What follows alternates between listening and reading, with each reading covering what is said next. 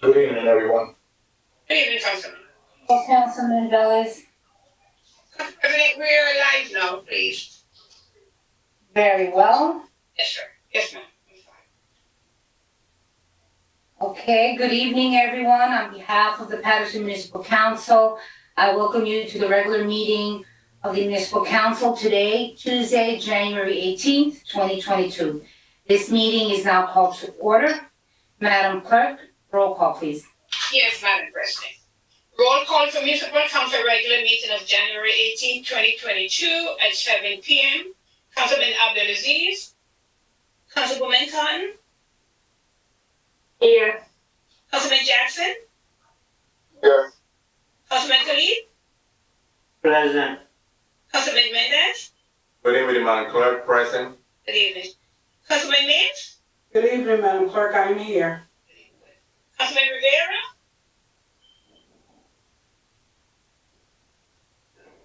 Councilman Velez. Good evening, Madam Clerk. I'm present. Madam President. Present. Thank you. Madam President and honorable council members, this evening we have the pleasure of having Honorable Councilman Louis Velez, who will render the prayer, and also he will lead us in the flag salute. We can rise at this time for the prayer and the flag salute. Councilman Velez.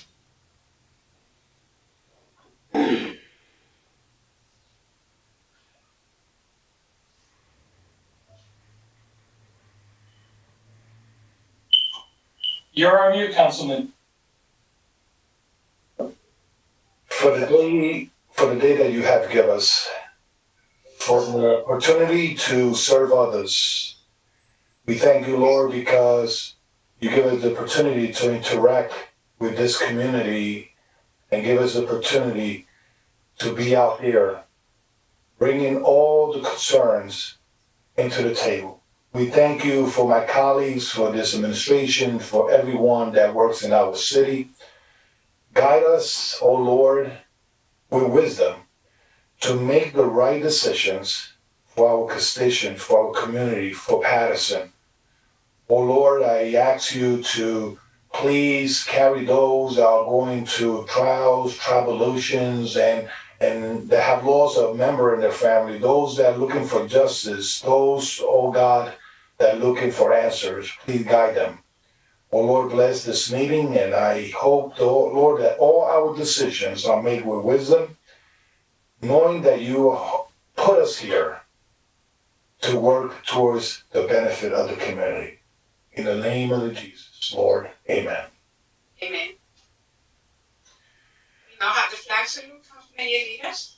Yes, behind me is the United States flag, so I pledge allegiance to the flag of the United States of America, to the republic that stands one nation, under God, indivisible, with liberty and justice for all. Justice for all.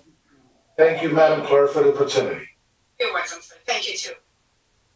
President, you want At this time, I'd like to just have a moment of silence for all of our troops, for everyone who has lost a loved one, either due to COVID or any other situation. There's so many things going on, and it's my understanding that there's definitely been quite a few passings. To Mr. G in heaven, we send you our love and respect always, and to the entire family. Moment of silence, please.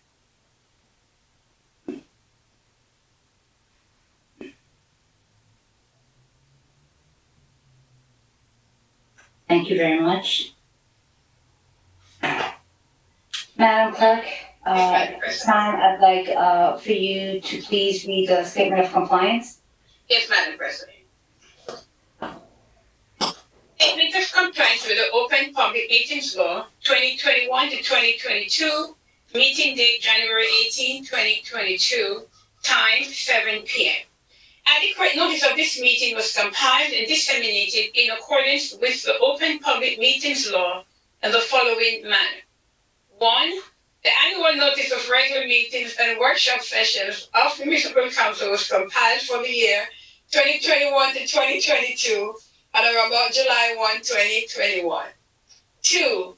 A schedule of the regular meetings and workshop sessions of the Municipal Council for the year 2021 to 2022 was duly transmitted on or about July 1, 2021 to the North Jersey Herald News, The Record, The Arabic Voice, Italian Voice, Passaic County Pulse, Dominicana News, Hiscator International, El Especial, Paterson Press, City Post News, and Tap into Paterson, in addition to any other publication duly requesting such notices. 3. A schedule of the regular meetings and workshop sessions of the Municipal Council for the year 2021 to 2022 was prominently posted in the lobby of City Hall, first floor, in the place reserved for the announcements of this type. 4. A schedule of the regular meetings and workshop sessions of the Municipal Council for the year 2021 to 2022 was duly filed with the municipal clerk. 5. A copy of the schedule of regular meetings of the Municipal Council was mailed to any person who requested and paid the fee authorized by the Open Public Records Act. Madam President, I'm just going to read into the record the public portion number at this time, with your permission. Anyone who wishes to participate in this meeting and also the public portion may dial 973-321-1579, ID code 8326. I'll repeat the number again, 973-321-1579. ID number is 8326. And press star 1 to listen to the meeting, and press star 3 to be added to the speaker list. Madam President.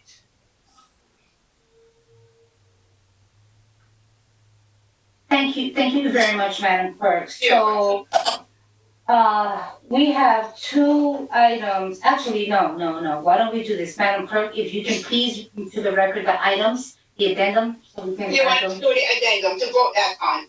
Perfect. Yes, let's do that first. Perfect. Yes. At this time, we have an addendum to be added to items to be added to our regular meeting. There are 3 items. I'll read it to the record, and they need unanimous vote to vote this on. Dear Honorable Council members, the following resolutions are also scheduled for your consideration at the next regular meeting of the Municipal Council to be held on Tuesday, January 18, 2022 at 7 p.m. Will be conducted in a virtual form with public access through means of communication such as YouTube, Channel 32, and Channel 77 in the Council Chambers, 155 Market Street, 3rd floor, Paterson, New Jersey. Items to be voted on the regular meeting agenda. Resolutions. Item number 65. This is a continuation. Resolution honoring Charlotte Jefferson in observance of Black History Month 2022. City Council Resolution 22061, sponsored by Councilman Rivera. Item number 66. Resolution honoring Evelyn Shaw in observance of Black History Month 2022. City Council Resolution 22062, sponsored by Councilman Khalid. Item number 67. Resolution honoring former Councilman Kenneth M. Morris Jr. in observance of Black History Month 2022, City Council. Resolution 22063, sponsored by Councilman Velez. This time, Council President, I have a motion and a second to vote this onto the agenda. One second.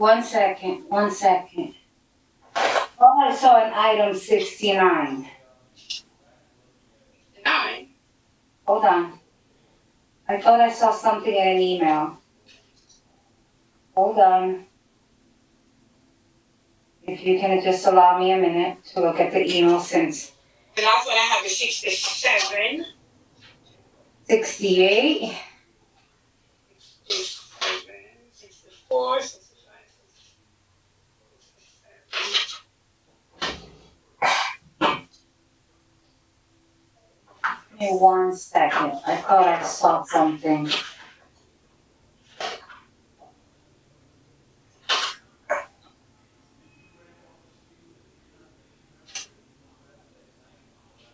All right, I guess that was, all right, so it's just up to 68, right?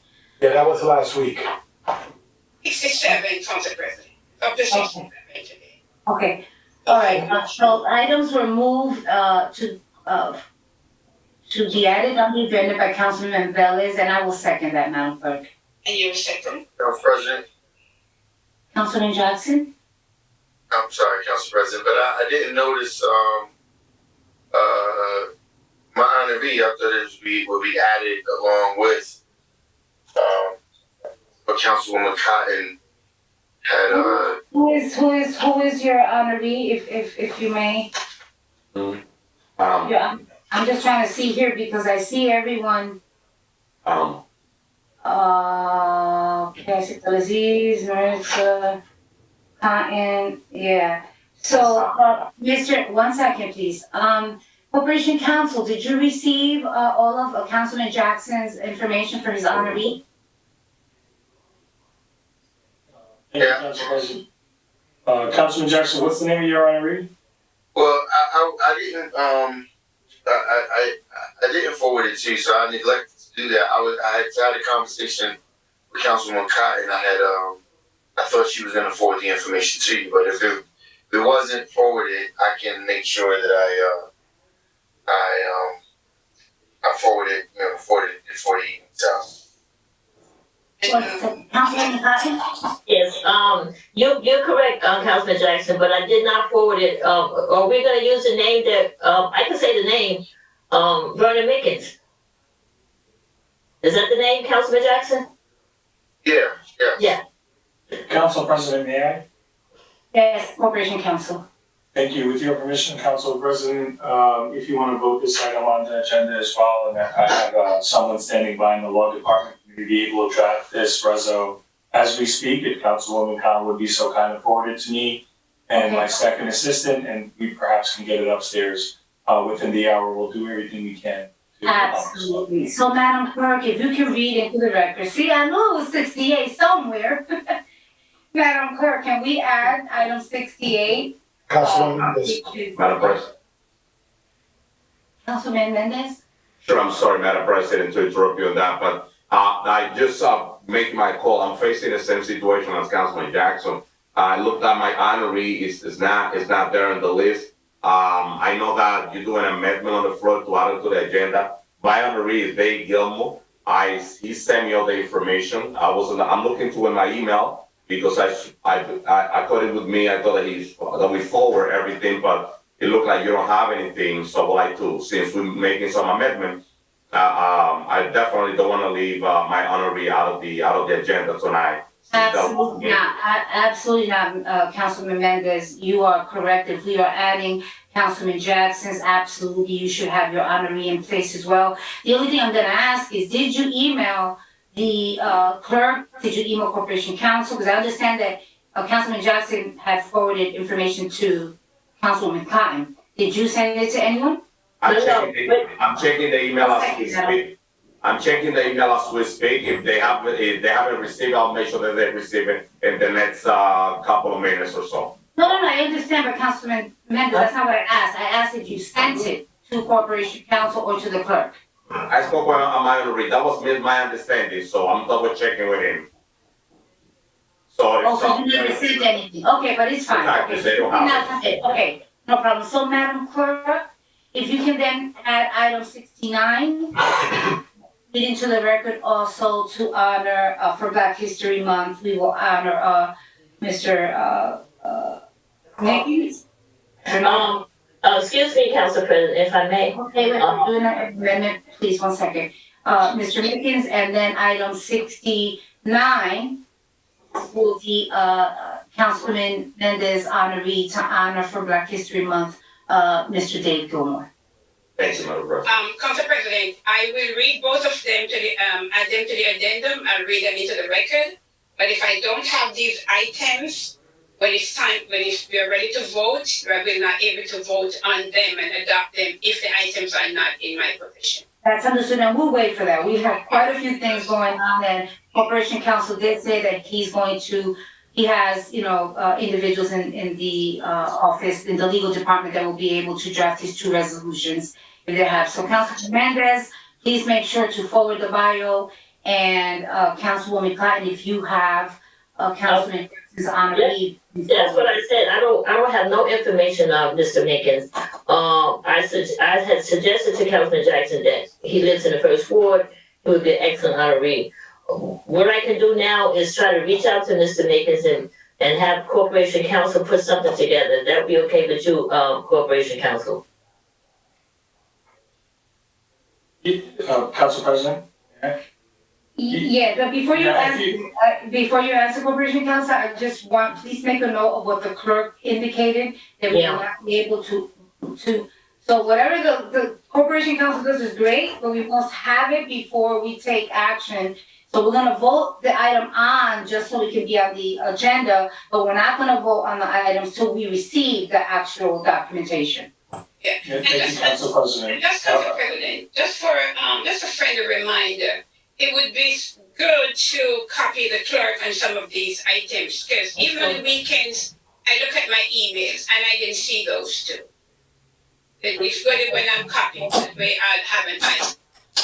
That's understood. That's why I wanted to clarify, because when Councilman Mendez indicated, I wanted him to put on record, he did not submit the information, so that's why, because I know that you're looking for emails and saying, did I do something? So at that point, I just want to make sure that if we have not submitted the information, we're gonna move forward. We're actually, everyone should have their honoree, and I do understand this was, we only had 2 meetings and there's been a lot going on, so I'm thankful that we're gonna be able to at least through Councilwoman Cotton's leadership, we're gonna have a ceremony, a flag raising, and we'll be able to honor our honorees from Black History Month. Okay? Councilman Ellis? Yeah, thank you, Council President. Just corporate council, to the chair. Corporate council, in the past, we have approved title only, and then we move forward with the resolution. It is possible this time? Well, that's what we're doing, Councilman Velez. Right now, what she said is we're gonna adopt it with title. I mean, we're gonna put it on the agenda as a title, but we can't take action without having the actual resolution drafted. Okay, all right, thank you. Okay, I'm gonna just continue, Council President, with the other 2 items to be added to the regular meeting of January 18, 2022, at 7 p.m. Item number 68 reads, Resolution honoring Mr. Vernon Mickens in observance of Black History Month 2022, City Council, Resolution 22064, and this is sponsored by Councilman Jackson. Item number 69, resolution honoring Mr. David Gilmore in observance of Black History Month 2022, City Council, Resolution 22065, and this is sponsored by Councilman Mendez. I have a motion. So the motion was moved by Councilman Velez and it was seconded by me. Roll call, Madam Clerk, to add these items onto the agenda. Right, 65 through 69. Roll call to add items 65 through 69 to the regular meeting agenda of January 18, 2022. Councilman Abdelaziz. I'm sorry. Councilwoman Cotton? I'm sorry, Madam Clerk. We're voting to add these 3 extra or 5? Yeah, we're voting to add these 5 items to the regular meeting, because this is an addendum and these are items to be included because they were not sent out to the public because they were added on today. Okay, my vote is yes, Madam Clerk. All right, thank you so much. Councilman Jackson? Yes. Councilman Khalid? Yes. Councilman Mendez? Yes, Madam Clerk. Councilman Mims? Yes. Councilman Rivera? Councilman Velez? Yes, Madam Clerk. Madam President? Yes. The vote is 7 in favor, 2 absent. Item 6 through 69 is hereby added to a regular meeting agenda of January 18, 2022. Very good, Madam Clerk. At this time, Madam Clerk,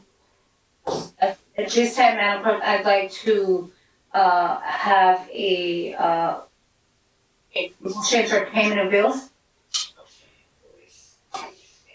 Yes. Thank you, Council President.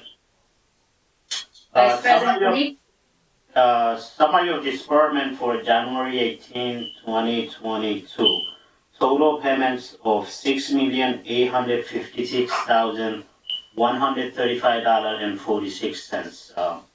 And there is a payment to solid waste, and I recommend this payment of bill get paid.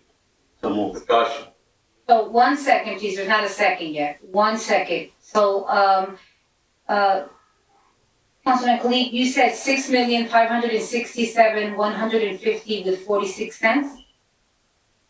135 and 46 cents. Okay, it's my understanding that is Mr. Silva, CFO. Is it the 150.46? It's 6,856,135.46. That's what I heard. Yeah, I know, that's what yeah. I'm saying, is that the correct? I have a different That's number. correct. I'm asking. Yeah, that's the correct number, yeah. The old number was slower, yes. Okay, very good. Do I have a second? Second. Madam President, discussion. Is that Councilman? Second by Councilman Mendez, discussion by Councilman Velez. Councilman Velez, if you could please discuss what was discussed today in DPW, please, pertaining to an item that's on here. So Councilman Velez? If we talking about the, Rosen, sorry, yes. Solid waste, solid waste, I'm sorry, solid waste, go ahead. Actually, that's why I was gonna ask. That's why we have a new payment of bill, that they switch it to the other one? Yes, they removed Okay, it. so I will have Director Rodriguez to give us a highlight, and then we could move forward on that. Because I just wanna know, after the meeting, the payment of bill came in different, and I just wanna know why it was added to this one. Not added, it was deducted, but go ahead. Yeah, sorry, yeah, deducted, sorry. Before the director speaks, if you could, Mr. CFO, just. CFO could give us the answer. Yes, so the payment was on, last meeting, and we took it out of the last meeting because of, the garbage not being picked up. And then, I believe Friday, we got a memo with the amount of houses that weren't picked up and the amount that was gonna be deducted from the bill. So I added it, this Tuesday, I added it to the bills list. Since we don't have another meeting next week, I just figured I added it to this one. So how much was deducted? 101,280. $102,000? 101,280, I believe. You wasn't even. 101,280. That covers how many days of, the word I don't wanna say it. Liquidated damages. Yeah, correct. Billy, can you explain? Yeah, because we had a legal terminology at today's meeting. We cannot use the word fine and other, and Billy could spell the word correctly. So Billy, give us a highlight on that, please. Yeah, what Javier is referring to are the liquidated damages that was assessed to the company for failure to pick up in a timely manner. They have 24 hours to rectify any garbage situation that they created. And we came up with 3 days. The count is on there. I don't have the count. We might have the count with them. That they missed a Wednesday, Thursday, Friday, and a Saturday in certain areas, and the amount of houses times the liquid damages that's in the contract. It was what that number came up to. Okay. Very well. Councilman Mendez, you had a question? Thank you, Madam President. I think all the questions being answered. The total is 101,800, but I asked how many property in total we have included in that amount. So I don't know if Mr. Silva have that. If you don't have that, please add it to me. I know we still have complaining from Roselli, especially in the 3rd Ward, 14th Avenue, in the different section, but if you have the number of properties, it's important to me. It's 1,018, Councilman. Thank you. 1,018 properties. Yes. No, we're missing, yes. Thank you, Madam President. Okay, very good. Madam Clerk, roll call, please. Yes, Madam President. Roll call for payment of bills in the amount of $135.46. Councilwoman Khan.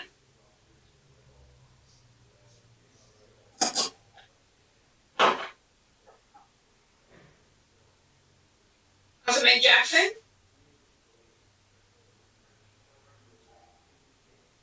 Thank you, Madam Clerk. I apologize. I'm trying to manage the mute button as well.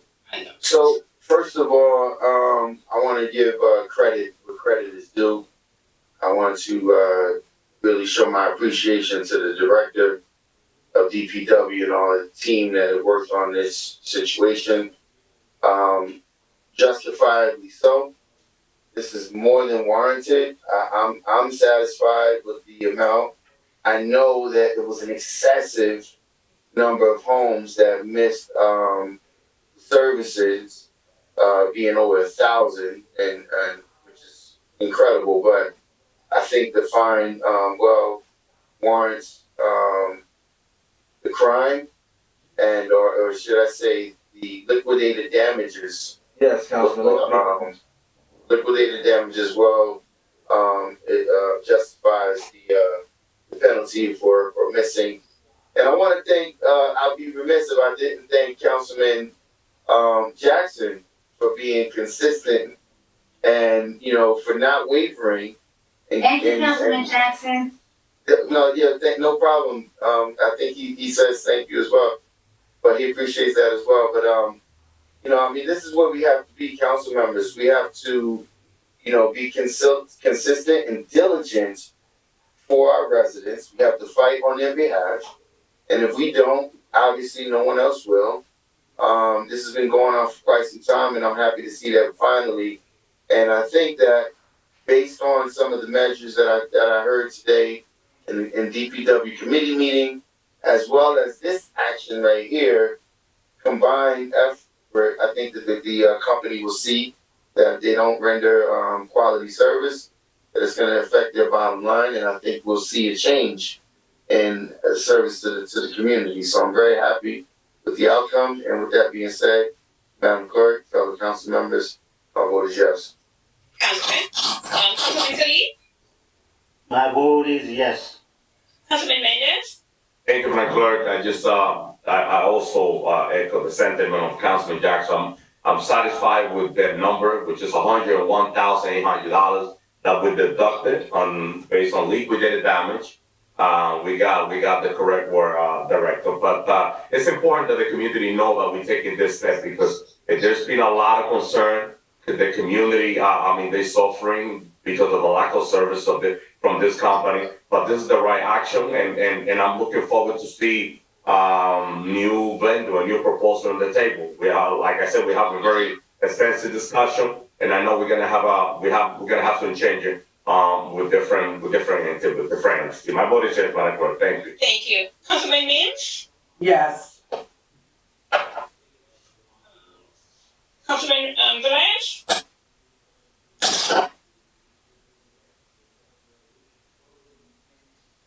Velez. You're on mute. Oh, thank you. I said I'm fine. I'm okay with the action taken. First of all, I want to thank the committee, DPW, to be diligent. And this is not for now, okay? This is going almost 2 years, demanding that this company be accountable and responsible and honoring the contract that it was honored to them. So saying that this is the first time I heard Councilman Jackson voting for a payment of bill that include way solid, so I congratulate him. So my vote is yes. Thank you. Councilwoman Cotton, you there? Councilwoman? I don't know. She's not there. Madam President? So once again, I just wanted to say, I know that Councilman Jackson has been a staunch advocate and, always speaking all of the ills of the city and specific to this company. But let us not make it about the company in itself, but just the fact that, we can no longer continue to stand for this. And so I am as well happy to see that through the director in our DPW meeting, did come forth and provide the information. So thank you to the administration as well. Madam Clerk, my vote is yes for payment of bills. Thank you, Madam President. The vote is 6 in favor, 3 absent. Payment of bills in the amount of $6,856,135.46 is hereby adopted. Thank you very much. So Madam Clerk, I want to do something a little different. I want to go ahead and please read the number I'd like to. It's almost 8, so I want to do the public portion now. I think we have to do the second reading ordinances.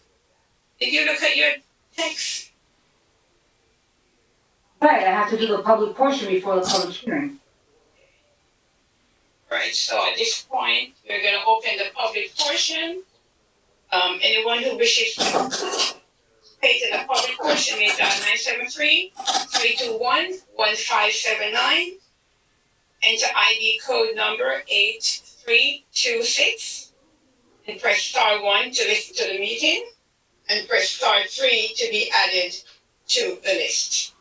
Let me just check with IT if there's anyone that is. The public portion is now open. Is there anyone this time, Ryan? Can you put through the first person?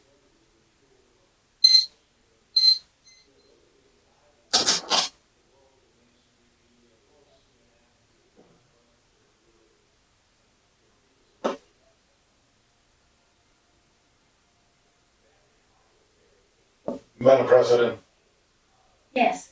I just want to, if it's possible, Madam Clerk, advise every speaker that is a time set electronically over there, that we don't knock down the calls as an automatic thing.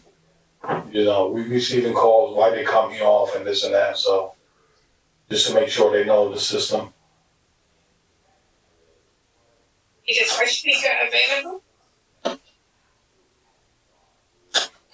Also gonna just say something, when a council member is calling into the meeting and you're late, if you're not calling from a number that's recognizable, we had a director who was on hold, so that number, Madam Clerk, since we began the meeting, was Director Ramirez, so I let him in, and I just got word now, there's another number. Council President, I think 0245 is also Councilman Abdulaziz. Yeah, he just got on though, I'm monitoring. It's just been yeah. Okay, I think you're in. Okay. So then I'm now. Okay. All right. I have the first speaker. I'm also here, everyone. Jerry Spezia.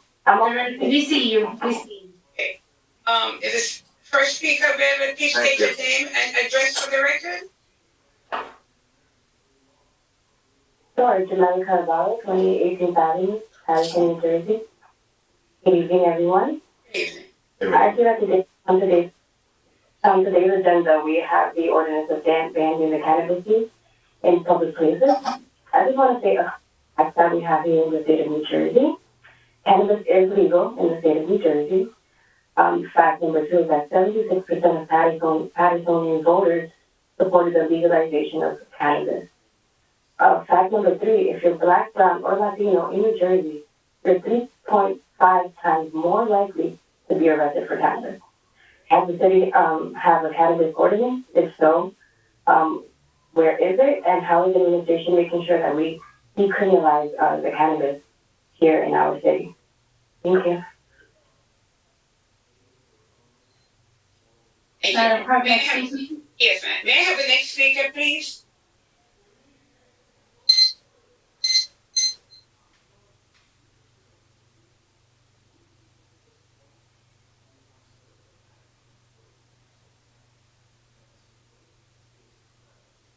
I'm trying to put through the next speaker. Hello? Yes, good evening. Good evening. Please state your name and address for the record. Michelle Tobias, Paterson, New Jersey. Go ahead. Hello? Yes, go ahead. We're hearing you, Laura. Yes. Okay. Happy New Year to everyone. Thank you. I would like to start.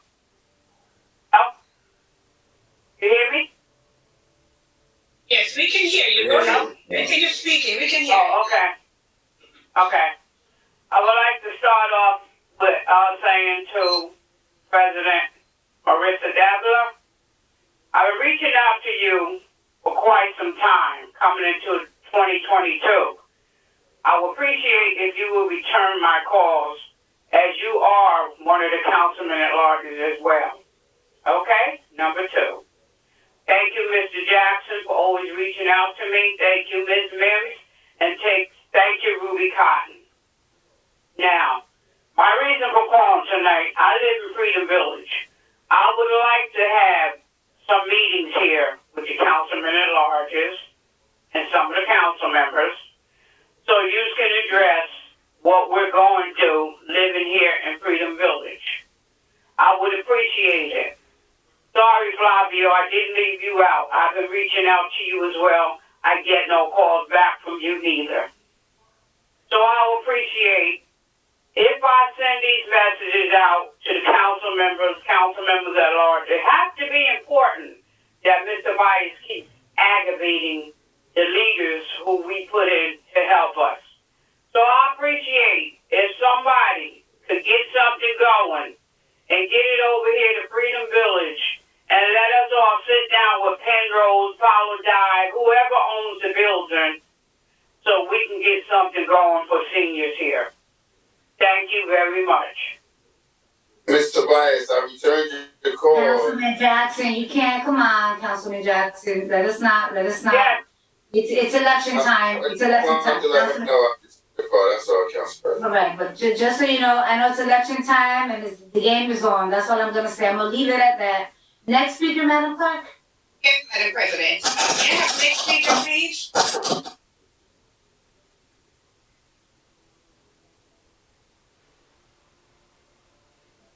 Calling tonight, and my address is 65 Prince Street, Paterson, New Jersey. I'm sure you all know I'm calling tonight with regards to Resolution 22:042.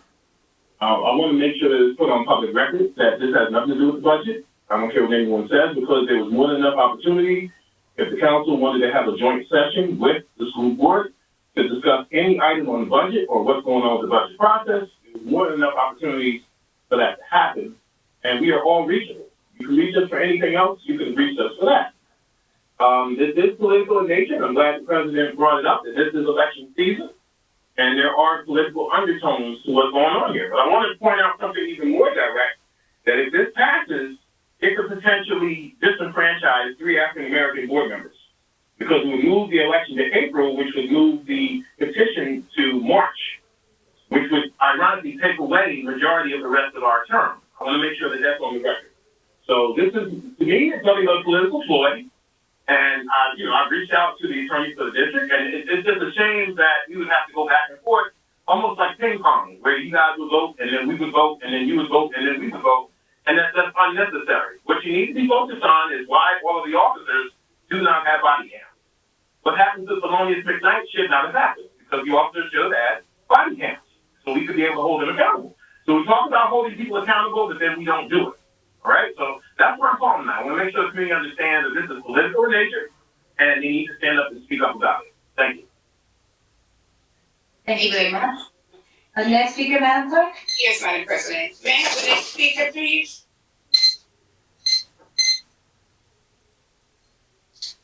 Next speaker, please state your name and address for the record. And you may continue. Mike Vitale. I live at 463 Pregnant Ave in Paterson, New Jersey. Is anybody there? Yes, sir, we can hear you. You may continue. Go ahead, we can hear you. Okay, my questions are basically for like the garbage company.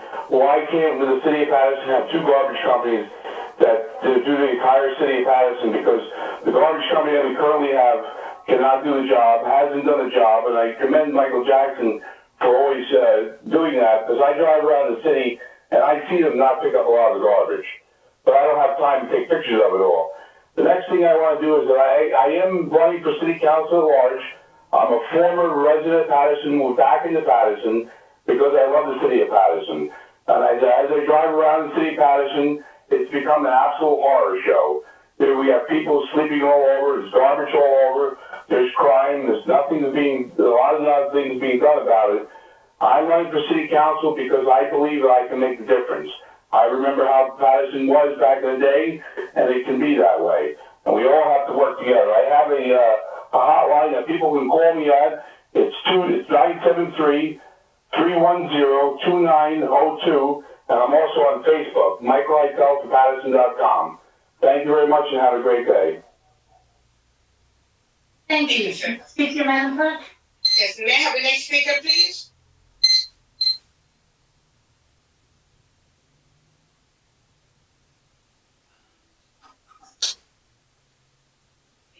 There's no one else? Madam President, at this time, Can I have a motion, please? Move to close. Move to close by Councilman Velez. Do I have a second? Second by Councilman Mendez. Roll call, Madam Clerk, to close the public portion. Councilman Velez and second by Councilman Mendez. Roll call to close the public portion. Councilman Abdelaziz? Yes. Councilwoman Khan? Yes. Okay. Councilman Jackson? Thank you, Madam Clerk. So, I know, Council President, I definitely know you weren't referring to me, but I just wanted to make it clear because I had happened to see Mr. Bias the other night, and I did not know she had left a message for me.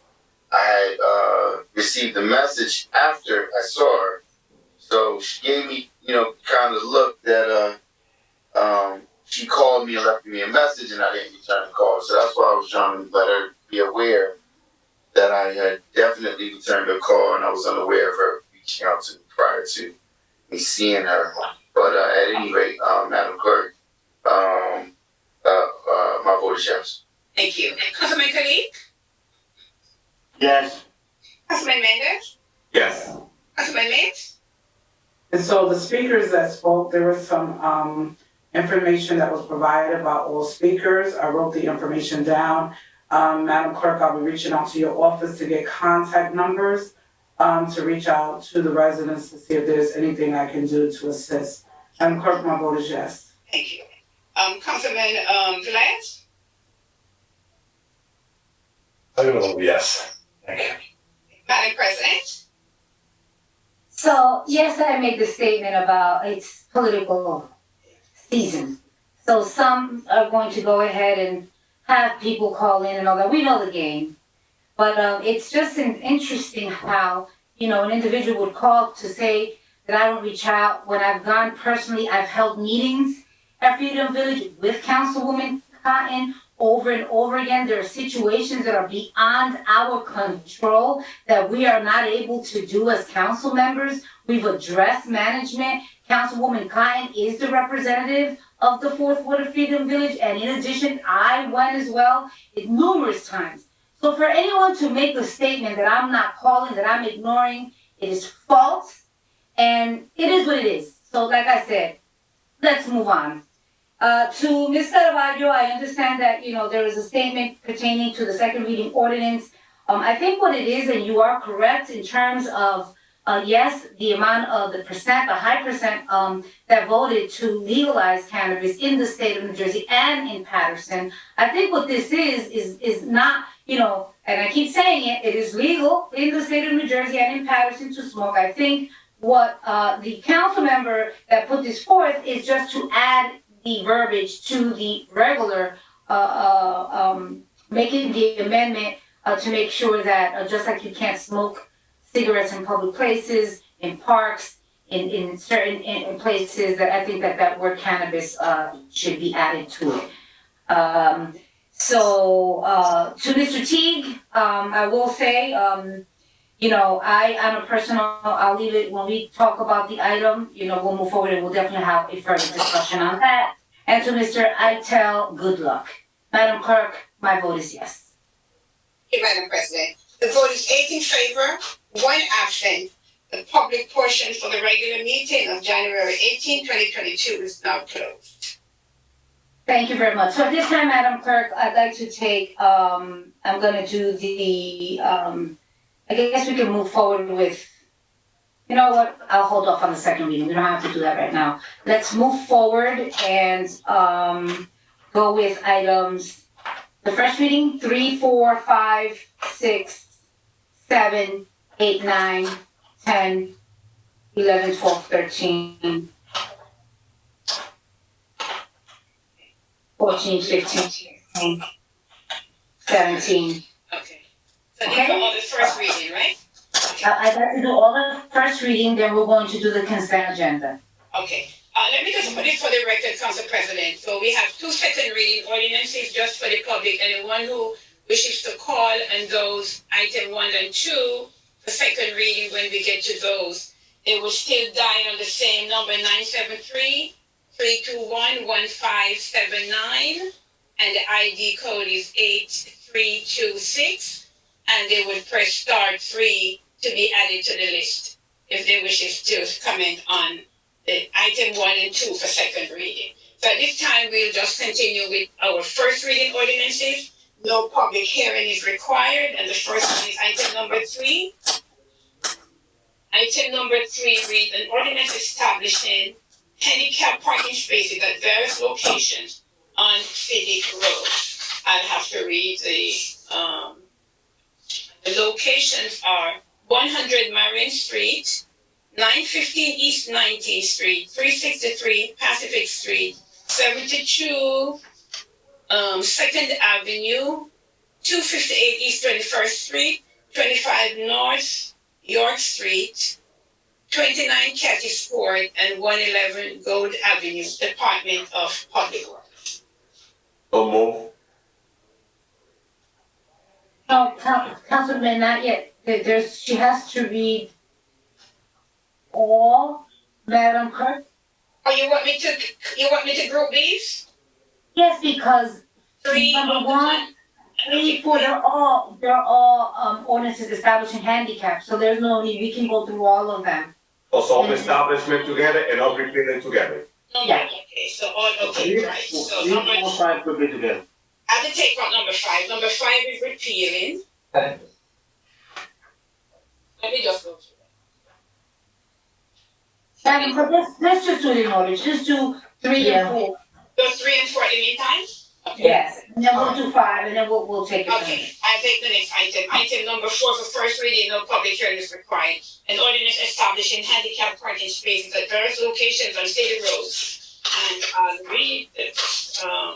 And the roads are 224 Edmond Avenue, 81 Highland Street, 123 Bryson Avenue, 194 East 25th Street, 105 North 4th, 222 Wayne Avenue, 1096 East 23rd Street, 101 Lenox Avenue, 143 Walnut Street, 371 East 27th Street, 86 Paterson Avenue, 60 Howard Street, 93 East 38th Street, 19 North York Street, 828 East 18th Street, 29 Dover Street, 183 17th Avenue, and 106 16th Avenue, Department of Public Works. We have a motion for 3 and 4.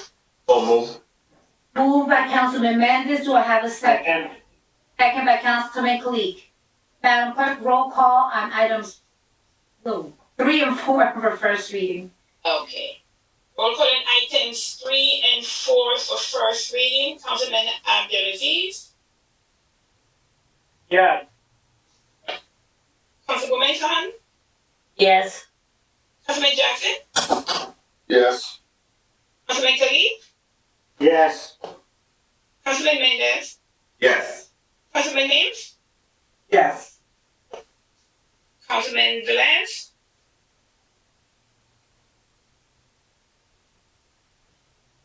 Councilman Velez, unmute.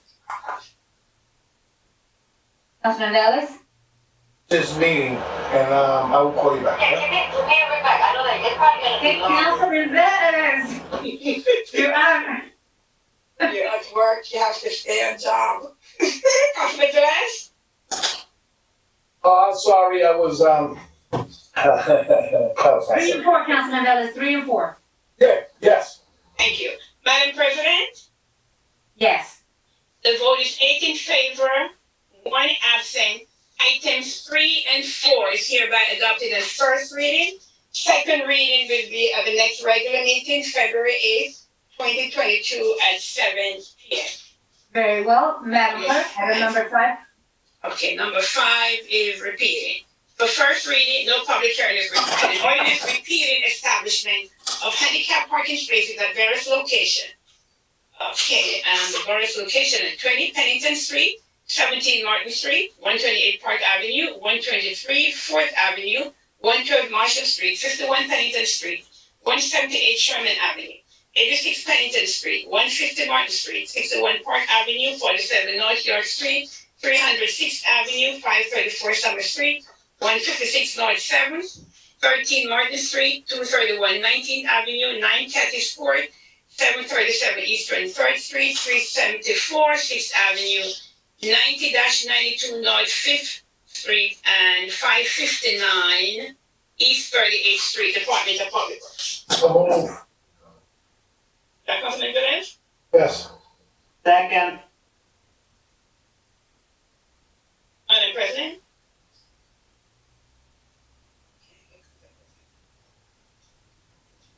I'm sorry, I'm speaking to myself. I said move by Councilman Velez and second by Councilman Khalid. Okay, I'm sorry, I hit mute by mistake. thank you. And continue with the roll call now? Yes, Madam Clerk. Okay, roll call on item number 5 for first reading, Councilman Abdelaziz? Councilwoman Cotton? Yes. Oh, Councilman Abdelaziz, thanks. Councilman Cotton? Yes. Okay. Councilman Jackson? Yes. Councilman Khalid? Yes. Councilman Mendez? Yes. Councilman Mapes? Yes. Councilman Velez? Yes. Madam President? And to all the viewers, just the same way you see us approving and establishing handicaps that come through the state and through medical doctors, the same way we approve, we also repeal when once, individuals have moved or there's no longer a need for the handicap. My vote is yes, Madam Clerk. Thank you. The vote is 8 in favor, 1 absent. Item number 5 is hereby adopted on first reading. Second reading will be held at the next regular meeting of February 8, 2022 at 7 p.m. Number 6. Thank you. Yes. Madam Clerk, item number 6. Yes, next item is item number 6 for first reading. No public hearing is required. An ordinance designating a school drop-off and pickup zone in 12th Avenue and Hamilton Avenue, the Calvary Baptist Church Daycare, Department of Public Works. So move. Moved by Councilman Velez and second by Councilman Mendez. Roll call, Madam Clerk. Yes, roll call. Number 6. Roll call on item number 6 for first reading. Councilman Abdelaziz? Councilman?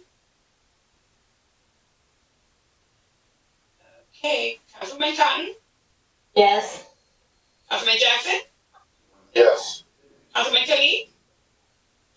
Yes. Councilman Mendez? Yes. Councilman Mapes? Yes. Councilman Velez? Yes. I'll try. Councilman Abdelaziz? Yes. Madam President? Yes. The vote is 8 in favor, 1 absent. Item number 6 is hereby adopted on first reading. Second reading will be held at the next regular meeting of February 8, 2022 at 7 p.m. Thank you very much. Madam Clerk, at this time, we'll take 7 and 10 together. 7 and 10. I'm sorry, 7, 10, 11, and 12. 7. 10, 11, and 12. 7, 10, 11, and 12 are all repealing handicap. I have. Items, for first reading, no public hearing is required, is item number 7, 10, 11, and 12. And I'll read them individually. Item number 7 reads an ordinance repealing establishment of handicap parking spaces at various locations. The locations are 95 17th Avenue, 3 Elizabeth Street, 485 East 27th Street, 274 East 26th Street, 61-69 Park Avenue, 101 Sheridan Avenue, 41 Sheridan Avenue, 437 East 30th Street, 58 Trenton Avenue, 370 East 33rd Street, 18 Thomas Street, 18 Barnett Place, 264 Kearney Street, 699 East 23rd Street, 139 Park Avenue, 10 Elm Street, 331 15th Avenue, Department of Public Works. That's number 7. Item number 10 Resolution repealing establishment of handicap parking spaces at various locations. And the locations are 374 East 26th Street, 721 East 25th Street, 47 Oak Street, 344 20th Avenue, 467 East 40th, 201 Harrison Street, 10 Cortlandt Street, 591 East 30th Street, 219 Mill Street, 421 20th Avenue, 239 Walnut Street, 331 15th Avenue, 136 Fulton Street, 195 Carbon Street, 540 East 23rd Street, 468 East 34th Street, 349 Fair Street, Department of Public Works. Next item number 11, ordinance repealing the establishment of handicap parking space at various locations, and the locations are the number 11,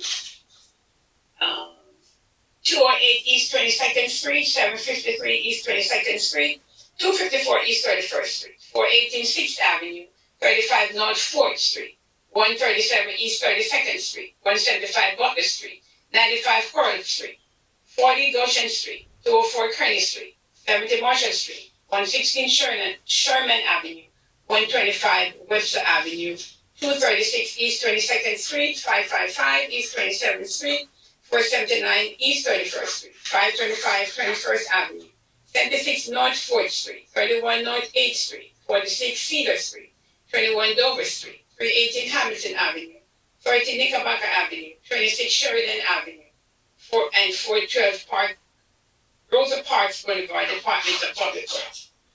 Item number 12, resolution repealing establishment of handicap parking spaces at various locations. And the locations are 166 East 15th Street, 817 East 22nd Street, 404 East 26th Street, 110 17th Avenue, 242 23rd Avenue, 272 Atlantic Street,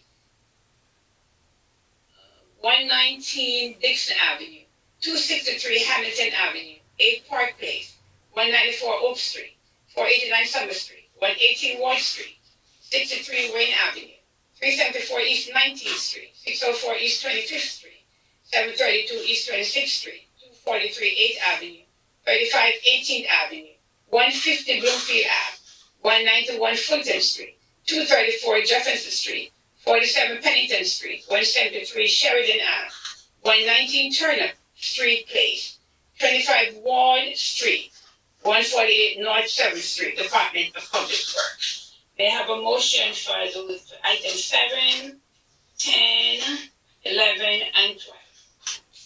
So move. Moved by Councilman Velez, do I have a second? Second. Second by Councilman Abdulaziz. Roll call, Madam Clerk, on item 7, 10, 11, and 12. Yes. Roll call for items number 7, 10, 11, and 12. Councilman Abdulaziz. Yes. Councilwoman Khan. Yes, you said 7, 10, and 11? 7, 10, 11, and 12. There are 4. Okay. I just want to say these are repealing handicap signs. What I find sometimes is that people do not open their mail, and half of these are going to be put back on next time around. With that being said, Madam Clerk, my vote is yes. Thank you. Councilman Jackson. Yes. Councilman Khalid. Yes. Councilman Mendez. Councilman Mendez. Councilman Mims. Yes. Councilman Velez. I want to commend my colleagues because a lot of this addresses comes with requests of any council members at large and local from any ward. I know some of them are being reported by us. And also I want to commend the traffic division because they do a diligent work to send those letters and making sure that they comply. So saying that, if you're missing a sign, don't blame the city, blame yourself. But at the same time, I know those individuals that have to go back and put it back. They had to submit the necessary documents, and I know that, sometimes it's uphill. Hopefully when they go back and put it back, they are really in need of it. So my vote is yes. Thank you. Councilman Mendez? Madam President, Yes. the vote is 7 in favor, 2 absent. Items 7, 10, 11, and 12 is hereby adopted as first reading. Second reading for all these 4 items will be held on February 8th, 2022 at 7 p.m. Very good, Madam Clerk. 8, then 9. Next item is item number 8 for first reading, no public hearing is required. An ordinance establishing a commercial loading zone on Mill Street between Grand Street and the dead end Department of Public Works. Move. Moved by Councilman Velez. Do I have a second? Second. Second by Councilman Jackson. Roll call, Madam Clerk, on item number 8 for approval. Yes, Madam President. Roll call item number 8 for approval. Councilman Abdulaziz? Yes. Councilwoman Khan? Yes. Councilman Jackson? Yes. Councilman Khalid? Yes. Councilman Mendez? Yes, Madam Clerk. Thank you. Councilman Mims? Yes. Councilman Velez? Just want to give a highlight. I want to thank Councilman Jackson and myself, and also Mr. Hang Chow to have a site visit to accommodate this need of this one space parking loading zone for this business. That was a good, diligent work. Councilman Jackson, thank you for being there with me, and also Hang Chow. My vote is yes. Thank you. Madam President? Yes. The vote is 8 in favor, 1 absent. Item number 8 is hereby adopted on first reading. Second reading will be held at the next regular meeting, February 8th, 2022 at 7 p.m. Number 9. Item number 9. Next item is item number 9 for first reading. No public hearing is required. An ordinance establishing a 15-minute parking zone on Hilden Avenue between North 10th Street and North 11th Street, Department of Public Works. Move. Second. Moved by Councilman Jackson. Is that what I heard? Velez and Jackson. I think it was Councilman Velez. Jackson. I think I heard Councilman Jackson and second by Councilman Velez.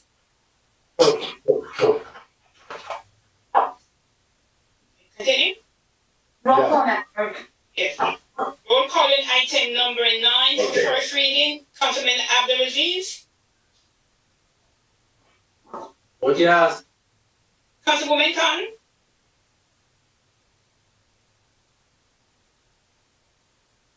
Yes, Madam Clerk. Thank you. Councilman Jackson. Yes. Councilman Khalid. Yes. Councilman Mendez. Yes. Councilman Mims. Yes. Councilman Velez. Committee moving the needs of the community, so my vote is yes. Madam President. Yes. The vote is 8 in favor, 1 absent. Item number 9 is hereby adopted as first reading. Second reading will be held at the next regular meeting, February 8th, 2022 at 7 p.m. Thank you very much, Madam Clerk. At this time, we'll take 13, 14, 15. Together. Next items are items number 13, 14, and 15 for first reading. No public hearing is required. An ordinance establishing, item number 13, an ordinance establishing handicap parking spaces at various locations on city roads. And I'll read the list.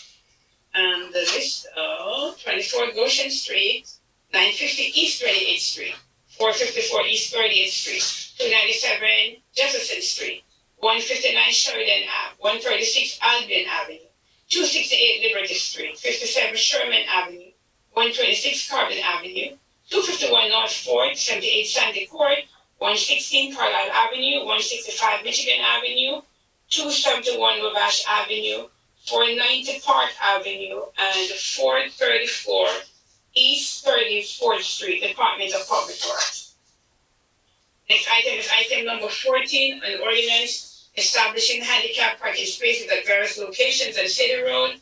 It's item number 14, and the locations are 59 East 12th Street, 113 East 16th Street, 318 Hamilton Avenue, 356 Avenue, 278 Jefferson Street, 129 North 4th Street, 129 North, 344 Tolliver Ave, and 104 Sherman Avenue, Department of Public Works. Next item is item number 15, ordinance establishing handicap parking spaces at various locations on city roads, and the list are 125 Park Avenue, 68 East 16th Street, 603 14th Avenue, 331 East 19th Street, 174 Cumberland Avenue, 55 Jasper Street, 137 Jasper Street, 229 16th Avenue, 759 11th Avenue, and 699 Broadway, Department of Public Works. May I have a Madam motion? Clerk, one second, Madam Clerk, item 17 as well, which is establishing handicap. 17. This item is item number 17 for first reading. No public hearing is required. An ordinance establishing handicap parking spaces at various locations on city roads, and the locations are 283 Paterson Avenue, 115 Maple Street, 113 Robert Street, 308 Sussex Street, 88 Thomas Street, 426 Van Houten Street, 88 Third Avenue, 98 Broad Street, 98 Franklin Street, 555 Summer Street, 224 Temple Street, and 27 17th Avenue, Department of Public Works. So move. Moved by Councilman Mendez, do I have a second? Second. Second by Councilman Velez. Madam Clerk, roll call. 14, 15, 15, and 17. 17. Okay, so roll call on items 13, 14, 15, and 17 for first reading. Councilman Abdelaziz, Yes. Councilwoman Totten, Yes, Madam Clerk. Councilman Jackson,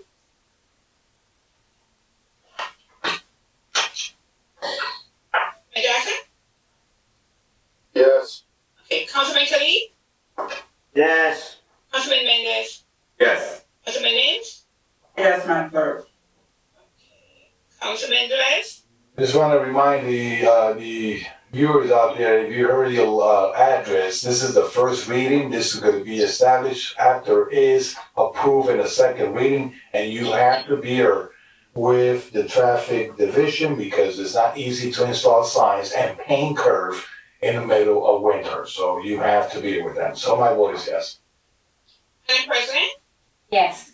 the vote is 8 in favor, 1 absent. Items 13, 14, 15, and 17 hereby adopted in first reading. Second reading will be at the next regular meeting of February 8th, 2022 at 7 p.m. Thank you very much, Madam Clerk. Let's do the last first reading item, item number 16. Yes, next item is item number 16. For first reading, no public hearing is required. An ordinance repealing the establishment of handicap parking spaces at various locations. And the locations are 201 Atlantic Street, 288 Atlantic Street, 160 East 17th Street, 272 East 21st Street, 399 East 21st Street, 728 East 26th Street, 456 East 31st Street, 162 Butler Street, 41 Elm Street, 93 Kearney Street, 62 Genesee Avenue, 67 Knickerbocker Avenue, 160 Mill Street, 90 Marshall Street, 203 Mill Street, 68 Mercer Street, 26 Manchester Avenue, 280 Maryland Avenue, 192 North 4th Street, 211 North 4th Street, 485 Rosa Parks Boulevard, 23 Rose Street, 436 Van Houten Street, 226 Van Blancourt Combe Street, 129 12th Avenue, and 276 17th Avenue, Department of Public Works. So move. Moved by Councilman Mendez, do I have a second? Who said the second? Second. Second by Councilman Velez. Roll call, Madam Clerk. We'll call an item number 16 for first reading. Councilman Abdulaziz? Yes. Councilwoman Khan? Yes. Councilman Jackson? Yes. Councilman Khalid? Yes. Councilman Mendez? Yes. Councilman Means? Yes. Councilman Velez? Yes. Madam President? Yes. The vote is 8 in favor, 1 absent. Item number 16 is hereby adopted on first reading. Second reading on item number 16 will be held at the next regular meeting on February 8th, 2022 at 7 p.m. Very good. Thank you very much, Madam Clerk. I'd like to take the consent agenda, items 18-43. Yes, Madam President. Next item on the agenda is our consent agenda items. All matters listed under the consent agenda are considered to be routine by the council and will be enacted by one motion. The items listed under the consent agenda are numbers 18 through 43. Any item may be removed from the consent agenda by the request of any council member, and if so removed, will be treated as a separate matter. So moved. Moved by Councilman Velez and second by Councilwoman Mims. Roll call, Madam Clerk, on items 18 through 43 on the consent agenda. Yes, Madam President. Madam President, may I have a minute, please? The reason I'm asking this minute is because I don't know if Madam BA clarify me about the number 24, the Laboratory Corporation of America, the lab testing for due to City of Paterson Health Division and Department of Health and Human Services. And I asked her because if she got an answer, why a lot of individuals have been tested and they're not even getting the results on time of their COVID test. So she told me that this contract is not maintaining the COVID test of the city. So can you give us a highlight, Madam BA? Sure, thank you, Council President. And if Director Ramirez is on, he can also jump in as well to confirm, but I had asked if this was related to our COVID program or if this was related to just our annual, all the other testing that goes on for other lab results as part of our clinic. And the director said it was for the latter. This is an annual contract. I don't have any further details on why the labs are behind, other than all labs are really struggling to keep up with a fast turnaround because of just the surge in the area. It is getting better. We're seeing it get better with results coming in a few days now, whereas the last few weeks they were coming in more than a few days. So we hope to continue to see that improvement. But I don't know if Director Ramirez is on or not. Director Ramirez is my understanding he is on. Yeah. Director Ramirez?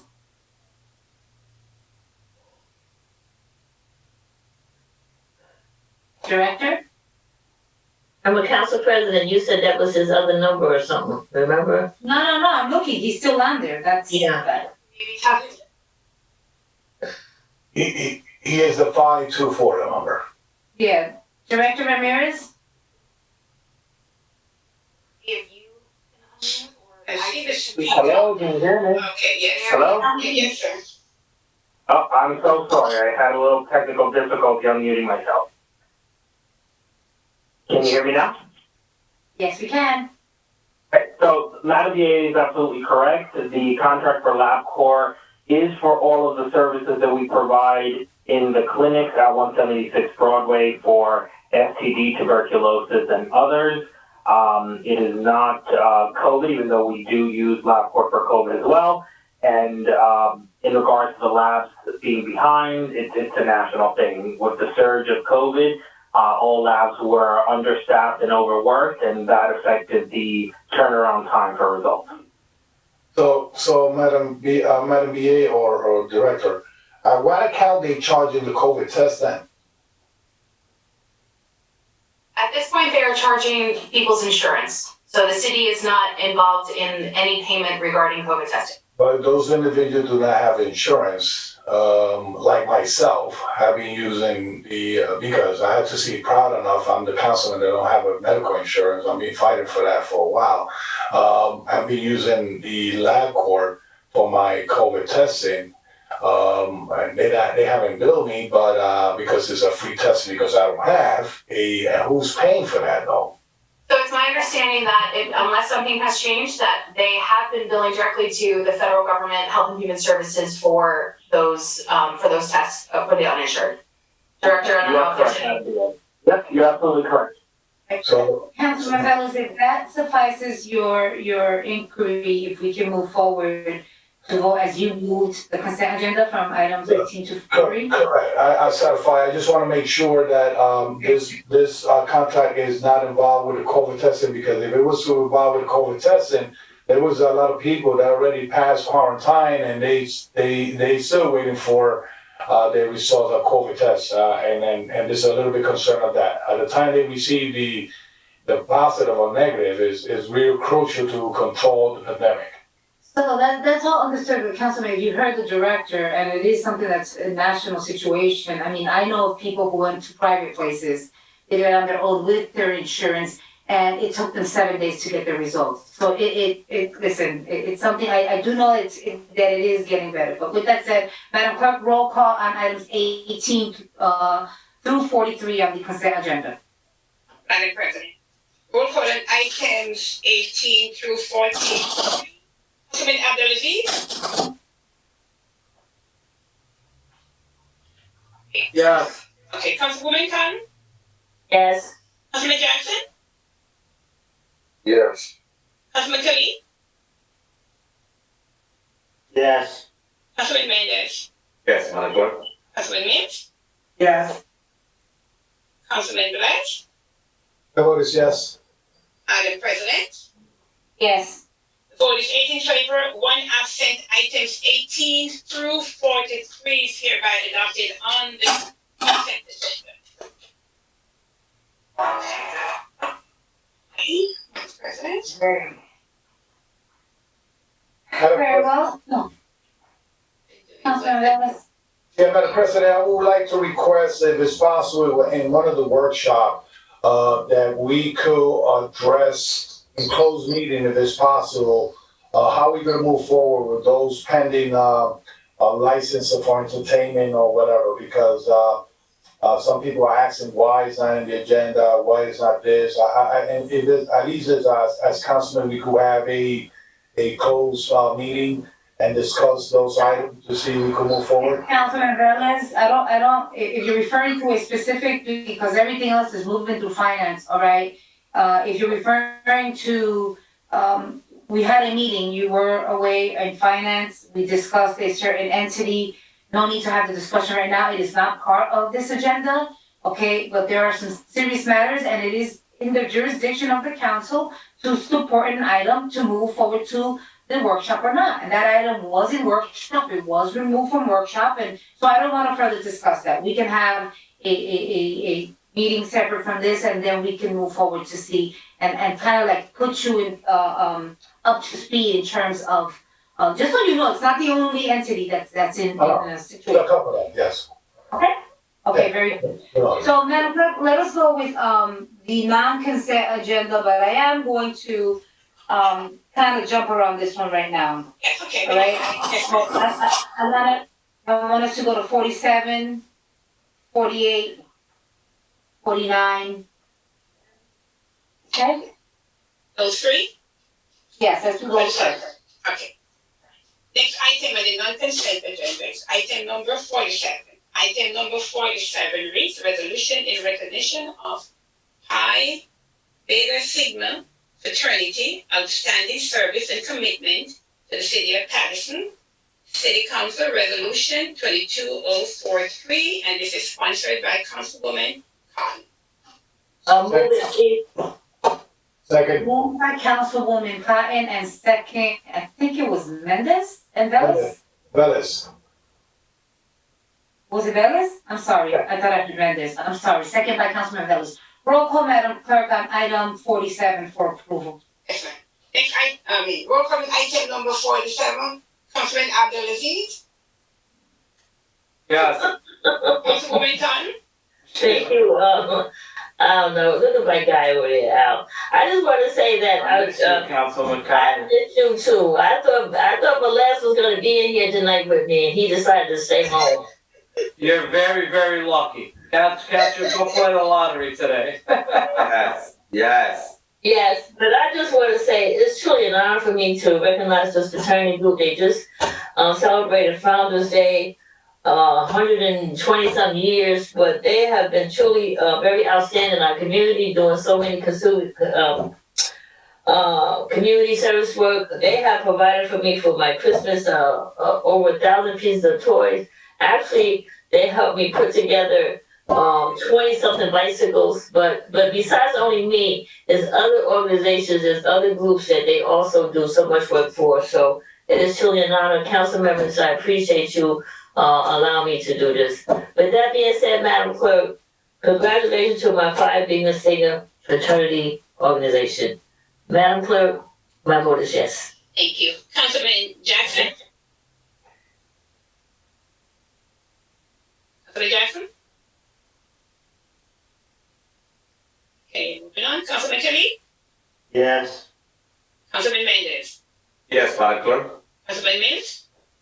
So there's a phrase that says, "a few good men," and I want to commend this organization, like Councilwoman Cotton has already stated. They do a lot of voluntary work in the community, always serving, always giving, always standing in the gap. So I commend all of these great men. Thank you for your service. Thank you for your sacrifice. And most importantly, thank you for your heart and your passion to give to our community. My vote is yes, Madam Clerk. Thank you. Councilman Velez? But I don't have short memory. I recall the first U-Haul truck that came through Eastside High School when I was doing the Puerto Rico relief was from this organization. Councilwoman Davila will remember that, and all those that was there. And the first U-Haul truck that came with a lot of supply was that, and without invitation. So, and that means that they have the community in their heart, and they are colorblind. They don't matter who they are, what country you come from. They always could serve the community at large. So, saying that, my vote is yes. Thank you, Councilman. Councilman Jackson? Yes, Madam Clerk. Okay, good. Madam President? My vote is yes. Thank you. The vote is 8 in favor, 1 absent. Item number 47 is hereby adopted. Number 48, Madam President? Yes, Madam Clerk. Item Okay, 40. next item is item number 48, resolution designating December 1st as Rosa Parks Day, an annual day of historic perspective. City Council, Resolution 22044, sponsored by Councilwoman Cotton and Dr. Mintz. Move it. Second. It's moved by Councilwoman Mims and second by moved by Councilwoman Cotton, second by Mims and Velez.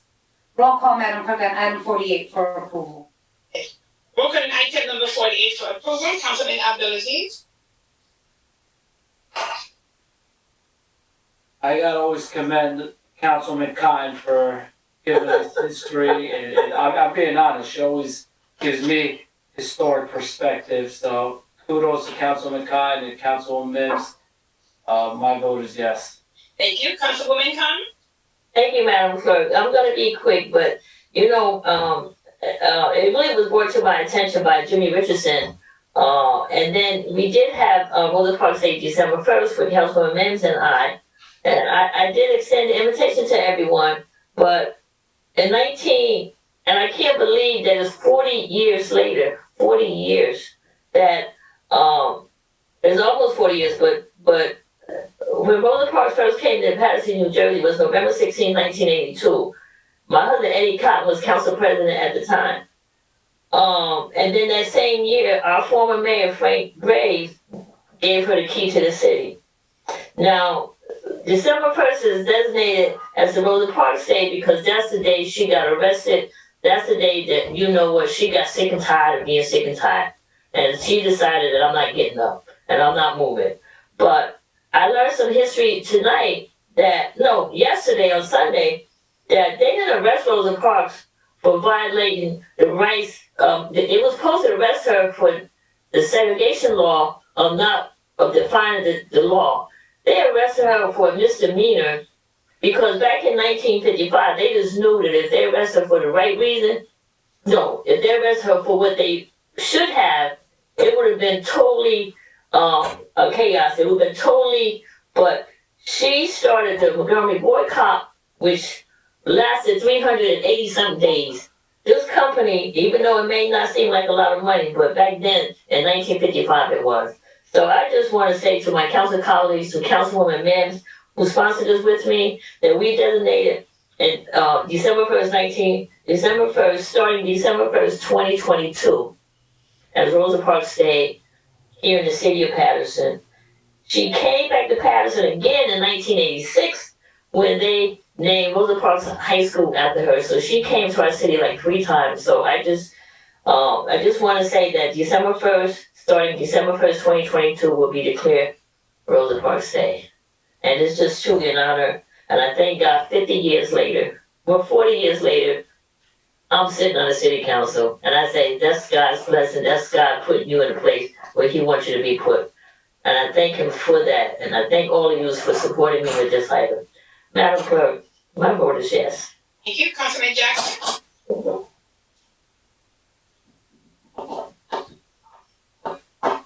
Councilman? Councilman Khalid? Councilman Jackson is there, Madam Clerk. Yes. Councilman Jackson? Yes. Yeah, okay, thank you. Councilman Khalid? Yes. Councilman Mendez?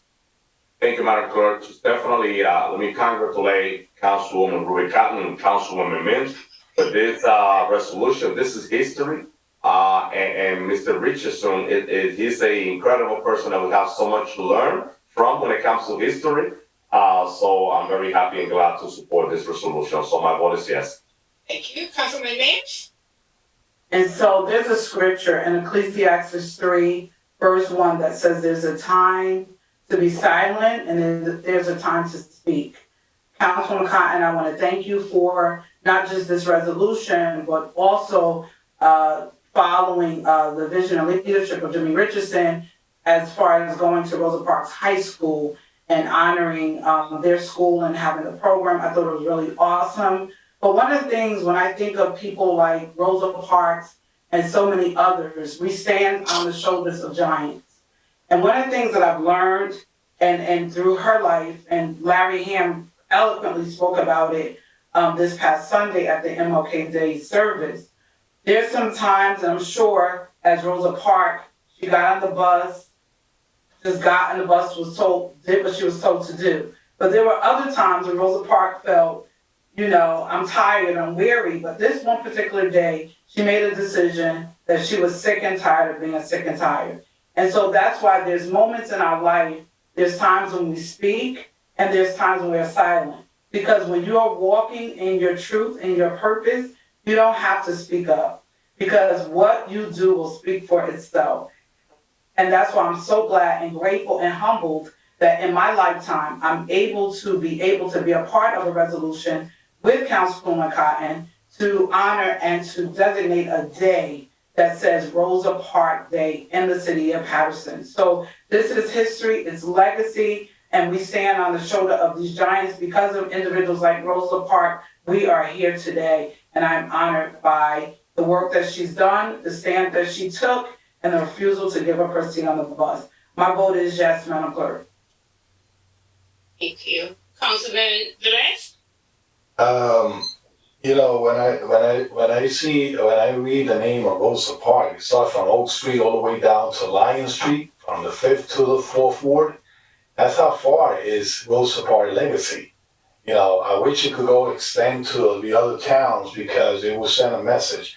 Now, when I saw December 1st, it brings close to me. My mother was born in December 1st. So I support this and the thing that she have go through, and I hope a lot of people live the legacy of Rosa Parks. And I commend the council, my colleagues, Mims and Rubicon and Dr. Mims, and moving forward this legacy in the city of Paterson. So my vote is yes. Thank you, Councilman. Madam President, Yes. the vote is 8 in favor, 1 absent. Item number 48 is hereby adopted. Madam Clerk, item 49. Yes, next item is item number 49, resolution appointing Talib Abdul Rahman as a constable of the city of Paterson, City Council Resolution 22045. This is sponsored by Council President Davila. Second. Very much. Madam Clerk, I'm moving this item. Do I have a second? Second. Second by Councilman Velez. Second, Madam President. Roll call, Madam Clerk, on item 49. Open item number 49 for approval. Councilman Abdulaziz. My vote is yes. Olive's a 6th Ward resident, South Paterson kid through and through. His family are South Paterson lifers, and I know he's going to do a great job with this. So my vote is yes. Thank you. Councilwoman Khan. Yes, Madam Clerk. Councilman Jackson. Yes. Councilman Khalid. Yes. Councilman Mendez. Yes, Madam Clerk. Councilman Mintz. So I have to say this, Talib, you have a heart of gold. I love frequenting your ward and eating, as Councilman Abdulaziz is fully aware. I know that you'll do a phenomenal job because you love the great city of Paterson. Keep up the great work. I support you 1000%. My vote is yes. Councilman Velez. I just want to remind the new constable coming aboard that is ruled in place, is ordered in place. And if you have any doubts, Madam Deputy Clerk has a lot of answers. If you got questions, you got a lot of answers. Also, the legal department has a lot of concern, not concern, answers. If you have questions, please, council instructions. So, congratulations. Welcome on board. My vote is yes. Madam President. So it's always nice when, as council members, we have individuals that we appoint, and, some do it for political reasons, others do it because they truly, believe that individuals will do a great job, in this type of position. And this is a young man who's a college student, someone who's truly at heart wants to get into criminal justice. He's a criminal justice major. I actually know the family for quite some years, so he was very young when I met the family. And, it just gives me great pleasure to recommend him, and that the council, unanimously supports this appointment. I am going to say this. Right now, we are supporting this measure. It is my understanding that there is some changes coming at a national level. There are reports that are being put forth. But for right now, all I can say is that this council is supporting this appointment. Madam Clerk, thank you for your due diligence in making sure that all of his paperwork was in place, that his background check was done. And I think he is going to do a phenomenal job, and that he's going to stay on track of what his desire, vision, and ambition is to get into criminal justice and become a future police officer in the city of Paterson. So with that said, my vote is yes. Thank you. The vote is 8 in favor, 1 absent. Item number 49 is hereby adopted. Thank you very much. Madam Clerk, let's take item 46. Okay, it sounds like your mic is gonna die. You sound, I don't know what it is. Oh, who's dying? Her mic keeps very low. Goes up and No, down. I don't know. Let me see if I can raise this up. Can you hear me? Sometimes you. Yeah, you have a great voice. It's probably the internet, but I mean, I am hooked up, so yeah. So we're gonna take item 46. Okay, yes. Next item is item number 46. Resolution to return school board elections to April, so that the annual school budget will become subject to voter approval. Administration, Resolution 22042, and is sponsored by Councilman Khalid. Second. It's moved by Councilman Kalik, second by Councilman Velez. Did I hear another second? All right, so moved by Councilman Kalik and second by Councilman Velez.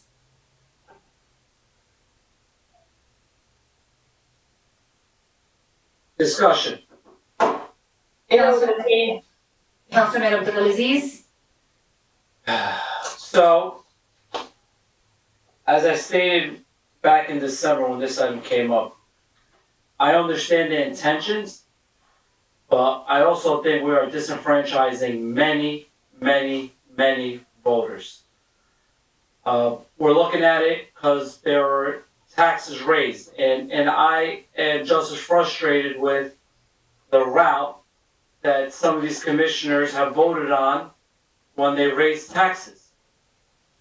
But in America, we have elections, and the people have a voice through the elections.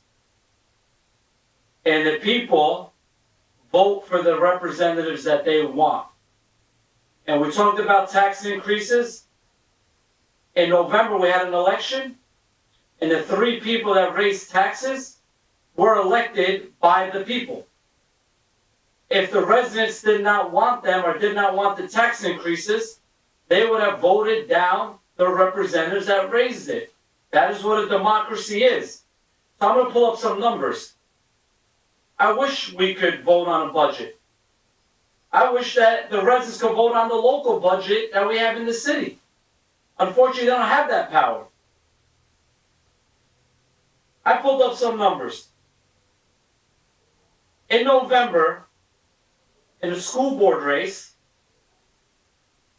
commissioners that won and even lost received more votes than any other commissioner that ran in April.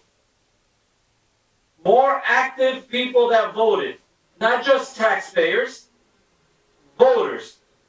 Just last year, people praised candidates for getting over 18,000 votes. No one in the history in Paterson has received that. And that's commendable. Because the people that voted and their voices were heard. So we want to go back to April and to the residents of the city of Paterson for a $700 million budget. This isn't Al Abdelaziz making this up.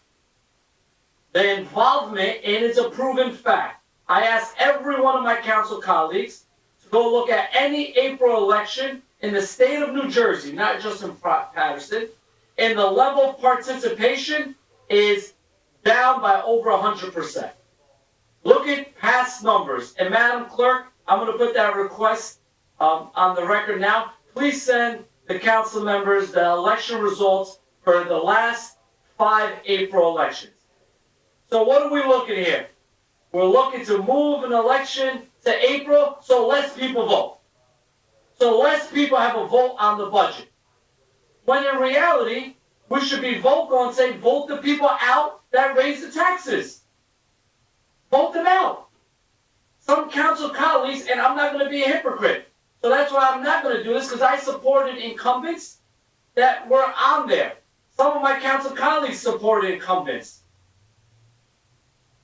So, to take a step back and disenfranchise voters, and primarily black and brown voters that that vote higher and higher percentages in November, now we're going to say we want to vote on the school budget, but less people vote.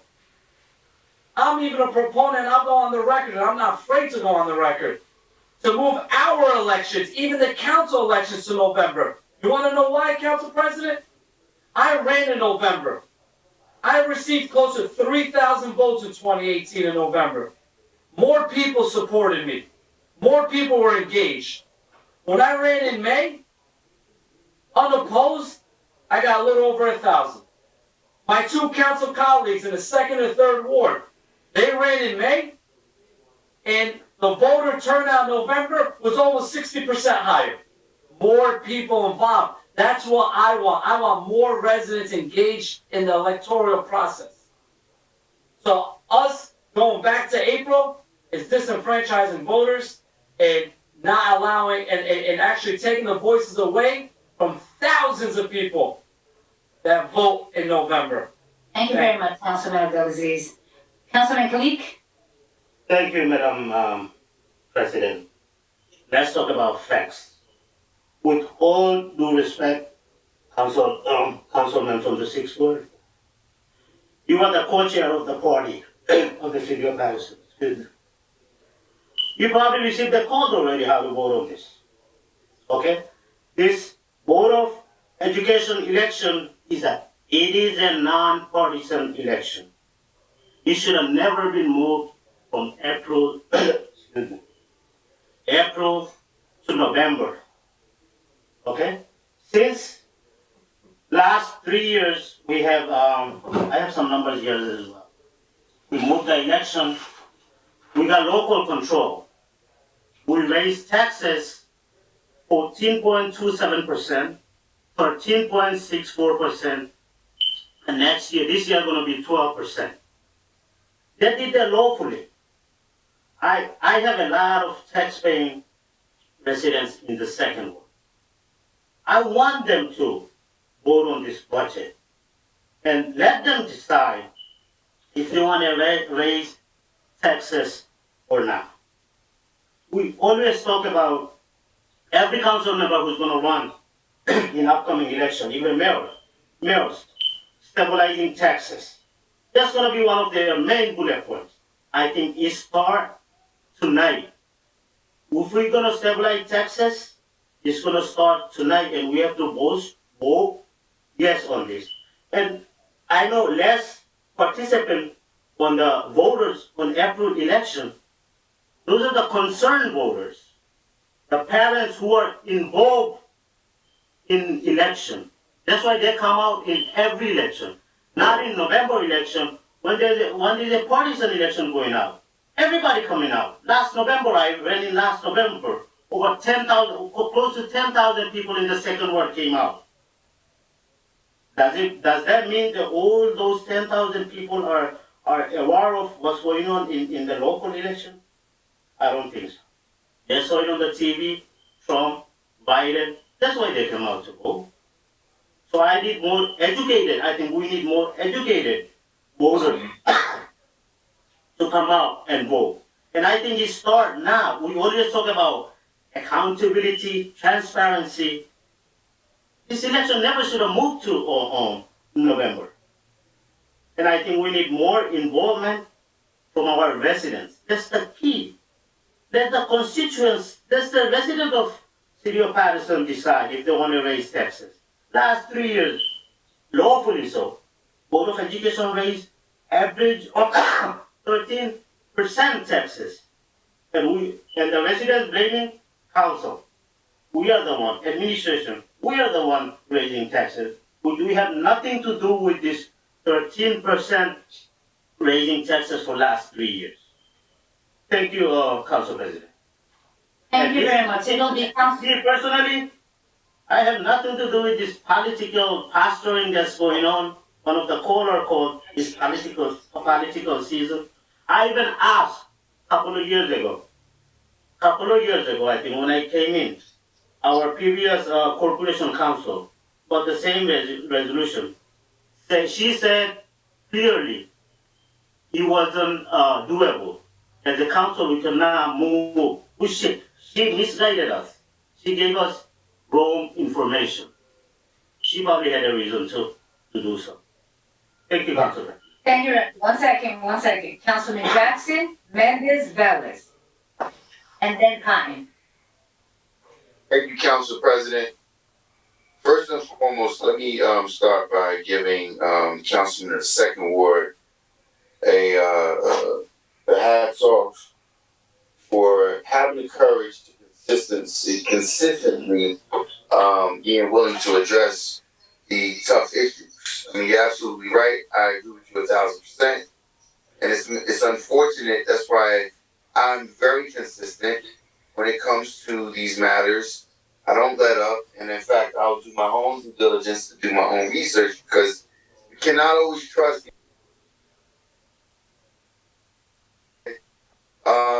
Just relative to some of the comments that made by the 6th Ward councilman, the voters of Paterson need to have, need to be able to elect its local officials without the distractions and without, more importantly, the financial persuasion, so to speak, of these large-scale elections. So right now, my voice is going out to the local voters, no one else. I'm not beholden to anyone from the county. I'm not beholden to anyone from the state and or any other elected officials. I simply represent the residents of Paterson, and that's it. I have no aspirations to holding any other position, but this right here was a travesty from the start. Our school board elections should not have Democratic and or Republican or partisan influence at all. It's bad enough that our city clearly is failing our children. When we talk about the crime rate in our city, it's directly coming from the poor education that's being rendered. We have a number of different decisions that are being made, and Councilman of the 6th Ward is absolutely correct. The people who pay attention to these elections, we don't care about quantity of vote. What we care about is quality of vote. And I would clearly say and acknowledge that the fault is an admission of this past election. When you have someone like Shaniqua Lemon, who has poured her entire heart into educating children and has shown that her commitment to the community, to the students in this community, not by just talking about it, she does it full time. And yet, she lost an election because she could not keep up financially. She outworked all the other candidates. I saw her out there actively working. She had much better responses, but yet, these school board candidates that won this past election was able to tail along and tag along the party politics and bracket themselves. And what it did was it did not allow voters to have a clear depiction of what their prospective agendas were. And our voters don't need to be subjected to partisan politics when it comes to any of our local elections. That's including the mayor's election, council at large elections, the council ward elections, as well as the Paterson School Board elections. We need to be responsible for our voters and do what's responsible and allow our elections to be isolated from any further political and partisan persuasion. So I commend everyone involved, and I'm ready to vote on this council president as quickly as possible. And I'm anxious to hear the commentary from the other council members. Thank you. Councilman Mendez, Velez, then Cotton. Thank you, Madam President, for this, and I think that definitely this is an item that deserves to be on the floor and to have a discussion, because we all elected by the people and for the people to defend our Pattersonia homeowners, tenants, and everybody that live in the city of Paterson. And I understand the reason why this legislation was on the floor. The Board of Education in the last 3 years, they've been raising the tax for $20 million in 3 years, which is something concerning for our homeowners that live in the city of Paterson. But not only that, I've been going through this legislation, and I have, and I just keep this in my mind.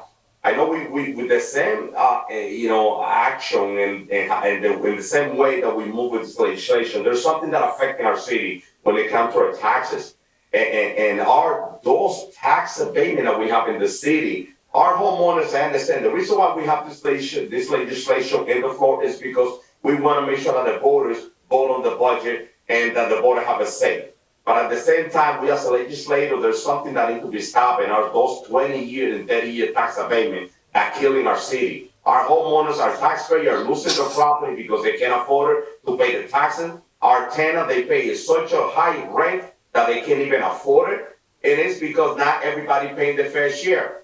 You will have people that they're getting 20-year tax abatement, they don't pay taxes for very minimal, between 20 or 30 years, whatever they've been approved. But at the same time, our poor homeowners, they can't afford to pay the taxes, and also the tenant paid such a high rent that they're moving out of town. So the same action that we took with this legislation, we gotta talk about those tax abatements. When a councilman, I'll put it on the record, no to any tax abatement, because if we talking about the Board of Ed, because they increased $20 million in 3 years, we have to talk about those abatements have been approved for many, many years. And our homeowners, they losing their property because they cannot afford to pay the taxes. So with that being said, I just want to put that on the record. Going back to this legislation, one of the things that really concern me is that the lack of, communication or partnership that we have with the Board of Education. It's very sad that we still don't have the meeting with the Board of Ed. We're having a discussion about this legislation. There's supposed to be shared services agreement in place with the Board of Ed. I don't see that happening. There's a lot of things that we should be doing together, and I'm extremely concerned with this division that we have with that board. We have a responsibility with our children, with our town, and it's concerning me that we still have not had this conversation, both entities, to talk about this, how this is been impacting our residents, our homeowners, our taxpayers, our tenants, and everybody that live in the city of Paterson. I'm very concerned with that. Just gonna leave it at that for now. Thank you. Councilman Velez? As you notice, there's a lot of sentiment in this situation. I always said, I recall way back when the Board of Education election was in April, there was more participants, candidates, that was more inclining into the education of our children's. I recall 11 candidates. I recall 14 candidates. I recall, you remember, Council President, when I ran for the school board, it was 11 and I fall in the fourth position on it. And it was more participation because there was individuals that was caring about their kids in school. We had a lot of parents involvement. We had a lot of parents going to those board meetings because they knew that election in April was coming and they was raising their concern. It was more involvement. I understand my colleague, Addendum, that he brought up some political numbers and stand and what he believed what is an election for him. I don't like the idea that probably that to put on the floor to move the May election to November, to put a political poll of somebody running scared. They want to move it now to November, but let's leave it like that. But if we look at the situation of the Board of Education, ladies and gentlemen, they spending $63.8 million to clean because of COVID-19 our schools, our contract, okay? And I had a conversation today with some contract employees that works there, okay, cleaning the schools, and they are a contract and they don't have medical insurance. They don't have a fair raise, okay? They've been like 6-7 years without a raise, okay?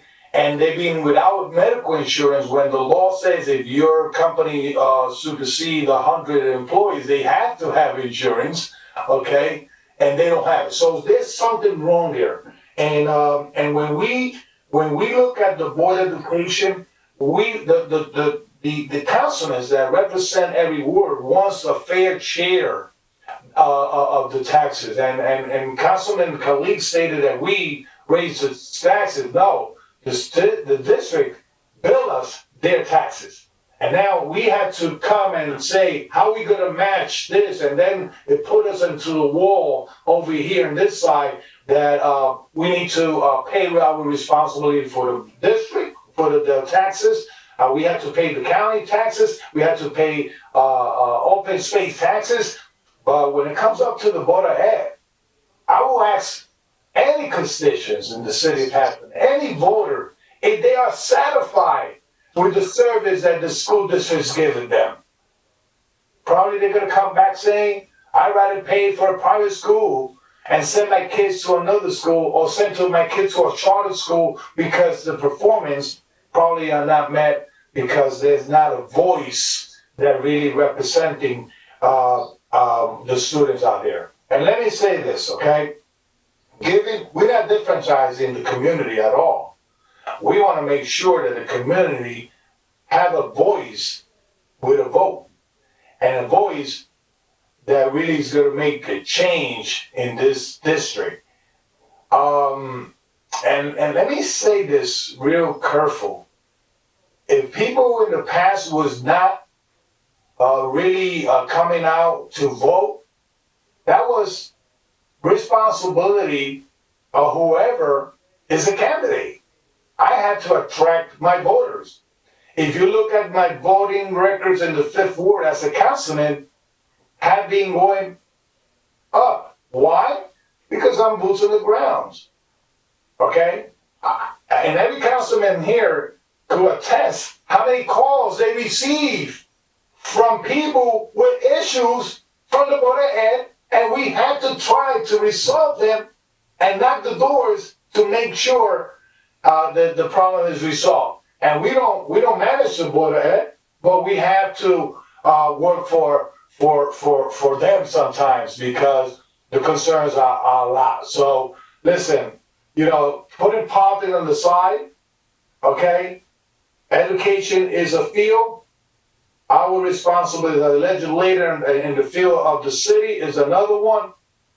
Let us work together and excuse that we haven't had the conversation with the Board of Ed in a lot of issues. Yes, we have.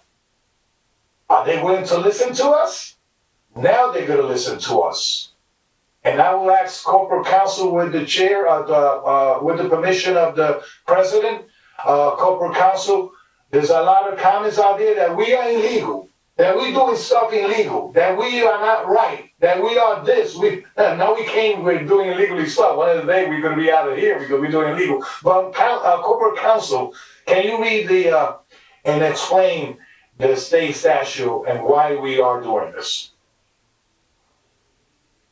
So Corporation Counsel, it's interesting that Councilman Velez would address you. So I clearly do want you to put on record, there is somewhat of some misinformation being given, passing through social media, that the council does not have the authority to change the election, and that if we take this vote on today, that they can come back and undo this vote. And so can you please clarify and put for the record?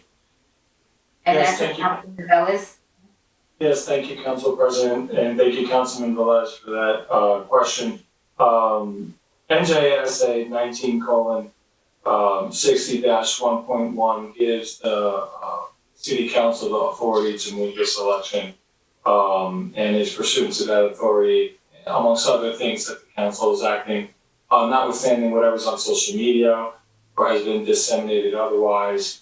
This statute is pretty clear that the school board election may be moved to April, and it is within the council's authority and purview to do so. Of course, notwithstanding how clear the statute is in giving the council the authority to proceed, that doesn't stop the school board from pursuing legal action. But we believe the statute is pretty clear that action would not be successful and would be resolved in the city council's favor. And last but not least, Council President, when this, and you can go to the record, when the Board of Ed in 2013 made the resolution, I was one of the speakers to say that I did not agree to move it to November. So you could look at the record in the Board of Ed and the Public Meeting Act. Thank you, Council President. You're muted, Council President. Councilwoman Cotton? Oh, thank you, Council President. I just want to say as Councilwoman, way before Councilwoman, it was just Ruby Cotton. Ruby Cotton was under 30 years of state control. 30 years. I think I probably sat here with 6 or 7 different superintendents, and they were all different. Each and every one of them was totally different. What I knew back then, how we fought for Abbott districts, sitting down before the state Supreme Court, arguing for 3 and 4 year old to go to school for free, arguing for all day kindergartens, and there was a lot of children that benefited from all of that. But I just want to say that, well, what I find is that, and I know they've been talking about, we got almost 600 school districts in the state of New Jersey. And some of them are so little that they want them to merge with other bigger districts. But no, everybody wants to have their own district, even if it's only one school. The city of Paterson got 50 schools, 50. Now, how are we going to, and I would say out of almost a 600 school district, maybe anywhere between 12 to 15 of them are only voting in April. Out of almost 600, only 12 to 15 maybe that are voting. Now, and even I can remember 10 years ago, 15 years ago, most school budgets were always defeated by the voters. There's certain things in the budget that's, that is contract. You can't change it. You can't negotiate. So now it's going to boil down to we as council people, because are going to be the one to say how we're going to say that we're going to approve a budget. Then we have to go back and look at, because it's going to boil down to council people voting for a budget. When I think about the years and the years of things that people were arguing 20 years ago, 15 years ago, 10 years ago, give the district, give the city back to local control. They were arguing over and over about giving it back to local control. Now, only thing that we have to do now is think like, and I think about what the governor happened in the state of New Jersey when they took away school base. And then we had to we had to let our state officials say, we need school base. So it's going to boil down to 9 council people who's going to have to decide what stays in the budget, what don't stay in the budget, what we're going to do, how we're going to be able to do it. Because what's going to happen is that it's going to boil back down to council members. And I look at when they did it in 2013, and I happened to ask my Madam Clerk for the city of Paterson to do a election in April, runs anywhere from 90 to 120,000 just to do an April election. The school district has to spend money to run an election. Now we're gonna say, and we gotta look at it, because if you go back and look at past records, most cities do not pass their school budget. Now, what they do is they go back and they start chopping up what they need to chop out. But you can't chop out contracts that are already in place, teachers' contracts, whatever contracts that they have. And I hear councilmen saying that there's certain people that don't have medical benefits that don't. There's a lot of stuff in there. There's peer coordinators there. They only work 19 hours a week. And you know what? When there's no school, they do not get paid. There's so many different things that's happening in the budget. For us to be, now we're going to look at a $600 million budget, but it's going to come back to us. And we're going to have all of us deciding, because we each going to have something that we want to keep, make sure that we keep in a budget, but we all going to have each other deciding that what we're going to keep and what we're not going to keep. So this has been going on since 2013, and the last vote that took place, because it shows that the last vote that took place was in February of 2017. Now, 4 council members voted for it, and 4 council members voted against it. And 1 council member was absent. So I don't know, and that council member that was absent was Ruby Cotton. Now, I don't know if I was sick in February of 2017. I don't know what happened. But I believe that we have so much. Can we look at 600 million and figure out what to do? Or do we got to hire somebody else to come in to do the 600 million? So with that, I'm saying to us, to the city, and I just want to say to our corporation council, and I heard your comments, and and it's fine, you said, but however this vote goes tonight, and I don't need no council people telling me what I need to do, because I'm not going to tell them what they need to do. But corporation council, when this vote go down tonight, you're going to be ready for court tomorrow. And I want to say to you, corporation council, I hope you be the one arguing it and not hiring an outside firm. You would have to be the one arguing it. And I just want to put it out there because now we're going to have to say, community, you're going to come to us and say, I need to keep this in the budget, I need to keep that in there, I need to keep this in there. People's contract can't do nothing about it. Whatever contracts we got, we can't do nothing about it. So I just want to put it out there that the amount of money that's going to be coming through, and is going to happen, but to go back to April, besides trying to save the taxpayer money, it's going to also cost a lot more money to do these elections back in April again.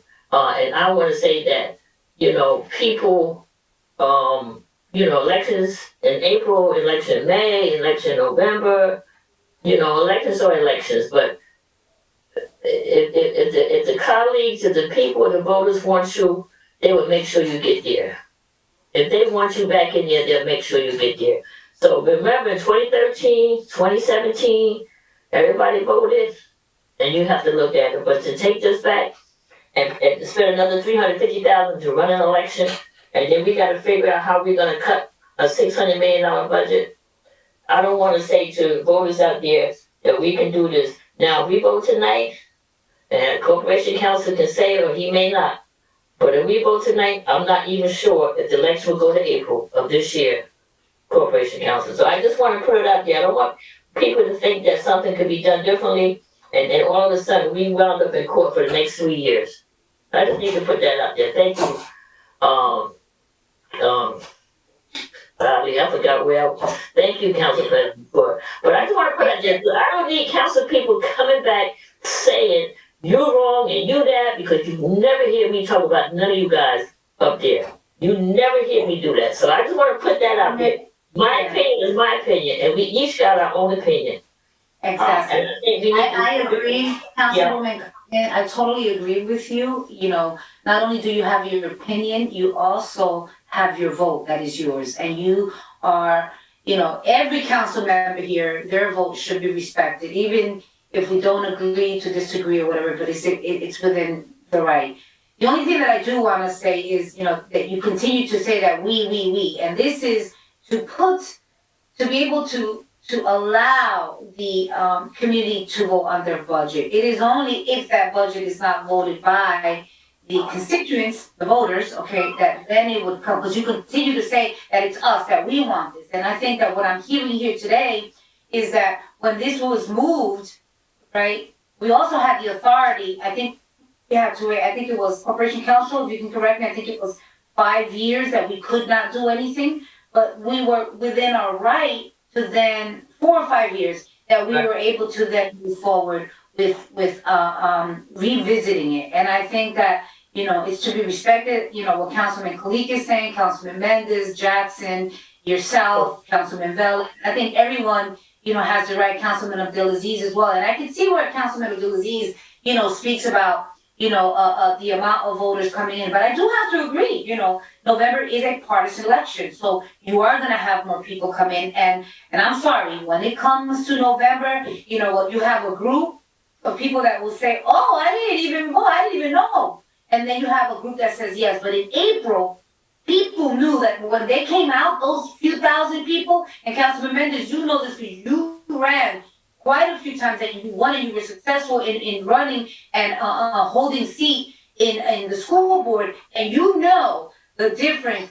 Your community that came out, the community that voted for the school board was a solid community. You looked at years and years back, you would see that there was a consistency in terms of the April election. And those were individuals that voted on every election, school board and mayor and council, and then November general elections. Council President, I think Councilman Mendez called the floor first, and then Councilman Velez. And then I want to move forward, if there isn't anyone else, I want to move forward for us to, Councilwoman Cotton, you already spoke. Did you have something you want to? No, I mean, no. Councilman Mendez spoke already too, and Councilman Velez. No, I'm not saying, but I think they have a statement. You said, you already spoke. When you raised your finger right now, I'm trying, you were the last person to speak. Okay. So if you have something else you wanted to say. Yes. Thank you, Madam President, and I will be brief. I think that you definitely, you're correct on that. I was elected 2010, 2015 on the Board of Ed, highest number as well. And also, I was elected just last November. So I see the difference, I know the difference. But when you engage the voter, they will come out. They definitely will come out. My concern is the same concern that you all share, which is, the amount of taxes that our taxpayer and our homeowner being charged. But at the same time, the concern, and I still believe on that communication, on that working relationship between both boards. I was under the impression that we're gonna have the opportunity to have a conversation with the Board of Ed and this governing body before we move into this legislation. That was my understanding at the beginning of this, and I was hoping to have that dialogue, before. So that's what really concerned me, the lack of communication that we have. So I was expecting to have a meeting before moving into this legislation, into this. So that's the only thing I'm gonna say. I think if you ask me for my opinion, I'll say, you know what, can we wait until we have a meeting with the Board of Ed? And that will be, but I know everybody's ready to make their own decision. I'm just trying to see what's gonna be better for our residents, what's gonna be better for our community. And that's what I have in mind right now. Thank you, Madam President. Council President. Councilman Bell. There's three things I just want to say quickly. If you look at the first whereas, actually the second whereas, and you see that increase of 47% of tax increase by the Board of Ed, that says a lot. The second, that's the first bullet that I want to say. The second whereas, 47% tax increase by the Board of Ed.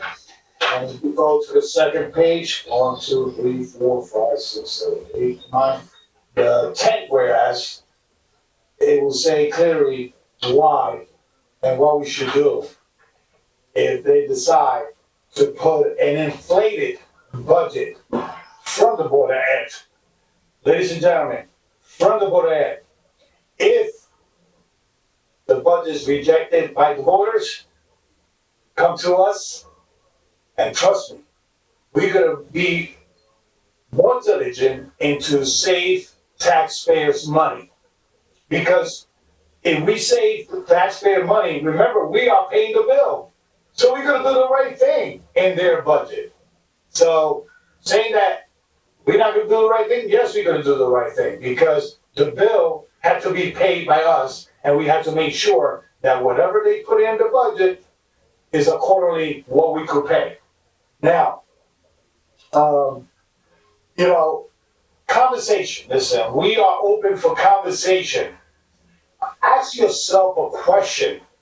Have the Board of Ed, their commissioner, their superintendent, I could count the last meeting that we had with the Board of Education, and it was I think it was 2016, when they came to the Education Committee to talk about the chair agreement.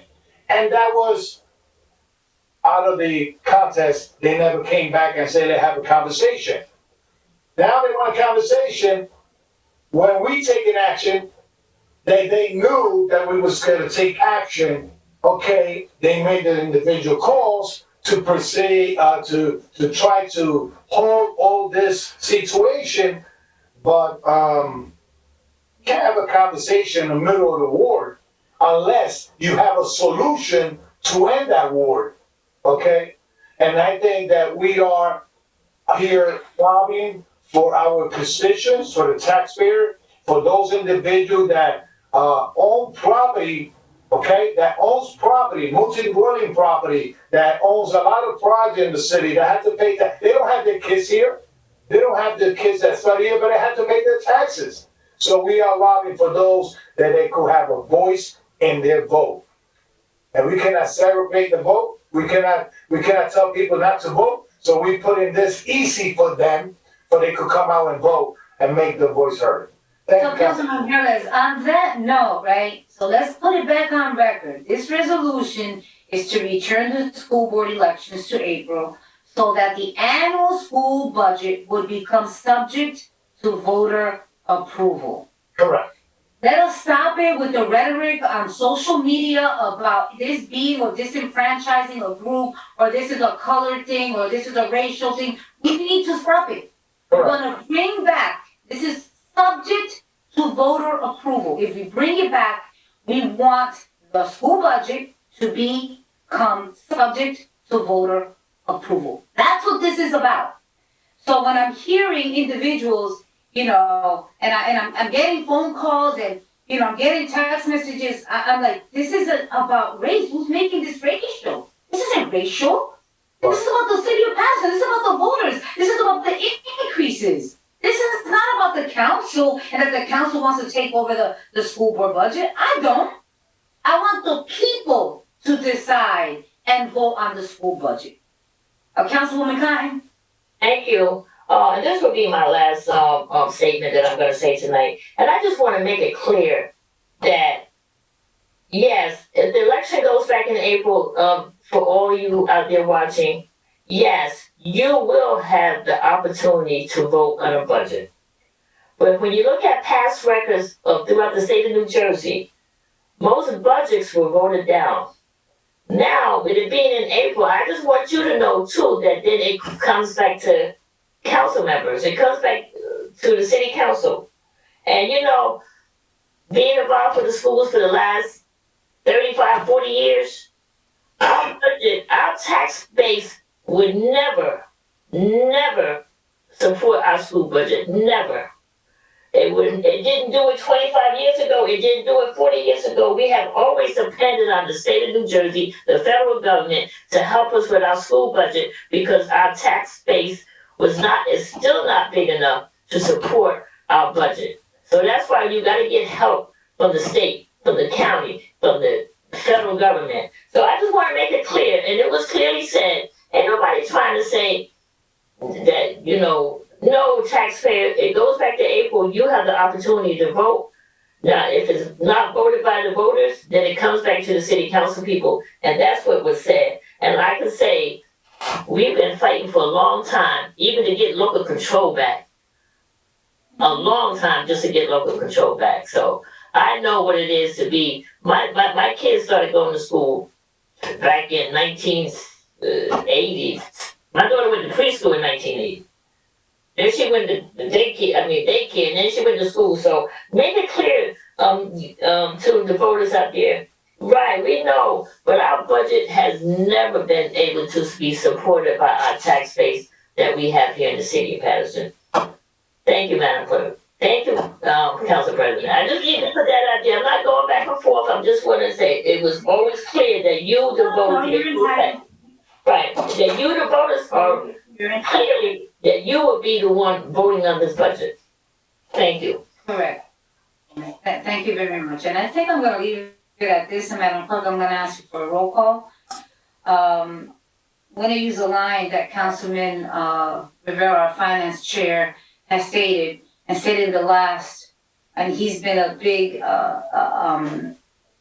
advocate, in terms of the taxpayers. And if I'm not mistaken, I believe he said with all of the increases that we've had, we actually could be off of transitional aid. With that said, Madam Clerk, roll call on item 46, yes. Roll call on item number 46 for approval, Councilman Abdelaziz.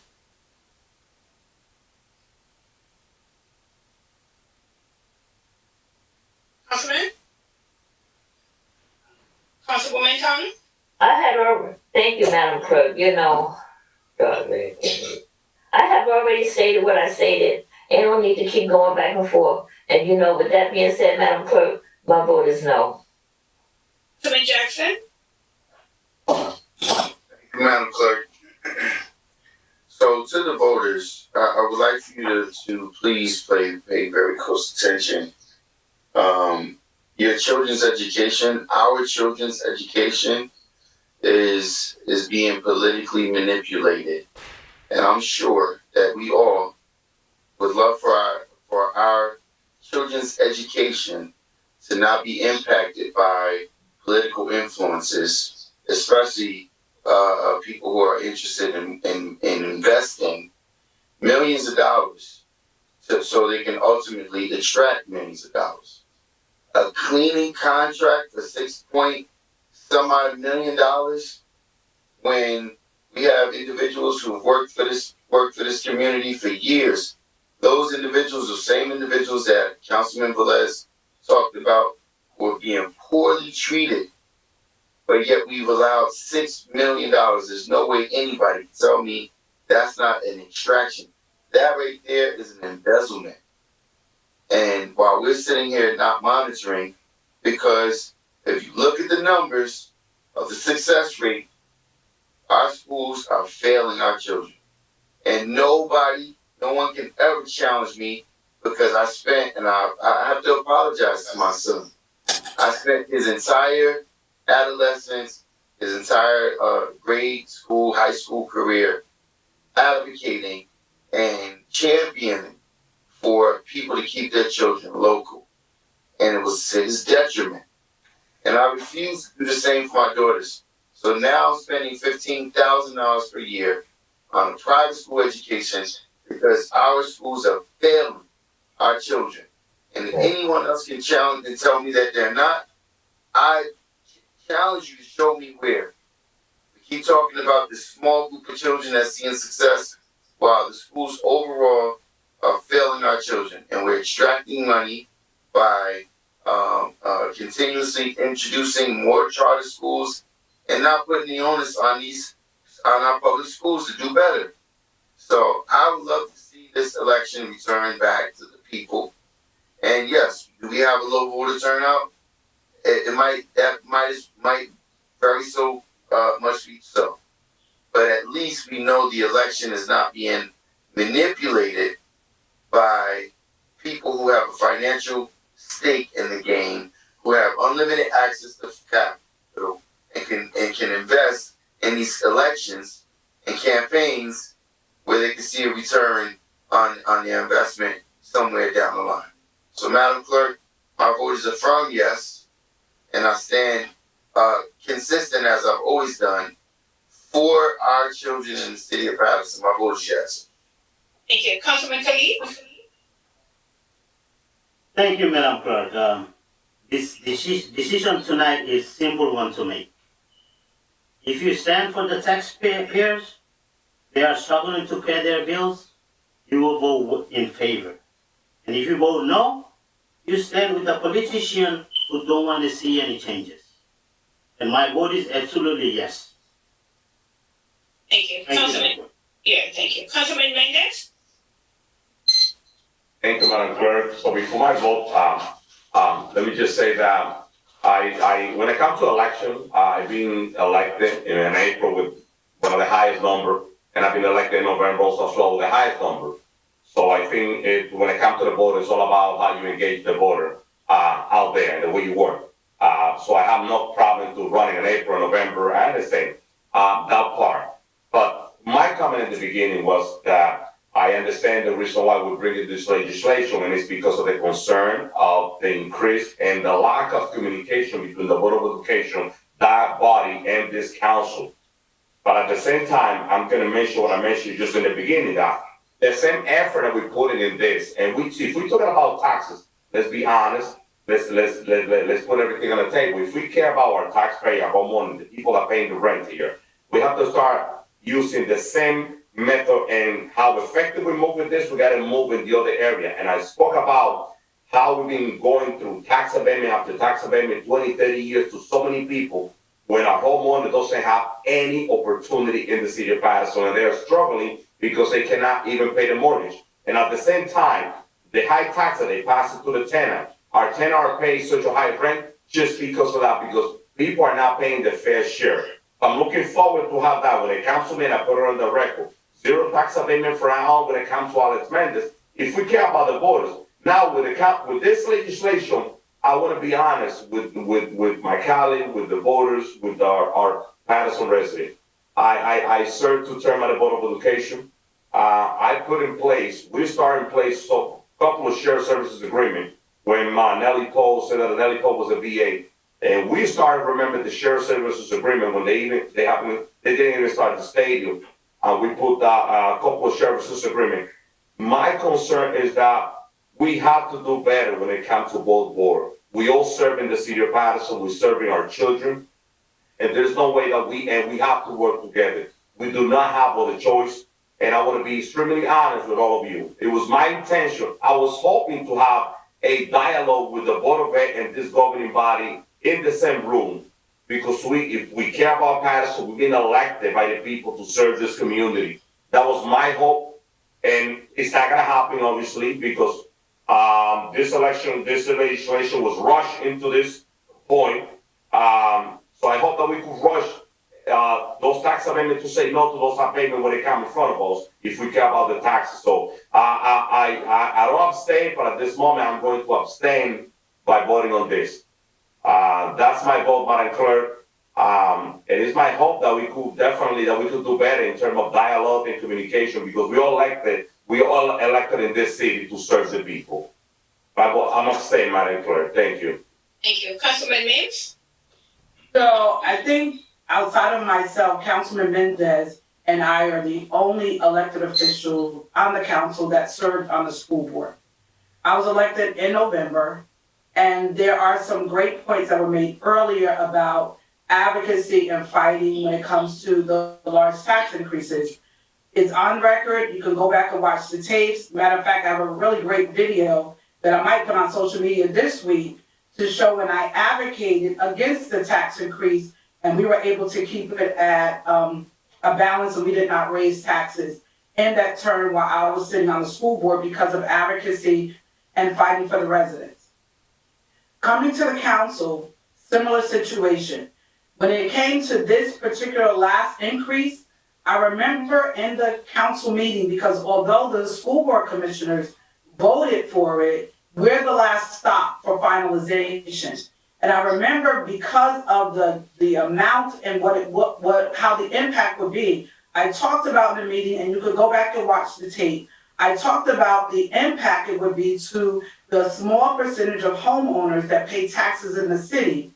And in July, when we went, or June, we went to adopt the budget, I voted no because of that increase. So it is not to say if I vote no tonight that I didn't stand with the taxpayers. I stood with the taxpayers when we went to adopt the budget. I voted no when that increase came that time. When it came to the school board, when I was on the board, I voted no then and advocated until it became a yes when it was flat rated.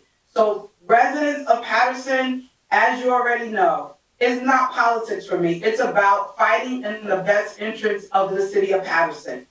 I did it back in July when it came to adopting the votes. I have copies of it, so I can't wait to show it to the residents. I'll post it this week, so you will see that I voted no when this tax increase came before us.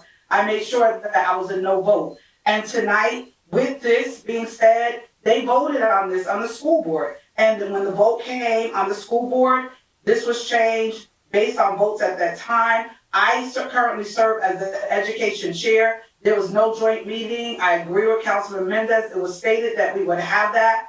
That has not happened. So on tonight, for me, I think that we should work together. We're better together. We have to collaborate with the school board and the city. Taxpayers, make sure that you watch, you pay attention, pull the records, do an Open Public Record Act to see the voting record to identify what has been done. I'm not here for empty rhetoric. I'm not here to make, oh, she's saying this now. No, go back to my voting record. My record speaks for itself. Now we're here at this juncture. I'm not doing it for re-election. Whether the voters vote me back in or not, they will always come back and say, Mims voted with the people. So on tonight, Madam Clerk, my vote is no. Thank you. Councilman Velez?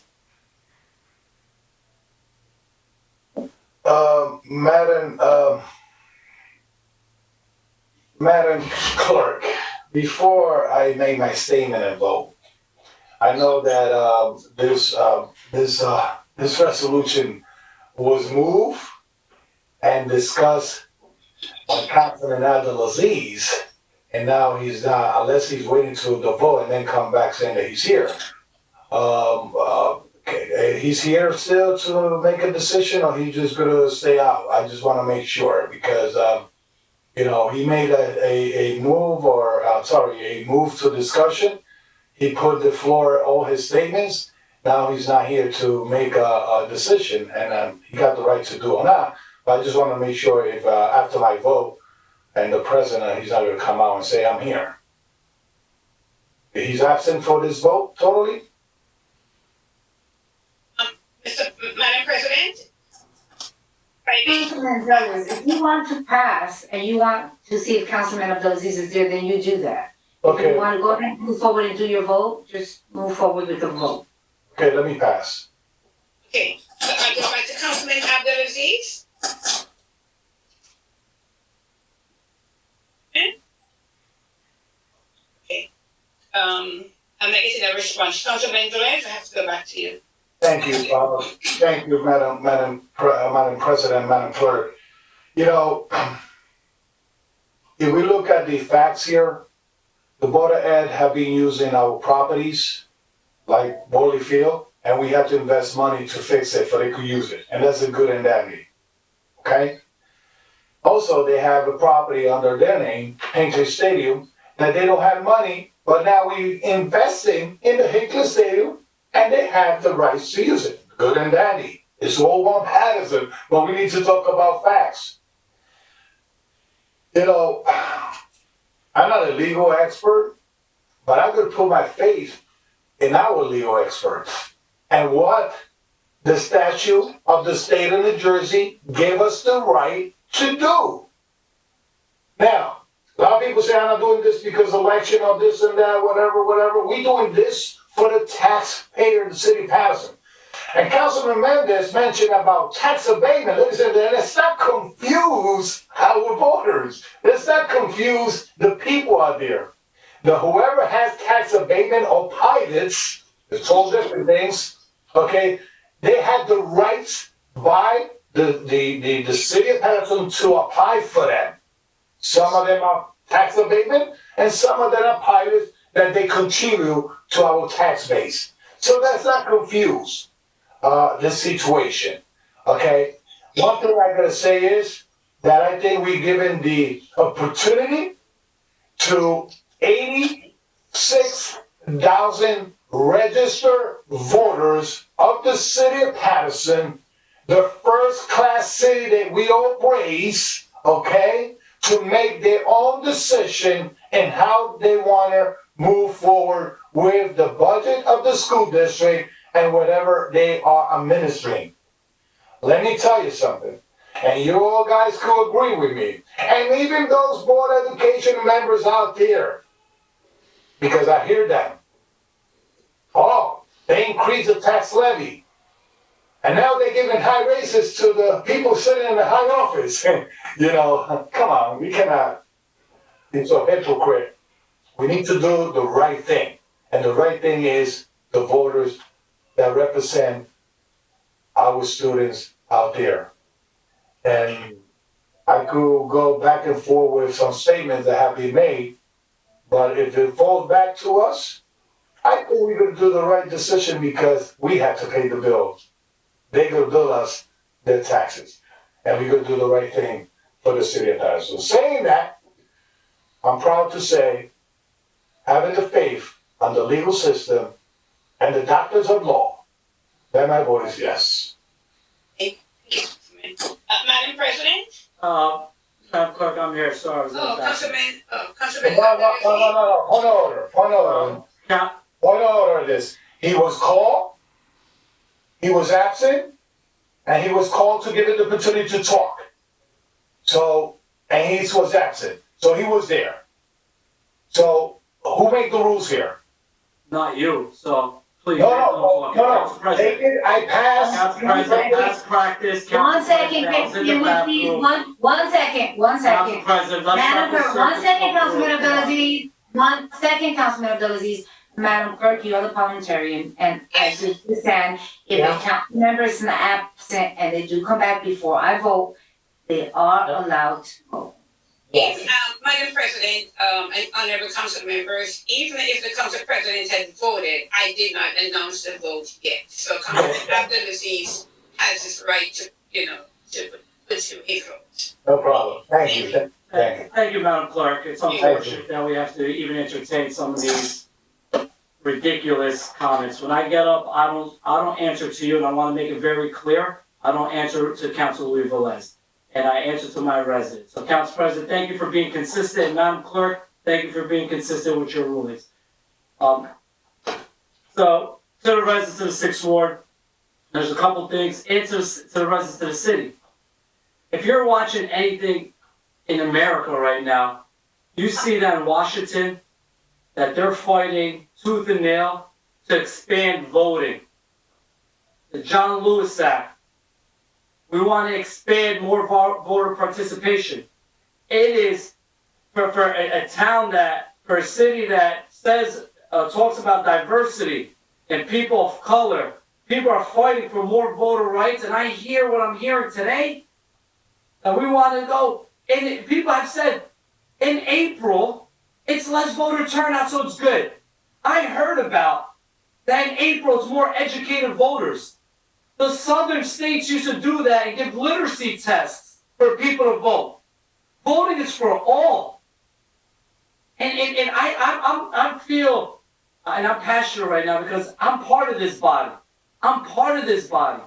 Councilman, don't misinform. Council President, I didn't interrupt anyone. Council President, nobody oppressing the voters. Council President, Councilman Khalid. This election never should have been in November. President. Councilman Khalid. Councilman Khalid, Council President. Council President, I was accused of getting phone calls, and now I didn't interrupt anyone. You got your say. I got accused of getting a phone call telling me how to vote. Come on, you're making me think that you're pressing the voters. Council President. Council President. Councilman Khalid, Councilman Abdulaziz has the floor, and he is voting right now. Once again, to the residents, as you can see, I love here, we want to vote on the budget. I did not hear one person on this council say, let's vote out the people that are giving the tax increases. How about we don't support people that support the tax increases? The same people that are pushing this legislation are the same people that supported people that voted on these tax increases. Let's facts be facts. And I'm not mad about that. I supported candidates that raise the taxes. You know what? I gotta hold them accountable as an elected official.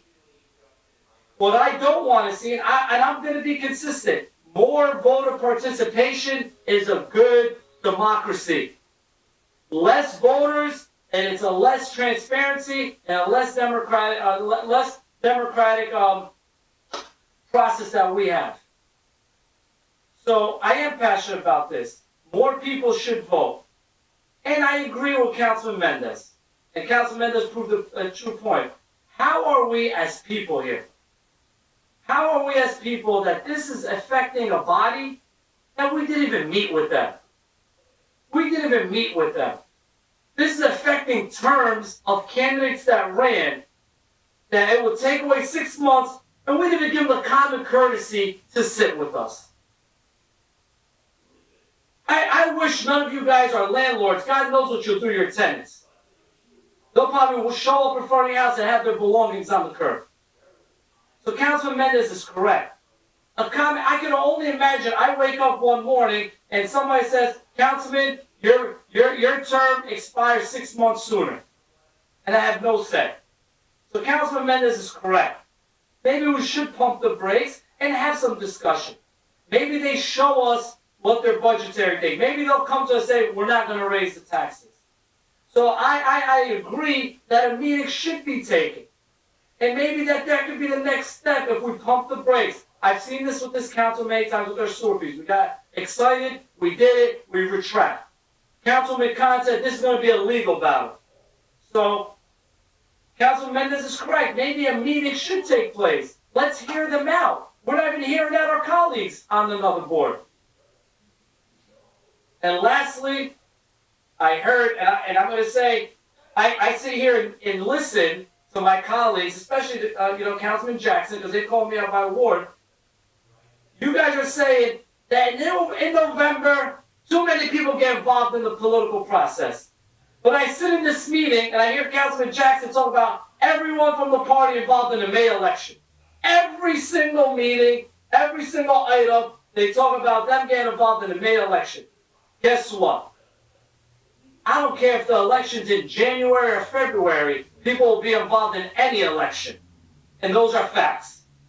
So moving to April, the unions will still be involved in April, vendors will still be involved in April, parties will be still involved in April. Guess what? In 2016, this governor, wasn't a governor at the time, was against me, and I was getting hit with pack mailers that were supporting my councilman say at the time. They'll get involved in any election. I don't care if it's a dog catcher in December 12th. So let facts be facts. If the residents are upset with tax increases, urge them to vote out the people that are raising the tax increases. Don't support the people that have the tax increases. Those are facts. And that's where I stand, and I'm urging, and while the fight is going on in Washington for more voter rights and more voter participation, right? Councilman Guy saw the John Lewis Act. They're fighting tooth and nail right now to expand voter rights. But guess what?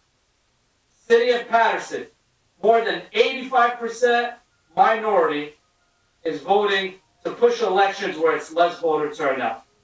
You can't make this up. My vote is absolutely not. More voter participation leads to better and good government. Thank you. Madam President?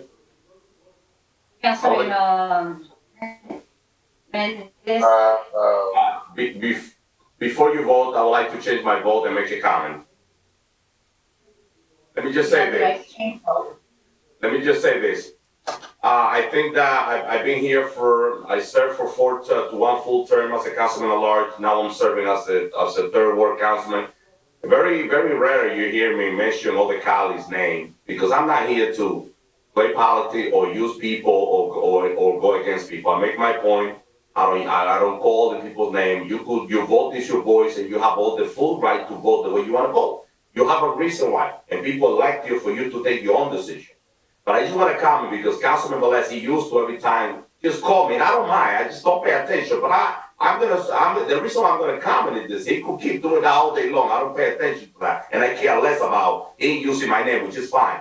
But the reason why I'm gonna talk about right now, and I'm gonna change my vote, is because what he's saying about tax abatement, that people have the right to apply. Yes, everyone have the right, and I'm in the real estate business. That's what I do for a living. People have the right to apply, but we all have to be honest. There's so many developers that have been in front of the council in this meeting, getting tax abatement after tax abatement, and this governing body is the one that needs to approve those tax abatement. It's not them, they go apply all the time they want, but it's our responsibility is you vote that you decide who doesn't pay taxes for 30 years, and at the same time you leave the homeowner going almost in the line of losing their property because they can't afford it. So that's not true, that's not fact. The fact is that they could apply, but we are responsible to approve it or not. And that's the reason why I include the tax abatement, because I've been doing my homework and I see the way we're going. High taxes is a concern in the city of Paterson. So I'm gonna just put that out there. And I'm changing my vote. My vote is not on this. I was expecting to have a dialogue with the Board of Education. I refuse to now work together with another governing body that is elected by the people in the city. I was trying to stay quiet, but since you guys is calling me my name, let me go out. That's a lie what he's saying. You got in front of you. You want a tax abatement? This governing body have to give it to you. It's not that you get an approval and you get a 30-year tax abatement, and at the same time, our homeowners, they're struggling in the city of Paterson. I'm not gonna say no more. I'm just saying no to this legislation. Thank you, Madam Clerk. You're welcome, sir. Madam President, your vote. Is politics. Yes. So to the viewers, it is unfortunate that, and I use this a lot, especially when I'm saddened by some of the things that I hear from some of my colleagues. It is so important to take a stand and stand by your word. Consistency is very important. When you give your word, stand by it. Stop the rhetoric. I mean, what I just heard here today, and if you go back to the tapes and you go back to workshops that are now being televised due to COVID, and you hear some of my colleagues, yes, everyone is passionate in their own way, absolutely. And believe it or not, for the most part, I respect almost everyone on this council. And I'm gonna say this, and why I say that is because you gotta stand on your word. I cannot stand when someone can look you in your face and lie. I can't stand it. And today, this was not about attacking a board or a certain group, okay? By saying that we're disenfranchising, by people not being able to serve their terms. This wasn't about that. I go back to the resolution to return the school board elections to April so that the annual school board budget could become subject to voter approval. We stand by the voters, right? So yes, we stand by the voters in terms of our budget, our city budget, school, abatements. Yes, we do. We have to respond to the constituency, to the voters. But my God, to sit here and say that you're all about the taxpayers and the voters, and you have an opportunity to give it back to the voters. So this was not about any one specific individual. To hear some of my colleagues make certain statements that we support, yes, I'm happy to say that I did not support the school board last election, all of the candidates. No, I didn't. And yes, I supported Ms. Lemon, who I believe is going to be the next commissioner. She's going to do a great job because she's about the children and the people. But it just saddens me. But I can't sit here and constantly talk about quality of life, but yet you have a problem when there's funding going on for our quality of life crew. When there's so many other issues going on, but then you go back and it's like a flip-flop. My God, it's worse than pancakes.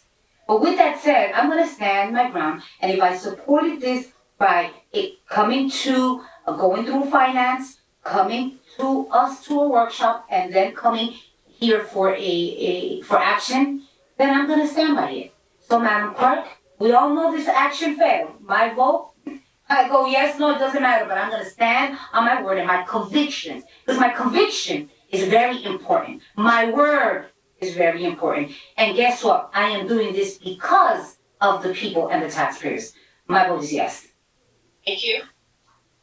Madam Clerk, Yes, sir. before you call the vote, I have a question. Can you tell me the vote count? 4 in favor, 4 against, 1 absent.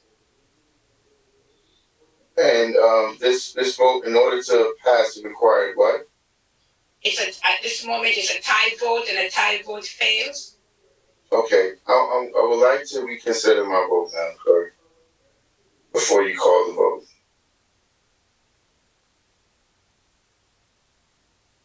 Is that all right, Madam Clerk? Councilman Jackson, you just asked me, and I put it on the record, and it's there, so I don't think I can go back. No, I would like to reconsider my vote before you call the vote. And mostly because I'm totally bothered by what the display of political collusion that was just witnessed. And I have to say to the public and first and foremost, let me say this. I applaud Council President for being committed and being a person of your word. I think that is what plagues our community, is the political collusion and people getting coerced by, whatever their reasoning is. And I have to say this, and I would never normally do this.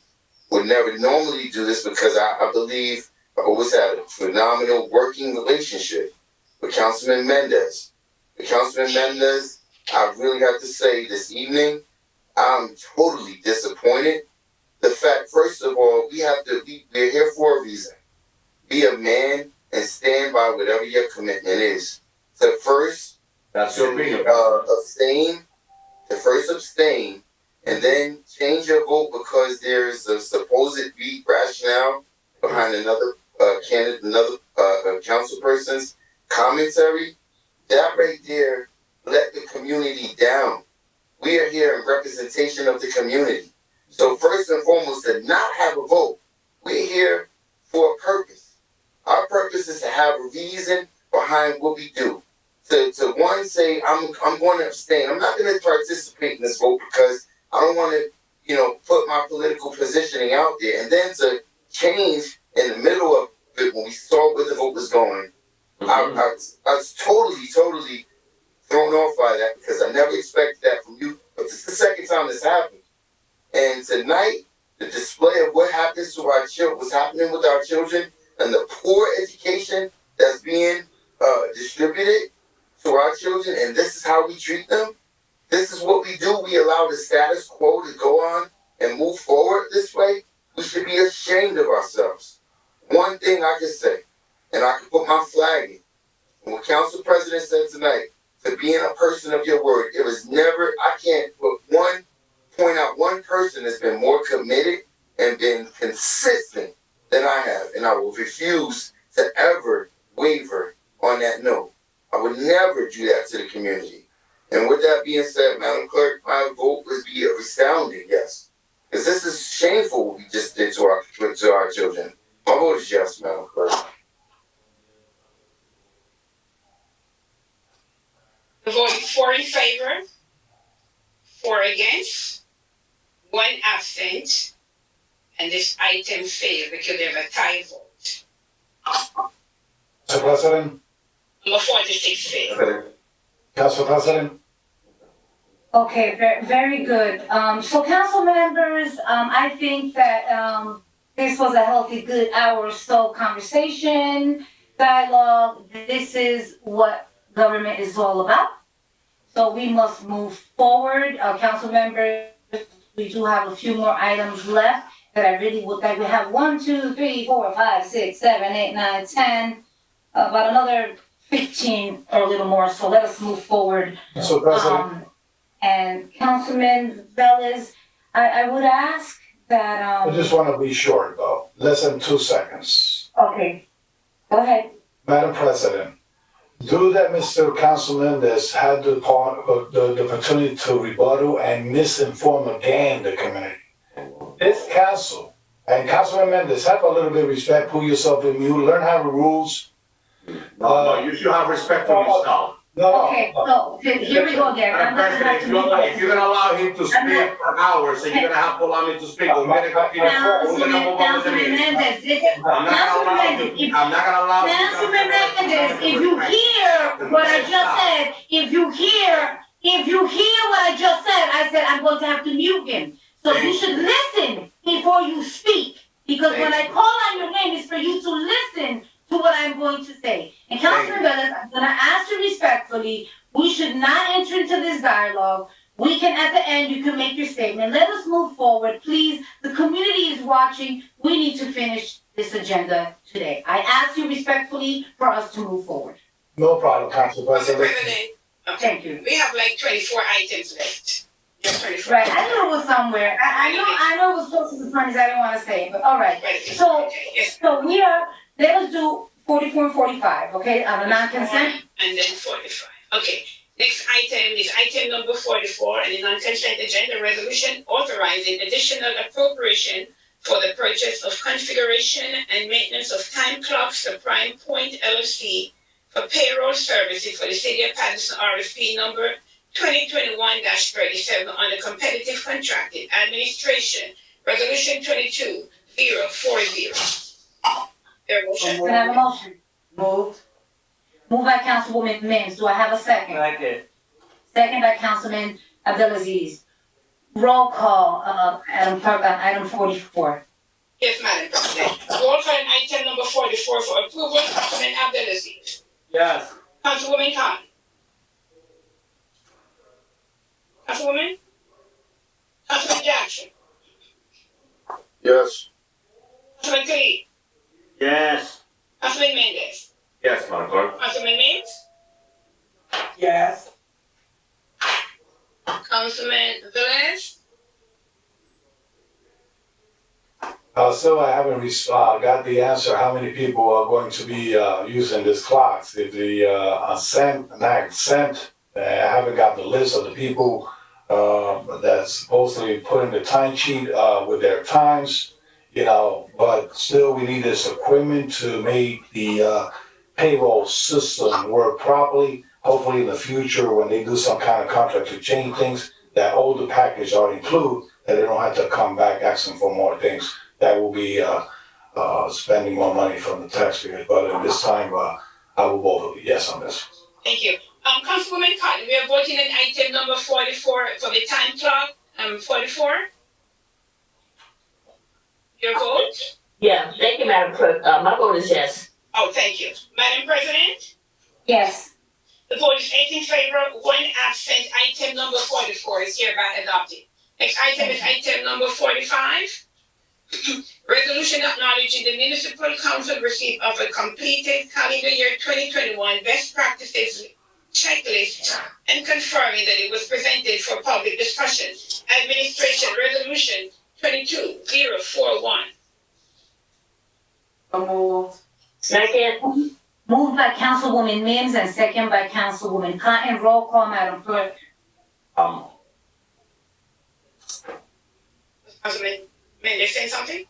Madam President, I'm sorry, I just have a quick question before the vote. I know the resolution would say that we acknowledge that we've received the checklist, but I just got a quick question, and maybe through the chair to Madam BA. The question is, who's gonna be in charge of following up with those checklists? Because it just clearly say on the legislation that if the municipality doesn't follow through, they might lose 4% of the assistance that we get from government. Who is in charge of following up in all those checklists that we acknowledge that we've received tonight? Council President? We are. No, you don't know though. One second. Madam BA. Thank you, Council President. Yes, that is one of my responsibilities, and that is something that we have already submitted this. So we make sure that we submit this on time every year. It's something that I've actually worked on with previous CFOs and then worked with this CFO this year on that. So the answer is that you are in charge of following up all the checklists that we're receiving tonight. Yes, it's following up with the submission each year. Thank you, Madam President. Council President. Yes, Councilman Jackson.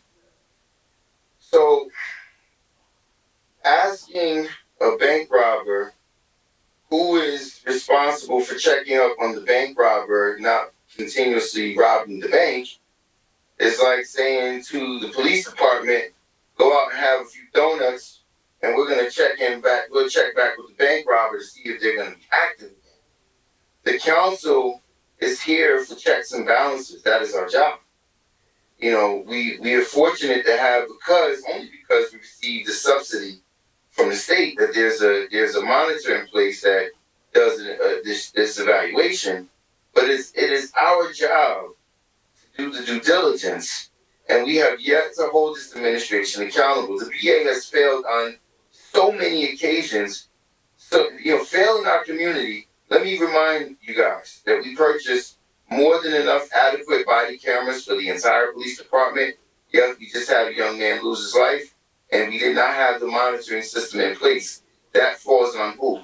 The BA and the mayor. We failed that young man again. So I want to make sure that I'm clear to the community that it's the council's job. The council's voted in place to do this monitoring.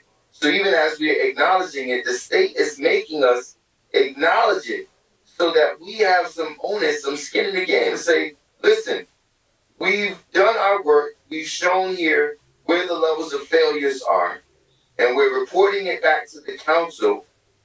What say you, council? What is your position in holding the administration accountable? We've yet to do any reviews or internal audits and make sure that we hold this administration accountable.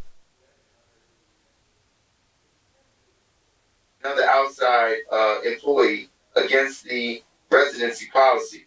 The mayor just re-announced hiring this young lady at over a six-figure salary who's a non-resident. Again, it happens, it continues to happen, and this council is dropping the ball on its responsibility to monitor, and yet a councilman asked the question, who's going to monitor it?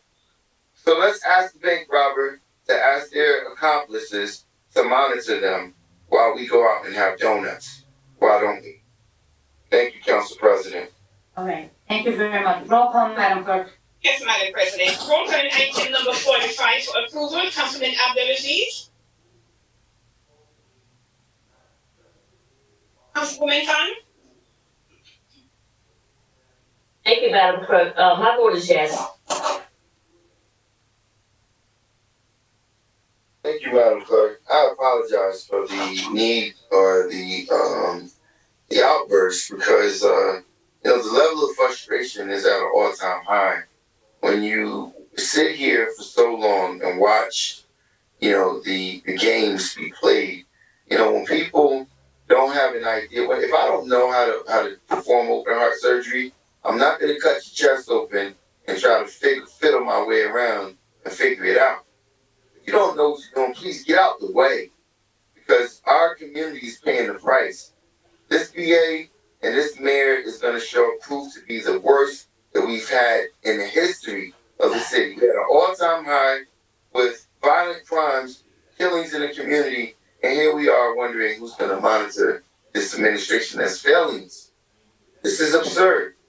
And I'm going to acknowledge that, yes, I read it thoroughly and I totally agree. I'm not confident that these infractions are going to be cured. Madam Clerk, our vote is no. Councilman Kalik. Yes. Councilman Mendez.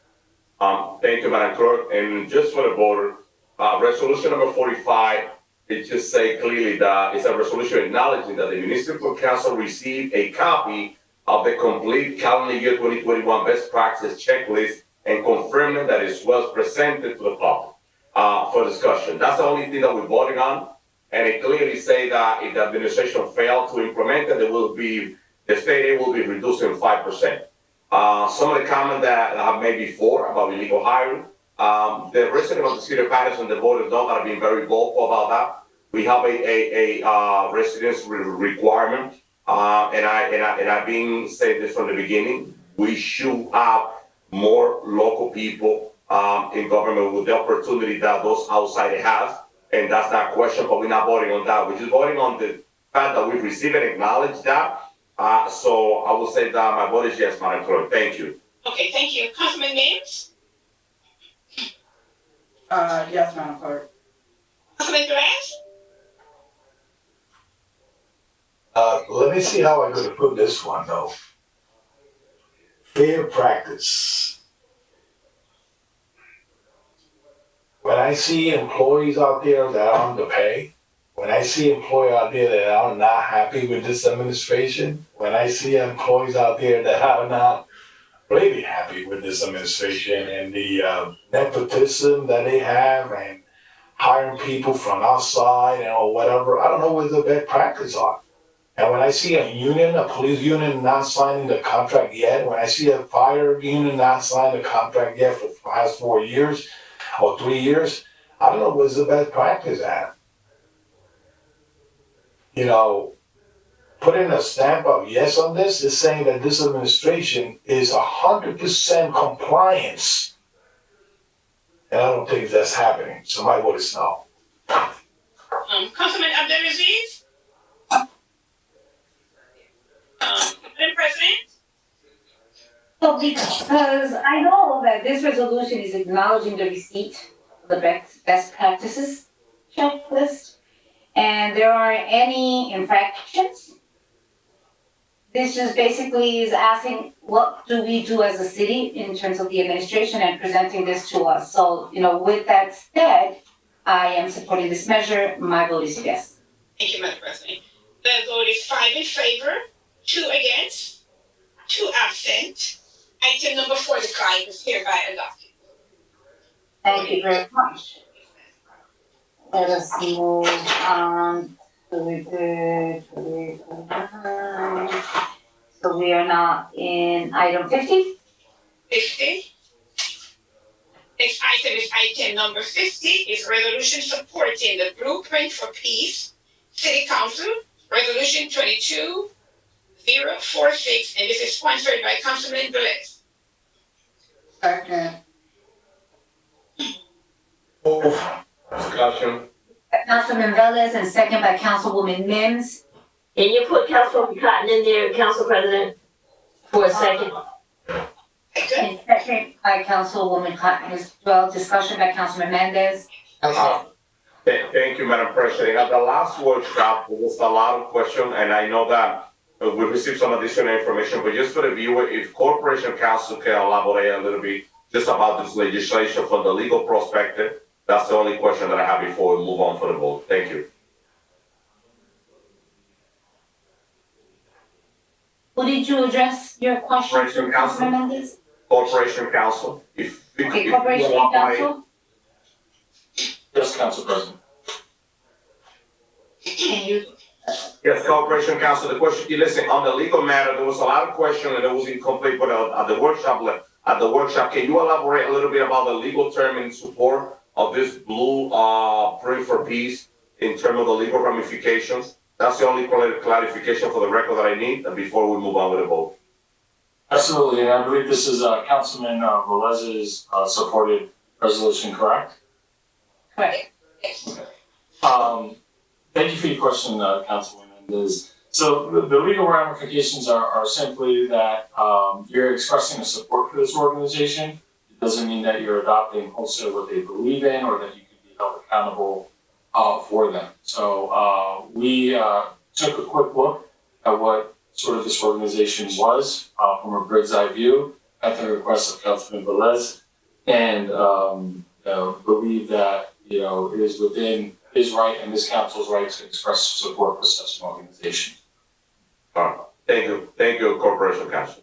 Thank you, and just to further clarify, there's no monetary support or any other political support or any other support other than just endorsing the general idea of what this organization stands for. Understood, thank you. Thank you, Madam President. Madam Clerk. Okay, roll call, Madam Clerk. Yes, ma'am. Roll call on item number 50 for approval. Councilman Abdelaziz. Councilwoman Khan.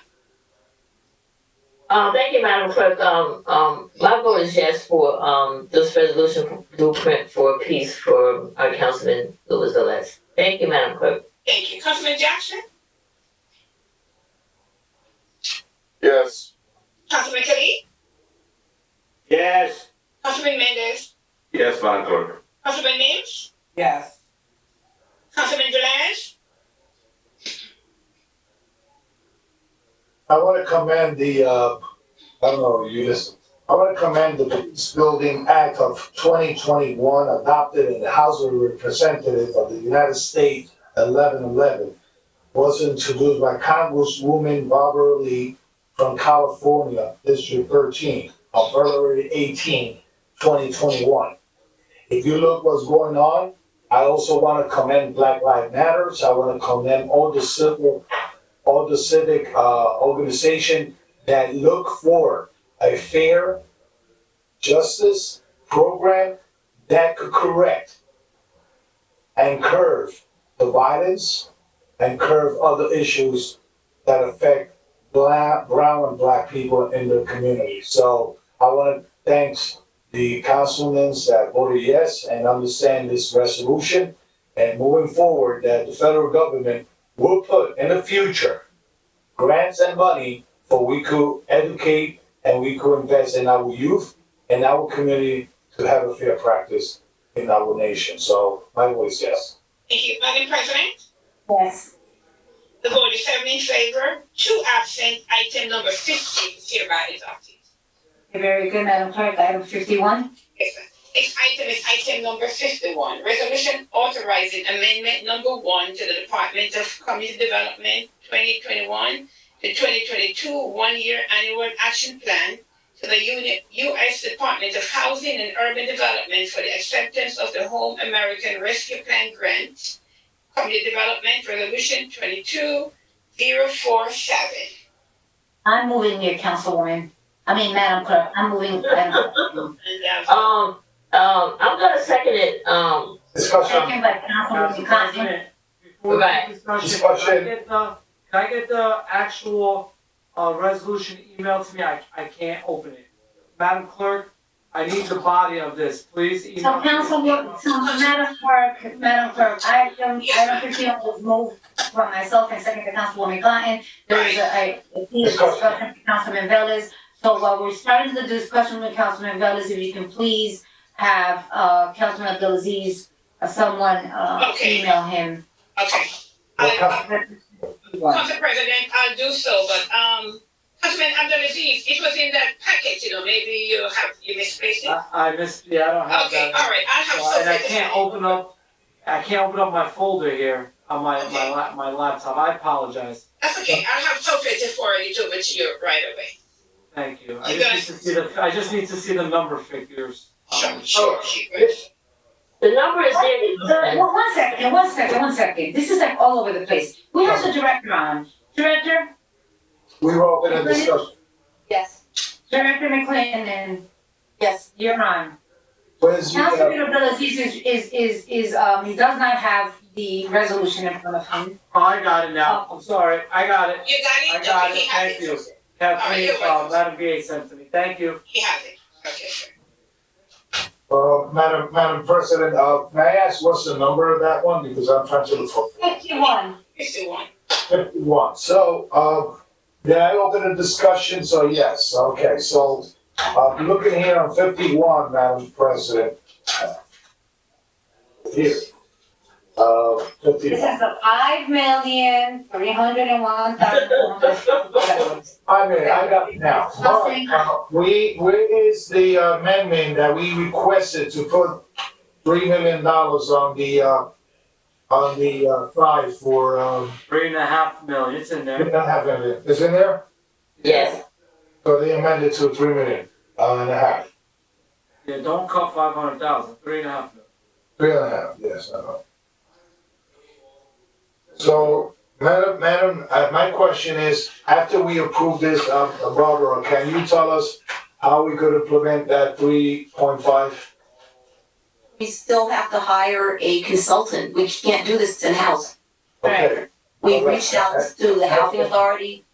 Yeah. We contacted the county to see if they could administer the program for us. Each said no. We put a call into the county welfare office to see if they could help us because they administer the TRA program or RTA program. And no one's gotten back to us yet. Okay, so you said that you spoke to the county, they got, I have the floor. County Continuum of Care. Correct. And they have a lot of problem with COVID money, and you say that social services, you reach out to social services. So now, We're all hearing what you repeated. Just ask her the question, please. so no, I'm gonna follow because now she said that we had to hire, if she already reached all You've been those. saying that from the beginning. This has been going on for months. That piece of the consultant has been going on, when Mr. Rowland came on, prior to that, when she came to finance.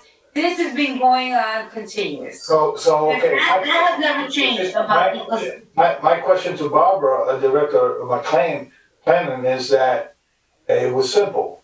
I know that she gotta hire a consultant, she gotta hire how to administer the money. My question is, do you have a plan to give to that consultant how to spend that money? The plan that, as you stated before, the plan is not clear, but it is clear on page 2 how the money will roll out. So that is the plan we're presenting to HUD We just don't have an entity in place to roll it out. Right. Okay, all right. But the money's just something for the community, Very good. Councilman Abdelaziz, no, Councilwoman Cotton first, then Abdelaziz, then Mendez. Okay. Gladly yield the floor to a distinguished colleague from the fourth ward, Councilman. Thank you. Barbara, Director, I'm looking at, the resolution from last week. And I know that Councilman, Al Albanese wanted it to go from 2 million to 3.5 million. Now, the difference I see now, and I need for you to explain, affordable housing tenant-based rental assistance payments for homeless individuals. Now, on the resolution for today, it has affordable housing tenant-based rental assistance payment, TBRA, will assist up to 185. That was not in last week's, that was not in there last week. Now you're saying up to 1,000 a month. The average rent is more than 1,000 a month for 1,000 a month for up to 18 months. So how do you get this and this? You said what? Oh, go ahead, I'm sorry. What I'm trying to understand is that this resolution is totally different from the one from last month, even though we went 1.5 million or more, but now we only going to service 185 people. That's something wrong. We got to see water. I mean, like, I know with the COVID money, with rental assistance, I think they paid up to 8 to 10 months of rent, but they paid the entire rent. The rent is $1,500, maybe up to a year, but the rent is $1,500, $1,600. They paid the whole amount.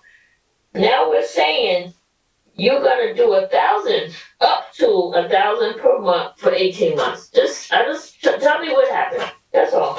Okay, so the information that you're talking about for the rental assistance is back rent. That's to make sure that they stay there in their apartment. That is through Catholic Charities or Heart of Hannah. This is rental assistance as if you were on Section 8. You will have to pay a portion of your rent, no more than 30%. We have asked the county how many homeless people do they have in their system, and it says about 176, according to their report last year. We spoke to a consultant and asked how would we be able to roll this out? So we have 176. How will we be able to give them as much money as possible? So $1,000 for 18 months is the best that we would probably will be able to satisfy. No, Barbara, how do you decide what you decided? You talk to those people at the county and they say they're gonna pay 1,000 a month up to 18 months, but that's not what the original the original idea was not that from the beginning. It was nothing close to that. That's what I'm trying to figure out. How do you come up? Because you We didn't have a figure last week. When you asked, well, you wanted the $2 million was not enough money. You added one point. Right, so if you talk to Councilman Al, he's the one that kind of pushed it to 3.5. Fine. Yes. But now you put a stipulation in there, which you didn't have last time. It's not a stipulation. This has always been in there. Oh, it wasn't spelled out. It was not spelled out because you asked me to spell it out, but that is the policy. Well, why you didn't spell it out last week? I presented the resolution. Why did you spell it out last week? That's all my question is. You asked for more detail. I'm sorry. Oh, God. Okay. I'm sorry. We're gonna have to stop the back and forth, okay? I'm done, Council President. I just understand, 1 week, that's why I'm a paper nut. I save my papers, because I look at myself and I see something different from the week before, like, wow, how they changed, that's all. So, Councilwoman, I do recall that this council was requesting a more detailed, remember that, it was more detailed, and that's what's happening now. There was some changes and suggestions made, to increase, for the rental assistance, but it's just that rental assistance, so, with that, hold up, it was Abdelaziz and Mendez, right? Okay. So Councilman Khan, please don't go away. So Director McClellan, I like to start with a positive before I go in with my questioning. This is more detailed and allows me to understand what we're using these monies for. So I commend you for bringing us back with this. Well, as they always say, the devil's in the details. And you hit the mark with 3.5 million, but you're way off on the use that it should be used for. 3.5 million should be for tenants that are in their arrears. It cannot be, it cannot be direct, I'm sorry, Councilman, it cannot be. You have to read the regulations. This is moving forward. I've spoken to many experts in this field from other towns, and I want it in writing that we cannot, I'm gonna use the verbiage to the exact point right now. That the regs, I've read the regs, and it is 100% okay to use the funds to help people who are behind on rent and keeping them from becoming homeless. I want to see, that's what the 3.5 million. So you hit the mark with 3.5 million, but with the target population, you totally missed on it. I want to see it in writing where the consultant says no, that you cannot use that, and in those words, Madam Clerk, please send those words to the director, that we cannot use these funds to help people who are behind on rent and keeping them from becoming homeless.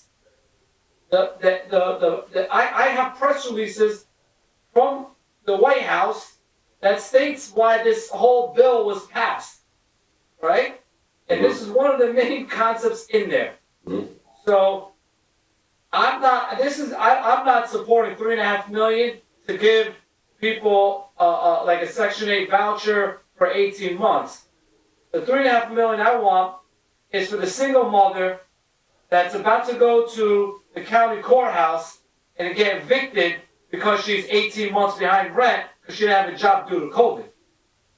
That's what I'm fighting for right now. So, council colleagues, we're halfway there. The target audience is way off on this. And that's my personal opinion. So when Councilman Al Delzi's recommend 3.5 million, yeah, I did. But for people that are about to get evicted. Secondly, I do support the director that these monies should be handled in-house. If we are going to give this out, it should come from the city of Paterson, so we can hold our people accountable. When residents have an issue, we can question the BA. We can, hold our staff accountable, and it could come from the city. The city is pushing for this, right? So I do agree if we have to hire staff with this grant to help us get that money out. I do agree with that. That expenditure is something that should be done instead of sending these monies to different agencies. Our residents hitting the red tape and the brick wall of getting the money, and rather see it this way. So until I get something from our consultant saying we can't do that, I'm not supporting this item for the $3.5 million homelessness. Thank you, Madam President. Councilman Mendez? Thank you, Madam President. And I think that, let me just start with Councilman Aldalci's part. I was also on the impression that 3.5 million, we got that, so we got the number that we was fighting for. But I also was under the impression that it was directly to assist those people, because that was the conversation earlier that we had at the last meeting. People that they are about to get evicted, people that are about to be out in the street homeless, directly. So if you could, bring some information about the $1,000, I guess is, if we are stretching the money, we will be able to serve a large population. I understand that, and I don't have any problem with that. But I definitely would like to see also that we could or we cannot use that specifically for those people that are about to lose their property. But I just have two quick questions, and it's about the hiring process. I agree to do this in-house. I definitely not to give to another entity to make sure that our Paterson residents take advantage of this $3.5 million and the other money in the grant. But the hiring process is going to be a temporary hiring staff or permanent. How are you planning to do that? So in number 3, the 1.6 million 247. And number 3 is a affordable housing development creation for 10 new permanent rental assistance units or rehabilitation of 10 existing permanent rental housing units made available to homeless individual households. Can you elaborate a little bit more about this piece? Number 3. These funds are used for a developer who is creating rental units that's going to be housed, that's going to be available to homeless families that's either coming from the TBA program or coming from a homeless shelter, but they will be allowed to rent for, and there's only 10 units because we only have $1 million now. And I will be quick, just help me out, I'm just gonna have a quick question, you answer me, just to have some clarity on this, I don't wanna extend this meeting. But when you talk about developer, what can he do with $1.6 million? $1,006,247 in terms of as a developer. Councilman, remember there was more money there, Councilman, remember there was more money there. Yes. $2 million. Wishes were to switch, to put some more money into the rental assistance. Now to that for exactly, so but since now we got like less, what could a developer do with $1,006,247? Like, just give me an example, I mean, in order for us to move forward with this, in terms of rebuilding, Obviously, the developer will have to find other funding. This is not the amount that they're gonna be able to use to build 10 units. They're gonna have to go out and get other funding. But this will be available to help them bring down the cost of the development projects. Much as we did with Housing Authority or with Habitat, we gave funding to them for building. So when they sell the property or they rent the property to someone based on their income and the guidelines that HUD gives us for their income. So I mean, like, let's say I'm a developer, I apply and then I get qualified to get $1,006,247 to build 10 units. So I could use that money. So, and I have to go outside to get some additional funding, maybe ask the city for a letter of support to go to the state, ask for funding. And at the end, how are you gonna monitor that they're gonna be able to charge or a deed restriction on your property, and we monitor for 15 years. We send out staff to go monitor, inspect your unit to make sure it's still there. Who monitors that? You the My office monitors. Okay. My office.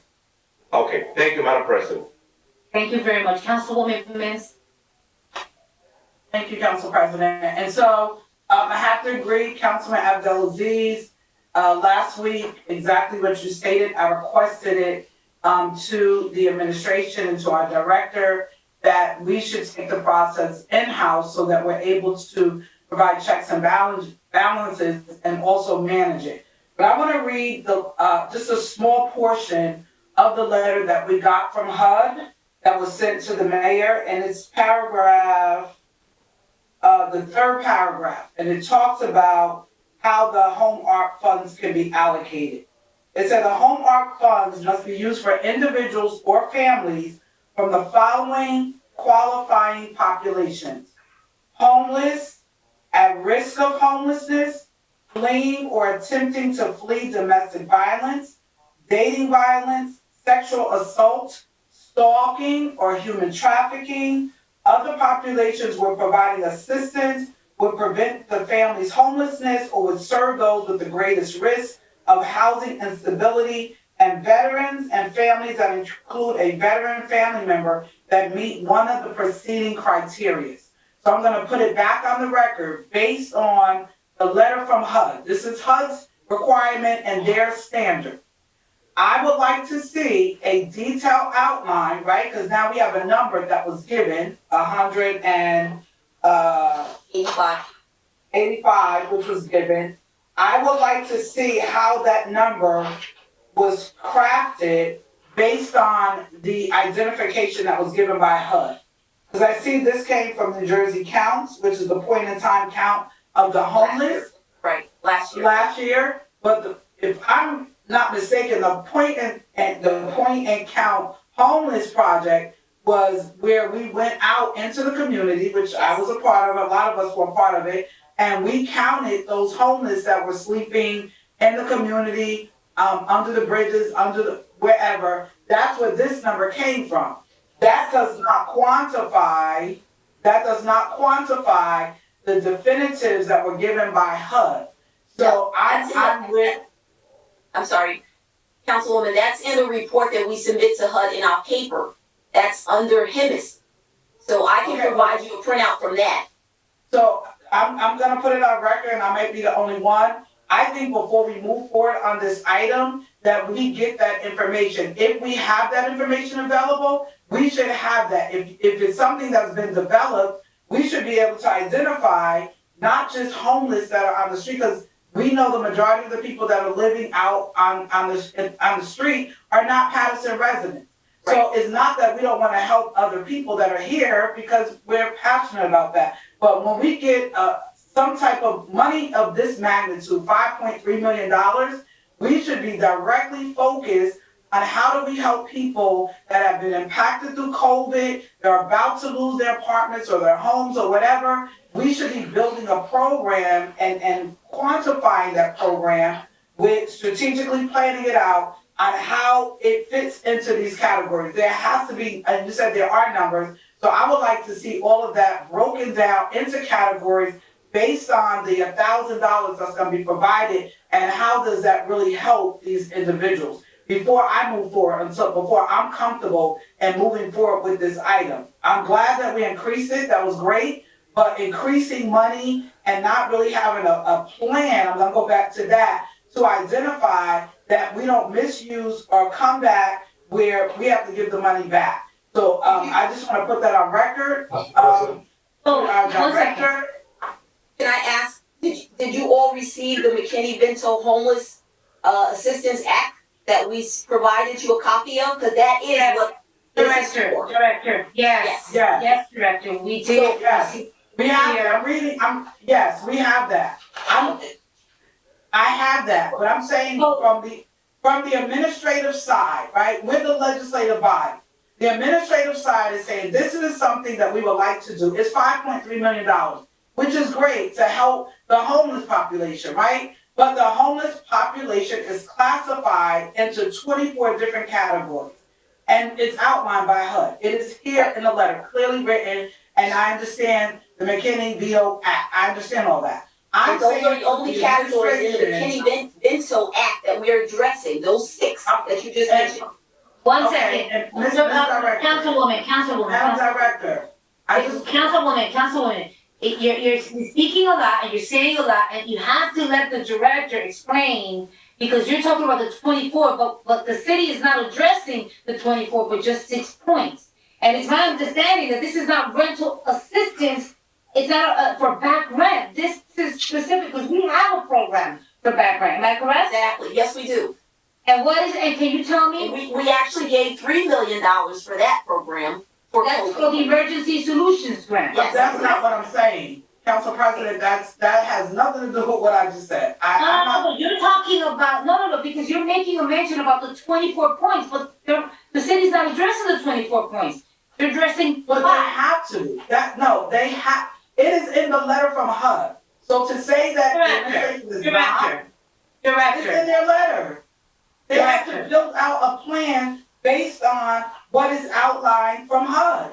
This came to the mayor. This is a recent letter. Yes, that is a recent letter. And this resolution has that same language in box 5. Of course it does. So yes. I am correct in what I'm saying. Director, please answer the question. It's not a have to address the 24 points, and why are we just addressing the 5 points you just said? Because HUD identified those 5 points. That's not what I'm driving. It's not about the 24. Councilwoman, you just said that we need to address the 24. I'm asking that clarify. I did not say that. I said in the language, it talks about the 24. My concern was, based on the 185, what is the breakdown? She said she has it in the HEMIS report. So we can be provided with that. That's not the point I'm making. The point I'm making is the allocation of the 5.3 million. We need a plan to identify how the true allocation will be given out. I'm happy that last meeting Councilman Abdelaziz said increase it. They didn't. But now how do you make sure there is equity on what was done in the increase? How is equity going to be provided? And that has to be a discussion, and Madam B, I see her writing, that has to be a discussion. It's probably not going to be answered tonight because we don't have the HEMIS report. We don't have those details. They have them, but the council doesn't have them. And that's something when we're making a vote, we got to make sure we have that information readily available before us. So I just put it back on the record, Madam Director, into the BA. I saw her writing. This is information that I personally need. Other council members may be ready to vote. I don't know. But I would like to see that information before I am ready to vote in the affirmative. Thank you. Council President, Councilman Jackson, Council President, I ask this for. yeah, I thought it was Velez first before me, but I can wait for Councilman Velez. Just wanted to be acknowledged, Council President. no, actually, my mistake and my apologies. It's actually Councilman Mendez first. No, I pass for now, Madam President. Thank you. Councilman Velez and Councilman Jackson. Thank you, Council President. Councilman Kalik, are you on? Yeah. Councilman Kalik?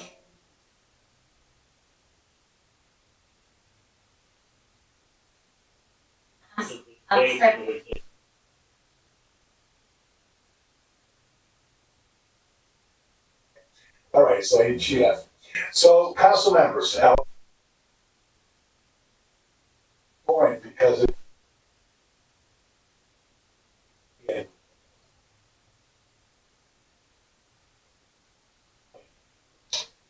Congressman Lucas Gray stated, say rental assistance was the main of the United States.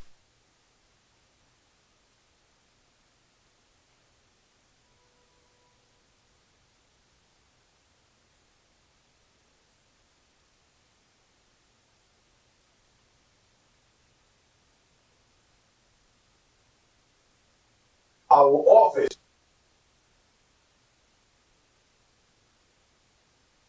Square, a former Paterson mayor, noted that some city administration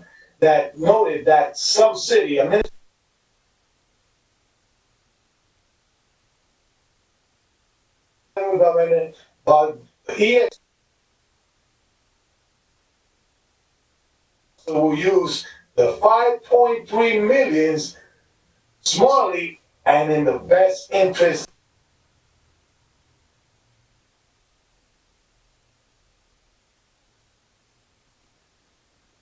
There was two.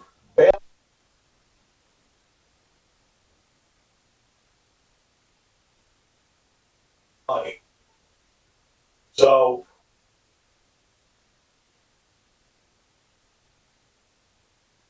millions, they put 2 million, we have 3.5.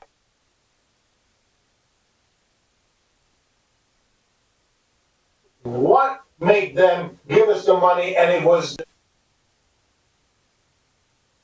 residents and their rents, so the 5.3 should go directly to rent. Sign for the back rent, it's for the rental assistance. I think Director McClellan just stated, it's like have the other monies already in place for the back rental. Well, when they say rental assistant, they're not talking about back rent. They're talking about assisting people that was hurt, that was.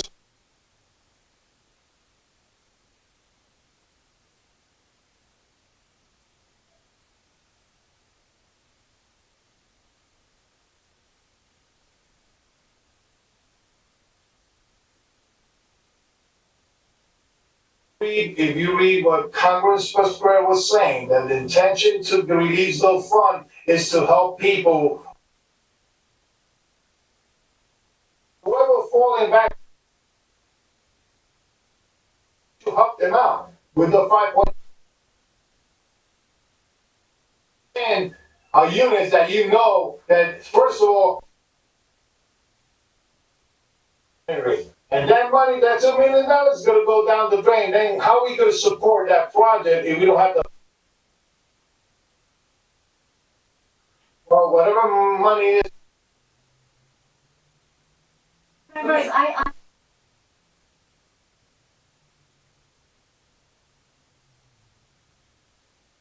various, actually months, if I can say it that way, been back and forth on accepting this $5.3 million.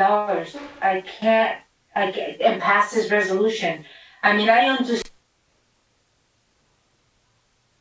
We agreed that we need to increase because we know that we have a big community that is in the rears or that needs assistance.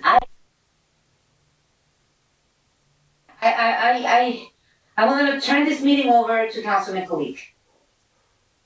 Great time.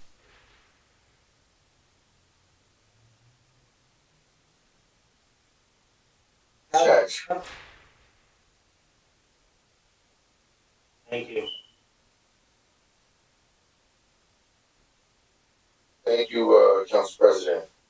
So, one of my concerns, and I think I disappointing for the sake of time.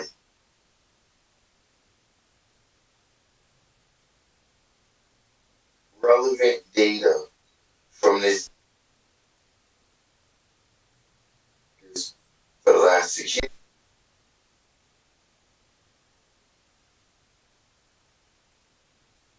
Of people that have been evicted from their own homes, who have not unemployment for some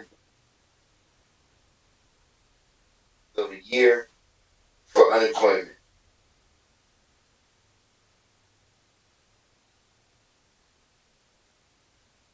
With over 2 years, he's been waiting for unemployment.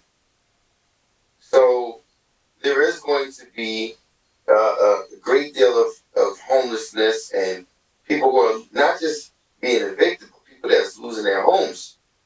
And we're going off data that's provided. I mean, what's the point of having this data officer, the numbers crunch? Significant data. COVID is one of the most,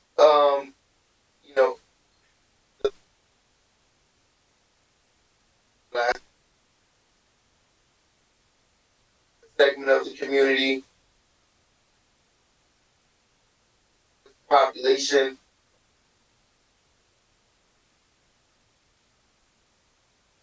What areas was impacted? As usual, are subjected to the worst type of conditions. And as we're being gunned down, we still are facing these issues when it comes to COVID. So when the House was, and it was clear, in which Councilwoman Mims outlined, where it specifically states that the money is not. I'm concerned as usual. We need to be able to stop giving away these political favors by way of consultant jobs, because that's basically what it is. A consultancy for me at this point, what does it mean? It's a repayment on a campaign contribution. So I would like to see this thing laid out a lot better. I'm with everyone actually who's raising issue with this. And once again, the council has to be more responsible. If I may. Thank you, Councilman. Councilman Mendez and Councilwoman Cotton.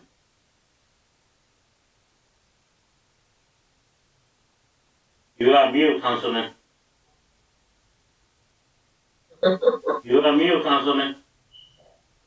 I thank you, Council President. I didn't know that I was mute. But, we've been having the same discussion in the last couple of meetings, and I understand the rest of my colleagues. There's a lot of question. In my case, Director, I think that in some, I don't recall who was the councilman that mentioned this before, but when you know that you're getting X amount of money, you put a plan before that amount of money. It's troubling, and I will say that I'm ready to move on with this. We got the $3.5 million. We're gonna take care of a section of people that when it comes to rental assistance. I hear what you say, Director, about that the grant structure. We cannot do all this, the thing that we want with that specific grant. But in my opinion, I have a lot of problem by getting 1,006,247, which is nothing compared with a development to build 10 units, that's penny. When we talk about a construction that's gonna take who knows how long. You say that your offices will be on top and monitoring that. fine. We as a council, as a governing body, we don't know. We don't know about that. But I would like to see in the future a plan. If you're getting $5.3 million, and you definitely could come out with some sort of RFP and say, listen, we got this amount of money. This is what we're planning to do, A, B, and C. Something solid. Now we're gonna approve this, and we're in a limbo in some area. But this is what I would like to see moving forward. I would like to know if this is possible or not, Director. If we know, okay, we're getting ready to apply to receive 5.3. Listen, this is the plan. We're gonna serve X amount of people in this population. We're gonna build, or we're gonna have, this is the plan for this 1.6 million or 1,006,000. Something solid and concrete that we could vote on. And that's my last comment about this item. But I think that what we're voting on, we're gonna say yes. But then after that, there's nothing concrete. Not even the staff that we're planning to hire. If it's a permanent, temporary, we don't know. Thank you, Council President. Councilwoman Khan. Thank you, Council President. I know that we had talked about this at the last meeting, and the only thing that really concerns me, and I hear our director saying, that there was over $3 million for rental assistance. Most of that $3 million is gone already. Like, Parks and Handle money is gone. I'm not sure about Catholic Family Services. There's $2 million that was allocated to them are gone. The only issue that I have is that this is similar to a TRA, and at the end of the day, they paid people rent for a year, 2 years, and at the end of the day, when they cut them off of TRA, they were still homeless. Because they didn't help them to, how they going to be self-sufficient. They didn't help them to understand that after 2 years, we're no longer paying your rent. I just don't see how, I just don't see how giving somebody $1,000 a month when the average rent is $1,200, $1,500. Like, how who else is going to be living with them to pay the difference in the rent? I just don't understand it. I just don't see it. It says estimate, and it says it helped veterans, but 185 households. Like, you giving them $1,000, if they're homeless, where are they going to come up with the difference with the other 200, 300, 400, 500 that they need to pay? And I hear you said that we had money already, and I got landlords calling, and I do get data because I can tell you, I call our state senator, and she truly helps those people with unemployment. Senator Nellie Poe's office helps those people with unemployment to catch up. So I'm trying to figure out, like, the TBRA, or they changed the name from TRA, they put the B in there. What the B supposed to mean? TBRA, I'm not quite sure, but tell me, I need to understand, giving someone $1,000 a month who don't have a job already, how are they going to pay the difference, and what the amount of rent that they're going to be charged? Who's going to make up the difference for them? And I understand TRA that came out of the county, it was really not a good program, because when those people's term was up 1 year, 2 years, or 3 years, whatever, they were still not able to pay their rent. They were still homeless. They never, and that wasn't a whole plan for TRA. They were supposed to show them and help them to get self-sufficient, and that's what it's about. So, I know I voted for this, but this stuff that you added in now, I don't know what this is, but. Thank you, Councilman. All right, thank you. I see Dennis Rowland hands up. He can. Yeah, Mr. Rowland. Thank you, Councilman. I would like to sort of make a very good attempt to bring some clarity. I personally believe, as a few weeks ago when I was on, it is quite a task to respond to the council body. But I would like to simply say that there was a question that was posed last meeting to my director, Director Barbara. And the question was, Barbara, can you use this money for rental assistance? And the director said yes. I want you to believe that the impression that I received was that many council men and women perhaps, keyword perhaps, understood that yes, you can use it as rental assistance, is like the model that we currently have that you, Councilwoman Cotton, very well shared a few seconds ago, that Heart of Hannah's $3 million has already perhaps been spent. We had over $5 million within the last 2 years with a rental assistance program that went from 1 month to up to 12 months of back rent with both COVID and regular funds. Those funds have not been exhausted, although a great amount of that money has been spent. So I hear councilmen and women, respectfully I share, when they hear the word rental assistance, we need you to understand, or we would like you to understand, that as this resolution is changed, it was based on the requests and the recommendations that were made by the council body. For example, if I may finish, for example, it is a new program, tenant-based rental assistance. It's a form of rental assistance. And what we're saying is we will be paying very similar to the TRA program that is ran by the Board of Social Services, which you said it doesn't work well. But for 18 months, you pay a big lump, 70%, for example, opposed, and the constituent or the client or the resident would take 30%.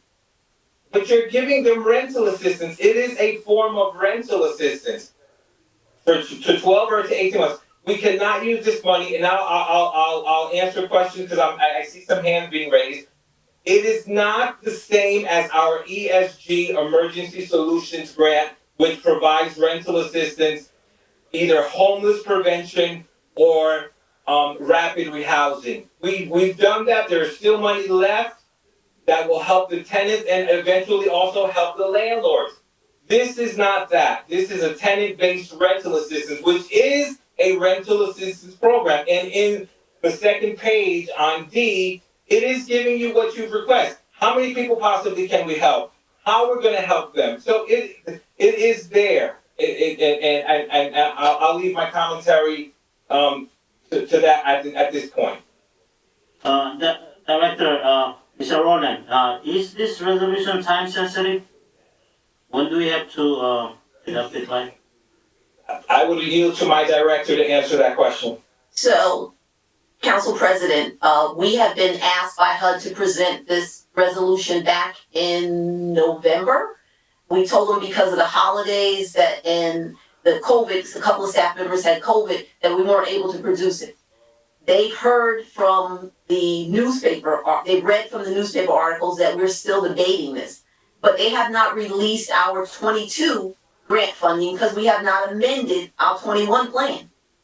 So I'm not going to say that it is time sensitive, but it is time sensitive because I need to get started on 22 and funding other applicants.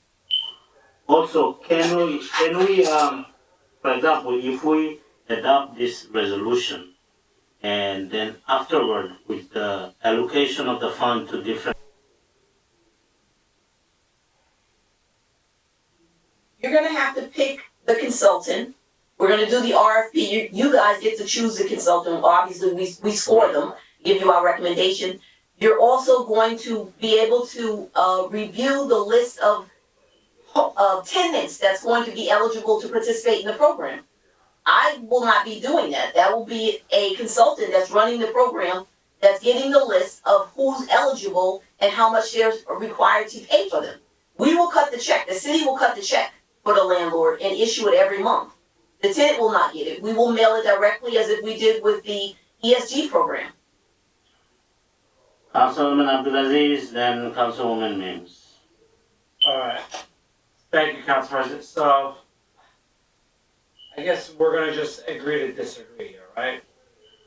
In December, this item failed because you guys put an initiative in place and it did not get the support of this council.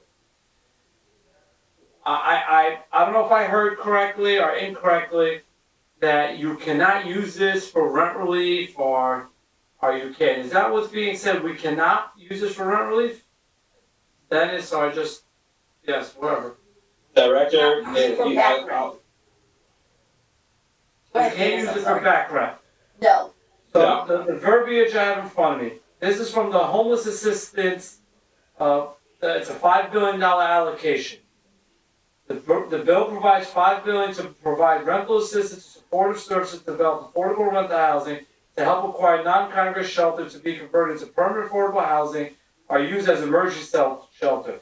Eligibility of these funds must primarily benefit individuals or households that are at risk of experiencing homelessness. I want it in writing. I'm not going to support this $3.5 million. I don't understand the pushback of what we're getting. I know you guys are saying, oh, we give rent relief out. Yeah, we've given that money to Catholic charities. We've given it to some nonprofits. Have they exhausted it? I don't know. Why not? I don't know. You look anywhere else, I know many residents that are getting money from all different, they're in lotteries, they're applying, they're trying to get something, and you're telling us this is not needed. So if it can't be done, please send it to me in writing from your consultants that this money cannot be used for back rent. And I'm just shocked if that's the case, why you guys haven't provided that. I always hear the consultants say this. Give me a letterhead with the consultant and send it. We get it all the time from consultants and lawyers. They give me feedback, please. Director, may I? Barbara? Yes. If I By may? all means, yes, by all means. Council body, in the very verbiage, tenant-based rental assistance, it is alluding to the model of this new program on how the rental assistance is to be provided.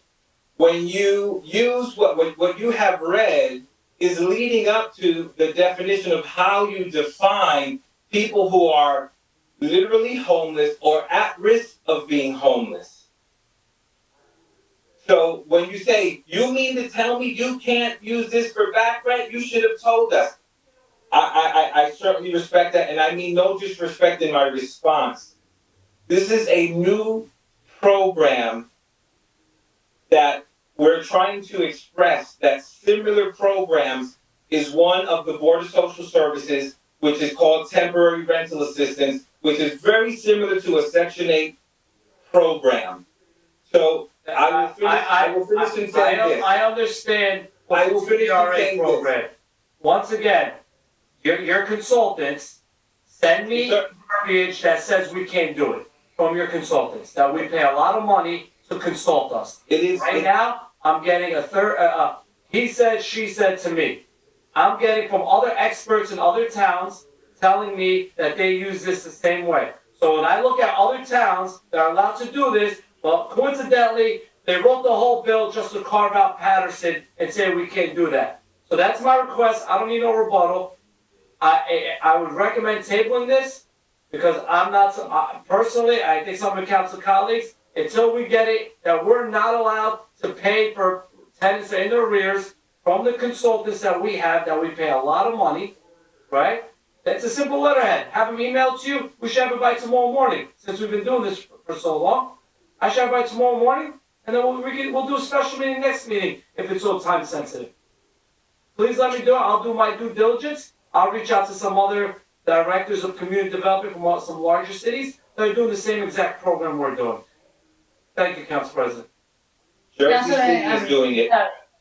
Jersey City is doing it. The tenant-based rental assistance program. Okay. Councilwoman Mims? I just have a quick question, because I definitely agree with Councilman Abdelaziz. I said it before, I think it should be tabled until the information is provided. But when the allocation of this fund, after it gets to a place of approval, the question is, are the units re-rental certified for safety measures? Barbara, you want me to answer? Yes, they have to be re-rented. You also have to sign a new lease. They have to be inspected for fire and other health issues. So if they're staying in the unit and the landlord wants them to stay, we're gonna sign a new lease and start all as if it was a brand new rental. So we will not be paying the back rent for the landlord. We will be paying a new rent for the tenant to stay there for 18 months. Okay, I just wanted to put that on record. Thank you. Okay, very well. Council members, it is 4 after 11. Councilwoman Cotton, you wanted to say something? Hartson-Hanna, I need to correct you, Dennis. Hartson-Hanna did not get $3 million. They got maybe 500,000, but majority of that money went to Catholic Family Services, our rental money assistant. And I know for a fact all her money has been allocated. Now, Catholic Family Services, I'm not sure about. It's just that, and I think it was you, Dennis, that said that they watching us, and was that you? That said they were watching us? That was you, right? No, that wasn't you, that was Barbara. The director said that, you know, they're not gonna give us 2022 until we figure out what we're gonna do with 21, 22. They're not gonna give us 22 to 23 until we figure out what we're gonna do with 2021. And believe me, HUD is watching TV right now, or YouTube, whatever you wanna call it. You know, they're just watching it, and now I kind of understand what Barbara's saying, director, with the way they're allocating it.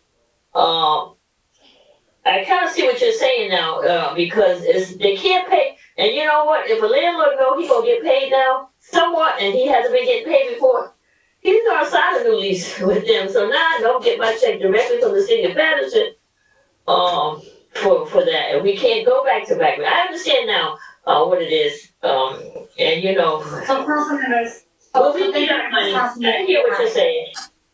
So thank you very much, Councilwoman Cotton. I moved this measure and you seconded it, all right? Do we want to move forward with a vote? Yeah, let it go up or down, whatever. Madam Clerk, roll call. Roll call on item 51. Yes, Madam President. Roll call on item number 51 for approval. Councilman Abdelaziz? Once again, I don't think we're getting, I think we're getting, not saying false information, I think everything we're given is factual. But there's other facts to this bill that this money could be utilized in. And it's being geared towards a way that this administration wants to utilize it, and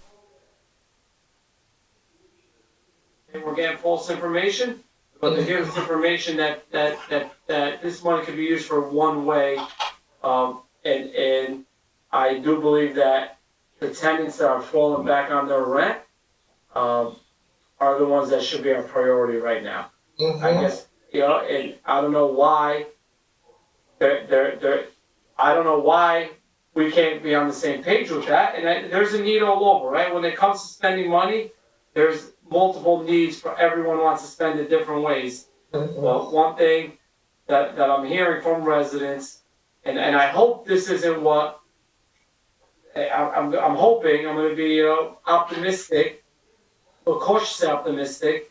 I hope we're not just trying to take the money and send the money out so we don't deal with our residents, right?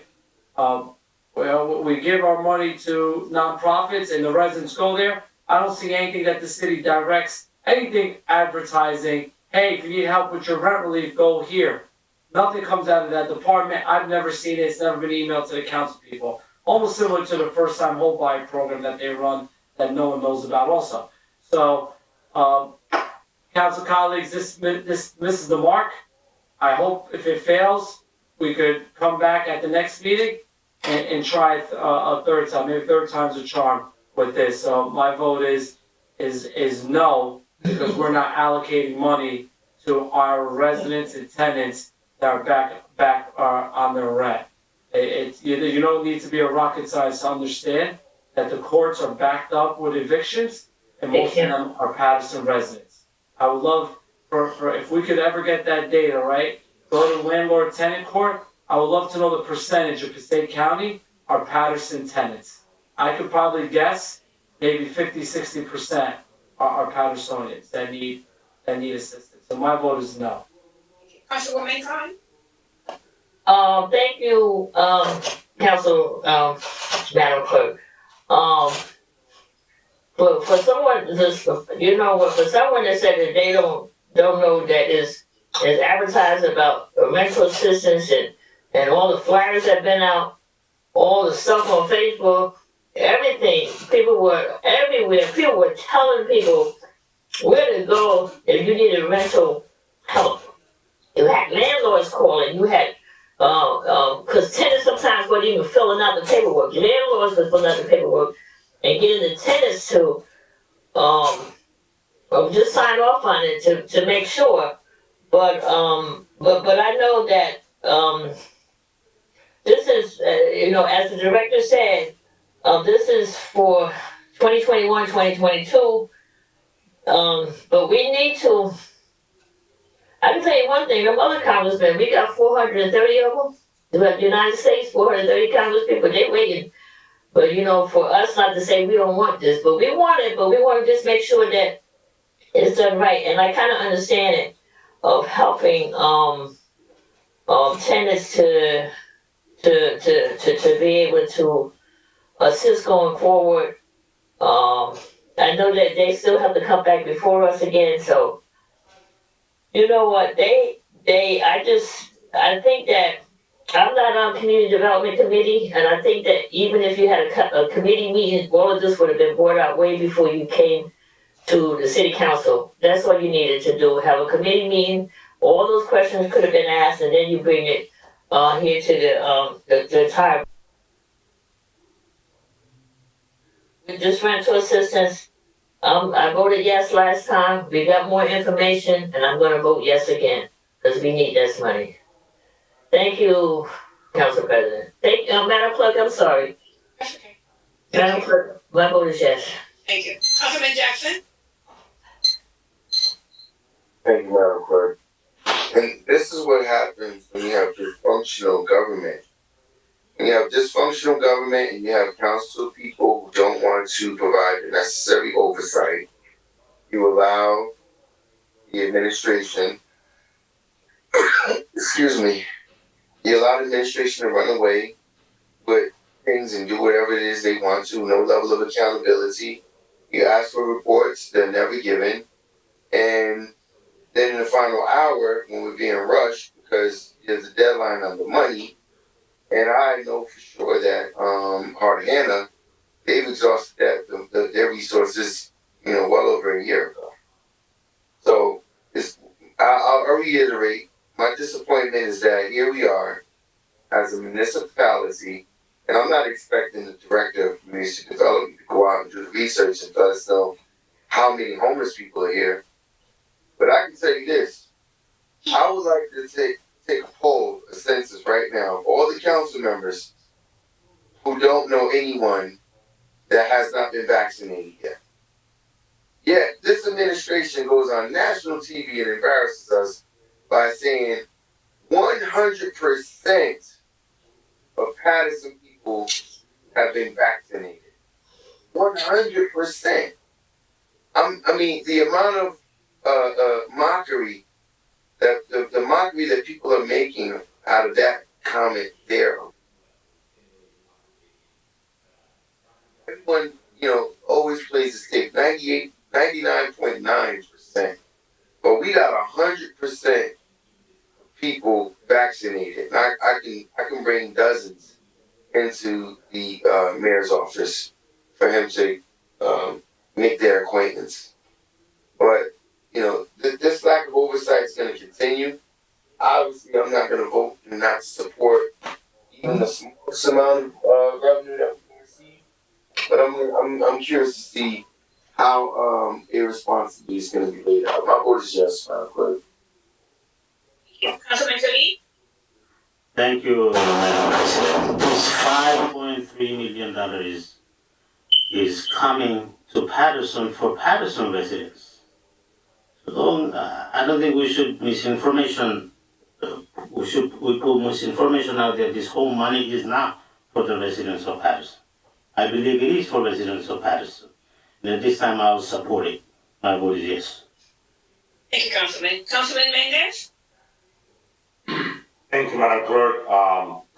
And as I mentioned before, I think that we've been having so many discussions on the last meeting that, and I was expected to get more. I mean, we should have in front of us a clear legislation that support what we're looking, that is Pattersonian, people that are behind the rent. I know we increased into $3.5 million. And the only, my concern, Director, is there's 2 points here. And that 1,006,247 that we're giving out to a developer, I don't think that's gonna work, quite honestly. You said that your office is gonna be monitored and there's gonna be a lien on the property for 15 years. So I would like to see some past practice in terms of how you monitor those entities, so because just to learn more, because I'm a little bit concerned with that topic. At least we took some money out of the line item and put it on the product with $3.5 million. This time I'm going to support this. But Director, please, the next conversation that I'm looking forward to have with you is that when you know that you're getting this amount of money, bring a plan in front of us and tell us, listen, this is what we're planning to do with this money, A, B, and C, and we could work around your plan, fix it, make it better, correct it. And once we say yes to that money, we know exactly where we're going to, what we're going to do with that money, or what we're going to build, the staff that we're going to hire, and so on and so forth. That's what I'm expecting from you. I'm not going to say no to those $5.3 million to move on. And I hope that we could help as many as homeowners with those $1,000 for assisting on their rent for the 18 months. My vote is yes, Madam Clerk. Thank you. Thank you, Councilman. Councilman Means? And so, what bothers me is we made some requests, we got some information, still have some concerns. It's not so much to say that we don't want the 5.3 million. Just wanted to wait to get that information provided to the council so that we have it in our hands. It's tangible to say, this is what it's doing. We have a document in front of us from April the 28th from HUD that was written to the mayor that clearly outlines what it can be used for. It says in there what homeless is. It says people that are homeless, people that are on the verge of being homeless. This is already being utilized and done in the county. They have a vendor that's doing it. One of the things I think we should start doing is modeling best practices of people that are doing this stuff already. That way we don't have to work as hard. So looking at this document, what has been presented tonight and the information that we don't have, I don't want to wait, to say, oh my God, we didn't do what was right, because I know what's going to happen with this item. It is just sad because it is $5.3 million that we're looking to vote on. $3.5 million, which Councilman Abdelaziz requested. Let's increase it. It was. But to learn that it may not even go to Paterson residents, because the majority of the people that are under the umbrella of the definition of homeless, the majority do not live in the city of Paterson. That is my concern, that the money will again be allocated and given out to people that are not Paterson residents. And I think that's something we should have taken a look and dug deeper into based on the definition that is before us. And also based on what it says in the McKinney Veto Act, where it talks about that money should be used for children and adults that are in these type of situations. So with that being said, Madam Clerk, I gotta go with my gut on this, and I'm gonna vote no. Thank you. Thank you. Councilman Rivera? So, I addressed this issue previously, so we're getting $5 million, 5.3. From my understanding. And we're using $800,000 at examples of positions. So we still haven't identified the actual positions that we'll be hiring. Because right now we have $265,000 for consulting. You have $530,000 for additional staff. That it most likely is just going to be for this grant. Then I want to know how we're going to cover it later on. But again, the plan got to be more defined. We need to know how many people exactly are gonna be higher. So out of this $5 million that we're getting, we're using almost $2 million to give $1 million something to a developer and $800,000 for admin use. Not to support the staff that we have here, but to hire additional staff. Most likely you will hire additional staff. You haven't defined how many new positions you will be hiring. So at this time, I just don't see myself voting on something. We've been kicking this around for a while now. The plan should be more defined. I've seen other instances where like this same plan has been more detailed. For example, I know for sure we probably have in mind what type of project we'll be using that $1 million. I know the answer is going to be no, because we haven't received the grant yet. But no, listen, we know. I can almost assure you that we probably know where that money's going, the $1 million. So at least thinking of where it could go. But I don't agree with using $800,000 out of also $5 million. We're using $800,000 for admin use. That money should be put out there for the residents, for relief, to support the people in need, not for us to continue to, add additional staff to our payroll. My vote is no on this grant. Thank you. Councilman Velez?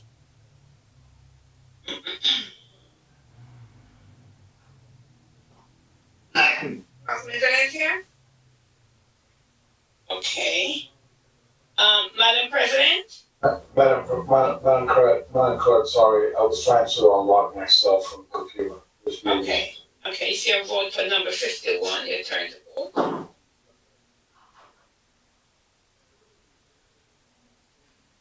Listening to everyone.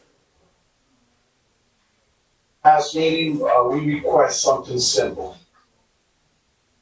Was to add more money to the line item that represent the word rental assistant or homelessness, and from 2 million, we increased it to 3.5. That was the request. I've been listening to everyone saying the plan. I've been going up and down of the letter of the United States Department of Housing and Urban Development, dated in April. And there's a plan in the big paragraph, second big paragraph of the letter. There's a plan there. And it says clearly, the third paragraph, it says clearly that the following qualifying population, this fund must be used for individual family from the following qualifying population: homeless, at risk of homelessness, fleeing or attempting to flee domestic violence, dating violence, sexual assault, stalking, and human trafficking. Other population where providing assistance will prevent the family homelessness or will serve to which the greatest risk of housing instability, and veterans and family that include veteran family members that meet one of the preceding criteria. That's a plan for me. That is, I give you money, I want that money to be expended in that type of individuals out there. I was listening to everyone, and yes, I concentrate also in the individuals out and back rent. But when I started reading here, you know how many cases of domestic violence we have, that those individuals had to flee their house and they don't have money to go in a hotel, right? An example. But etc. I leave that for anyone to make a scenario. The other part that I was looking at is that they have up to 2030 to spend this money. Okay? So, saying that we have to start somehow, somewhere. We requested the change the figure. The administration or Director Barbara McLean has sent the documentation, also sent us the amended resolution. we have to start somewhere. If they believe that they're gonna mismanage these funds, you have to 2030 to make sure you can do it. So, saying that, I think that I'm gonna have the trust and confidence that with the expertise, experience that Dennis Froman have, and also Barbara McLennan and the people coming on board how to manage that, if we're gonna be short on money, I believe they will have also the tools to go back to the Department of Housing and Urban Development, and that's it. We started something. Thank you, you give us 5.3. Can you give us more so we could continue with the new program that you have allocated to the city of Paterson? Saying that, my vote is yes. Madam President? Thank you very much. So, Madam President, I just want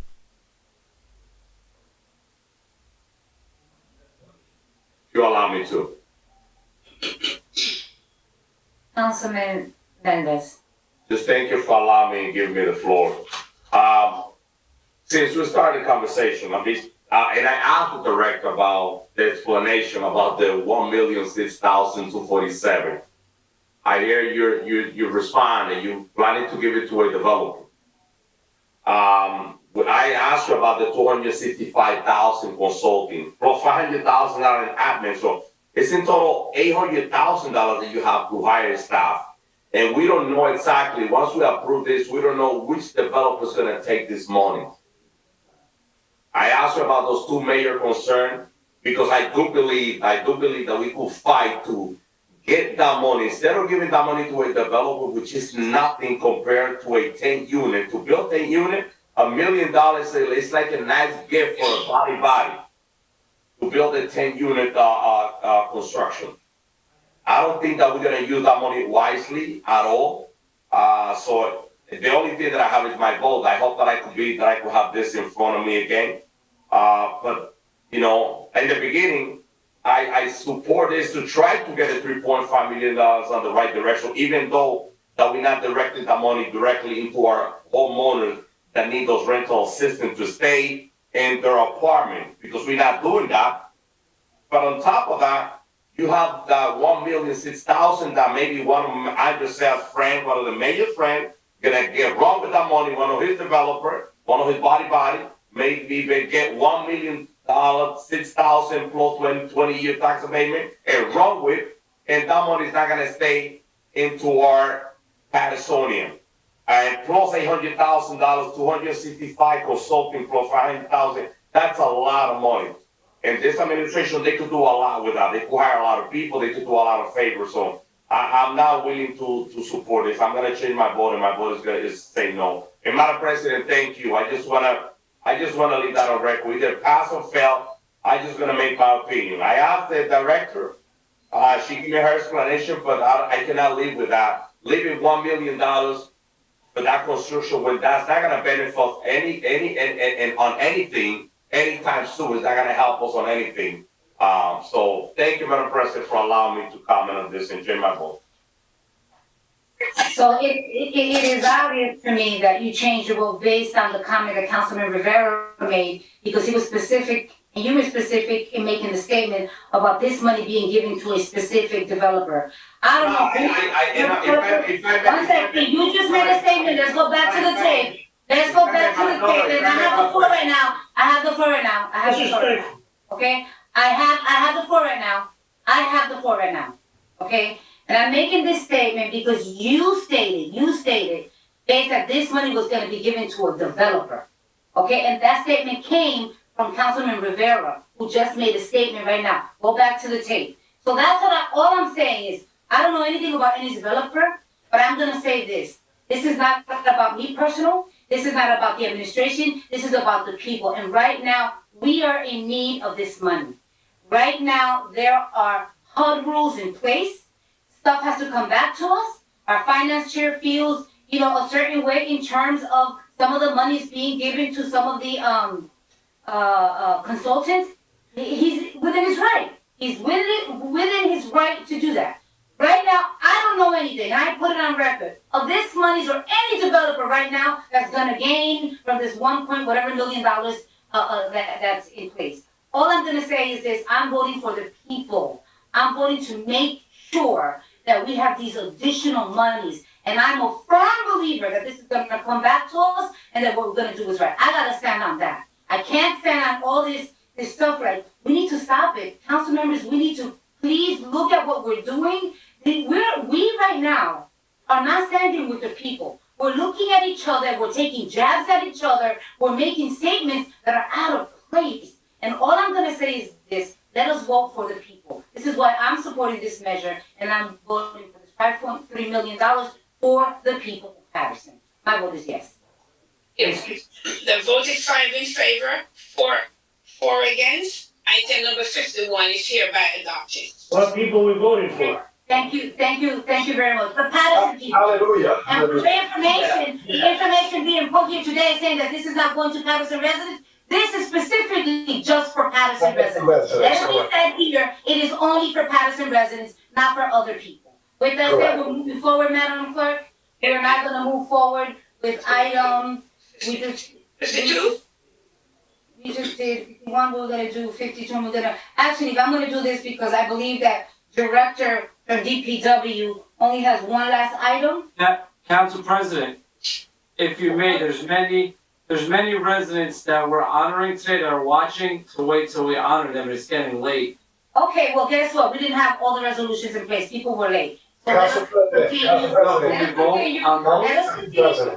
continue. We're gonna get to that. We were waiting for legal to make sure that all of the resolutions were done, since some were put on the floor today, so that way we can then bring them all up. Yeah, but Council President, there's a point I want to bring up. We have 2 ordinances in the second reading that it needs public input. I know, we're gonna do it. We just gotta do the DPW one, it's the only last one, and then we can move to the second reading ordinances, and we'll open up the public hearing for it. Thank you. So Madam Clerk, we're gonna go with item 56. Yes, 56. What is 56? Okay, item number 56, resolution authorizing award of contract to Rich Tree Service Inc. for tree trimming, pruning, and removal services, Department of Public Works. Public Works Resolution 22052. Second. Moved by Councilman Velez and second by Councilman Mendes. Roll call. Move by Mendes, Madam President. You want discussion? No, I say move it by Councilman Mendes. Oh, I'm sorry, so, no, it's moved by Velez, second by Councilwoman Mims and Mendes. Roll call, Madam Clerk, on item 56. Yes, Madam President. Roll call for item number 56, Councilman Abdelaziz. Yes. Councilwoman Khan. Yes. Councilman Jackson. Yes. Councilman Khalid. Yes. Councilman Mendes. Yes. Councilman Mims. Before I vote, I just want to put on record, I still have not received the full assessment report. So if I can get that sent to me of all of the issues we have with trees all over the city, especially with the bad weather that we're experiencing and the strong winds, if I can definitely, if I can receive that report that I requested. Thank you. My vote is yes. Councilman Rivera. So now, all of our comments are being analyzed and making conclusions on how people are changing their votes. This is just amazing. We are taking it a step further. This is great. My vote is yes. Councilman Velez. As you notice, he changed his vote when I spoke, and I voted yes affirmative, so he changed it because I voted yes. Hallelujah. My vote is yes. Madam President. My vote is yes. The vote is 9 in favor, none against. Item number 56 is hereby adopted. Thank you, Council. Have a great night. You too. Make sure you get that report. Let us do the second reading ordinances quickly. We have to open it and Yes, close ma'am. the hearing. So Madam Clerk, second reading, item number 1. Yes, ma'am. I'll just repeat the number. It's anyone who wishes to comment on item number 1 for second reading, and item number 2, the number to dial is 321-1579. Enter ID code 8326. Press star 1 to listen to the meeting and star 3 if you wish it to be added to that list. Next item on the agenda is our second reading ordinances. Item number 1, public hearing is required. An ordinance authorizing the city of Paterson to accept the donation of one fire truck for use by the fire division. Fire ordinance number 22001. Vote. It was moved by Councilman Velez and second by Councilman Abdulaziz. Was there anybody else in a second? Okay. The public hearing is now open on item number 1. Seeing none, move to close. Here. Oh, I thought I was in the chambers. Yes, Madam Clerk. Okay, Madam President, let me just check with Ryan to be sure there's no one in the queue who wishes to speak. Sorry, Council President, I thought I was in the chambers for a second. That's okay. We got 2 that we have to open up. Madam President, Yes. IT just informed me that there's no one for item number 1, so we can entertain a motion to close the public hearing. Second. Move to close by Councilman Velez and second by Councilman Abdulaziz. Roll call, Madam Clerk, to close the public hearing on item number 1. Madam President. Roll call to close the public hearing for item number 1, Councilman Abdulaziz. Yes. Councilwoman Cotton. Yes. Councilman Jackson. Yes. Councilman Khalid. Yes. Councilman Mendez. Yes. Councilman Mims. Yes. Councilman Rivera. Yes. Councilman Velez. Yes. Madam President. Yes. The vote is 9 in favor, none against. The public hearing is now closed for item number 1. Roll call, Madam Clerk, on item number 1. Roll call on item number 1 for second reading. Councilman Abdulaziz. Yes. Councilwoman Khan. Yes. Councilman Jackson. Yes. Councilman Khalid. Yes. Councilman Mendez. Yes. Councilman Mims. Yes. Councilman Rivera. Yes. Councilman Velez. Yes. Madam President. Yes. Thank you. The vote is 9 in favor, none against. Item number 1 is hereby adopted on second reading. Thank you very much. Madam Clerk, item number 2. Next item is item number 2, for second reading. Public hearing is required. An ordinance banning cannabis use in public places, amending and supplementing Paterson Code, Chapter 113, Article 2, entitled Consumption in Public. Police Ordinance 22002. This ordinance is sponsored by Councilman Velez. There a motion? Move, please. Moved by Councilman Velez. Do I have a second? Second. Second by Councilman Jackson. The public hearing is now open on item number 2. Just give me a second, Council President. I'm waiting for IT to respond.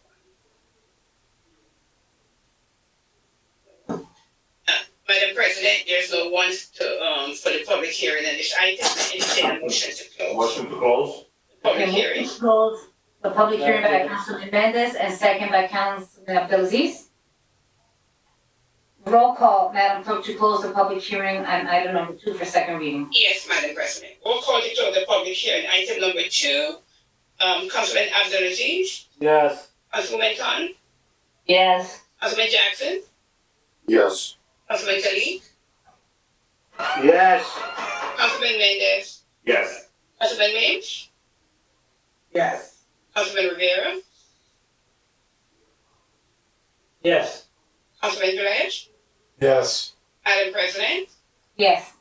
The vote is 9 in favor, none against. The public hearing is now closed for item number 2. Thank you very much. Madam Clerk, roll call on item number 2 for second reading approval. Yes. Roll call on item number 2, Councilman Abdulaziz. Yes. Councilwoman Cotton. Thank you, Madam Clerk. I'm not quite sure how many times this item been up here. And I think that I have expressed my concerns about this. And I know who gets affected with ordinance, because now that marijuana is legal, and all these people who's trying to get their record expunged, that they're supposed to get expunged when marijuana was made legally, that you can smoke, but this is something else that we're putting on our police department. Cause you can ride down the street with a bag of weed sitting in front of your dashboard, 6 ounces, I believe. So I voted no before, and I'm still voting no again. Councilman, Velez, you know, I understand that what you're trying to do here, but I know that there's only a certain segment of people that's really gonna be the one taking the blunt of this, that's whoever. Even if the police department could do some of this, but right now there's too many people out there right now who we're trying to get their record expunged because they made marijuana legal and they still working on a whole lot of them. Madam Clerk, with that being said, I voted no before, my vote is no again. Thank you. Thank you. Thank you, Madam Clerk. You're welcome. Councilman Jackson?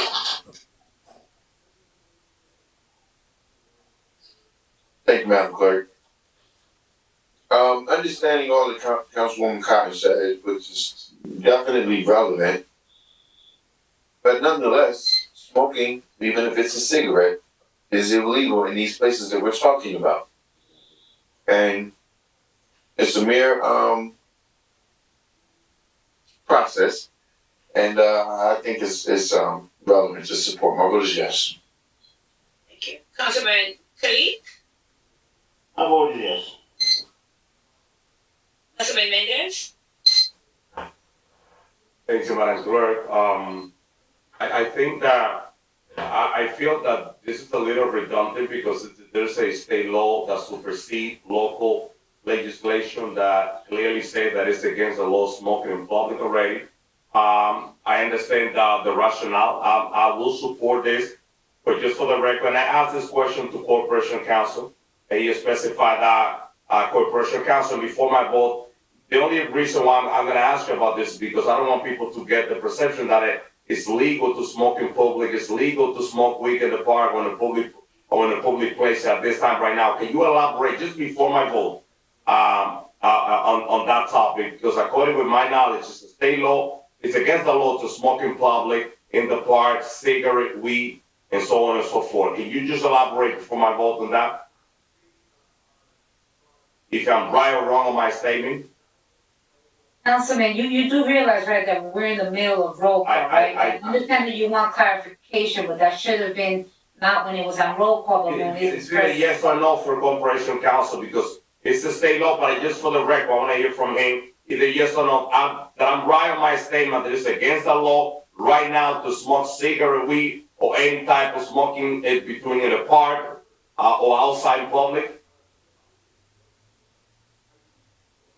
Council President, with your indulgence, I'm happy to answer that question. Corporation Counsel. Councilman Mendez, thank you for your question. It's not a simple yes or no. Smoking is banned in certain areas, but not in all areas. And what this does is it clarifies public sidewalks and things like that. So, this legislation now will ban it on public sidewalks, public streets. I will note, however, Councilwoman Cotton's concerns and the wisdom, whether or not the council wishes to take this step is within its purview and within its authority. But what you say now, but Corporation Counsel, you say now that it's not illegal now to smoke on the sidewalk. That's what you say. Cigarettes. Cigarettes, and what this does, Councilman Mendez, is this treats cannabis like alcohol. And so wherever alcohol is banned, cannabis is now banned as well. So open consumption in public. Councilwoman Cotton is correct that it is legal to possess it, but smoking it and consuming it in public is permitted unless you're in a state park or some other state facilities. But I will also again emphasize Councilwoman Cotton's perspective on who this may impact and what it may impact. And, you know, when you talk about law enforcement and over-policing and things like that, this certainly has those implications as well. So to answer your question, public consumption of cannabis at this point is not illegal. With this ordinance, it will make it illegal. But again, I urge the council to seriously consider the implications raised by your colleagues on this particular issue. Thank you. Okay, Corporation Counsel, and Closey, I know you made some Councilwoman statement. My question was clearly directed about the sidewalk and in public. Cigarette is a state law that is against the law of smoking in public. So cannabis is not against the law to smoke it in public? Not explicitly, Councilman Mendez. Like I said, this particular ordinance treats cannabis like it does alcohol. Right now, there is no prohibition on smoking cannabis in public unless you pass this ordinance. And I'll just add this just for your edification, Councilman Mendez, because I don't mean to be unclear, and I know you want clarity, and I'm doing my best to deliver it. There is a law banning smoking in certain areas, public parks, public beaches. But sidewalk. If you're walking down the sidewalk, the state law doesn't necessarily ban that. So this legislation accomplishes that. Smoking cannabis on a public street in Paterson, as opposed to there's already a ban, say, for beaches, for other state regulated locations. Just okay. Let me just exercise my vote and Corporation Counsel. I asked you all this question because I checked the state law, and it's just against the law to smoke in public in general. It could be cigarette, it could be carry. You're not allowed to smoke outside in the public. You're not allowed to smoke in the park. So I don't want to send the wrong message. So that's the reason why I said that. For me, this is a little redundant. And I was waiting to listen out from you because it's a state law that is against the law to smoke in public. It could be cannabis, it could be cigarette, it could be anything. You're not allowed to smoke in public. I just gonna put it down on record. But I'm in support of this. I mean, I'm getting so many calls from some constituents that they be bothered for that. And and that doesn't mean that the state law is a state law about the amount that you could carry. But I just want to be clear when it comes to the state law that it's already against the law to smoke in public. It could be cigarette, it could be cannabis. But with that being said, I support this. My vote is yes. Thank you, Madam President. And just real quick, I will point you, Councilman Mendez, if you need further clarification to the second whereas clause in this particular ordinance. It cites the relevant Paterson code as well as the state statutes banning smoking in indoor public places and anywhere else. But like I said, you're well within your right to pass this legislation banning the consumption of cannabis in public. And again, I defer to the collective wisdom of the council as to whether or not this is a prudent course of action.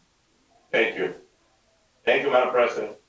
Okay, the Councilman Mendez, your vote is yes, correct? Yes, my vote is yes in support. Thank you. Councilwoman Mims? So I'm not gonna take long, I beat this drum for state laws.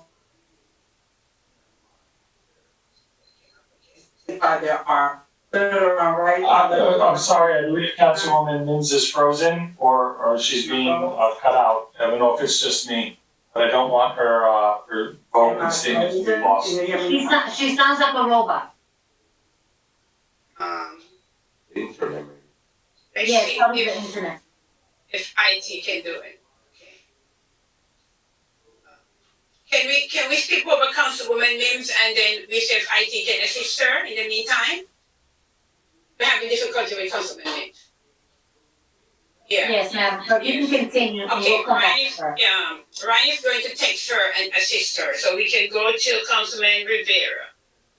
Yes, Your vote is yes, Councilman? yes. Thank you. Councilman Velez? Well, thank you to the councilmen and colleagues that supported me in this, and those that made their concern, I applaud them too. Your concern was taken in consideration. Nothing to do of your rights, nothing to do how much you carry or whatever. Those that went to the municipal league in Atlanta City, and those rooms was full in every section. Specific, they said that the municipality has all the rights to regulate anything that it could regulate with this cannabis approval in the state of New Jersey.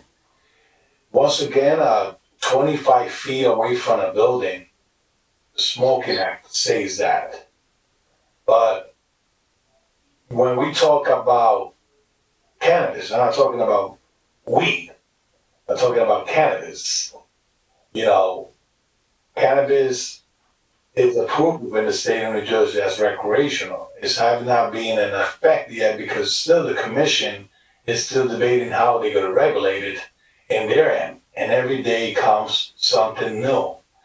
One thing I could say is that the state ordinance in cannabis is more strict. Okay, those that sat in that class, I believe Council Davila was there with me.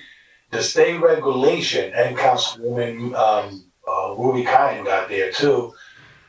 The regulation on the state level are more strict and they have higher fines.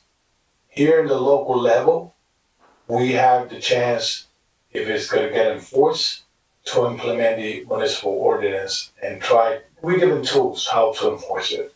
So, you know, I commend those that understand the cry of the community, those that do not participate in the use of the recreation of cannabis, that they're going to see this as a benefit for the quality air that we should have in the parks, sidewalks, et cetera, et cetera. So nothing against those that use it. It's just to try to regulate a little bit in our city. So my vote is yes in this, and thank you once again.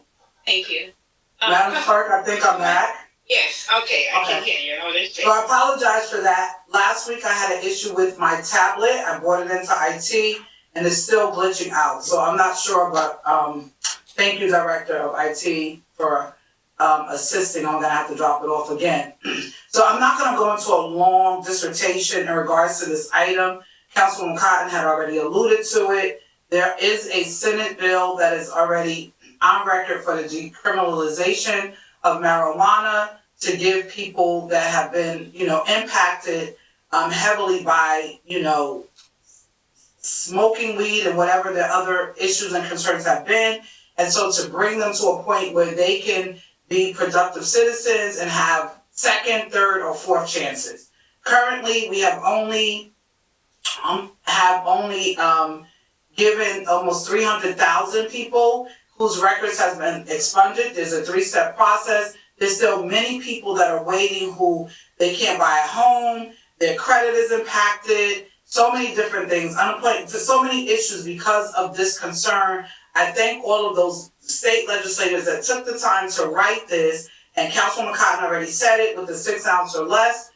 I'm not saying I approve or disapprove of what people do outside, but what I am saying, to me, this will be something else that will impact heavily the Black and brown community.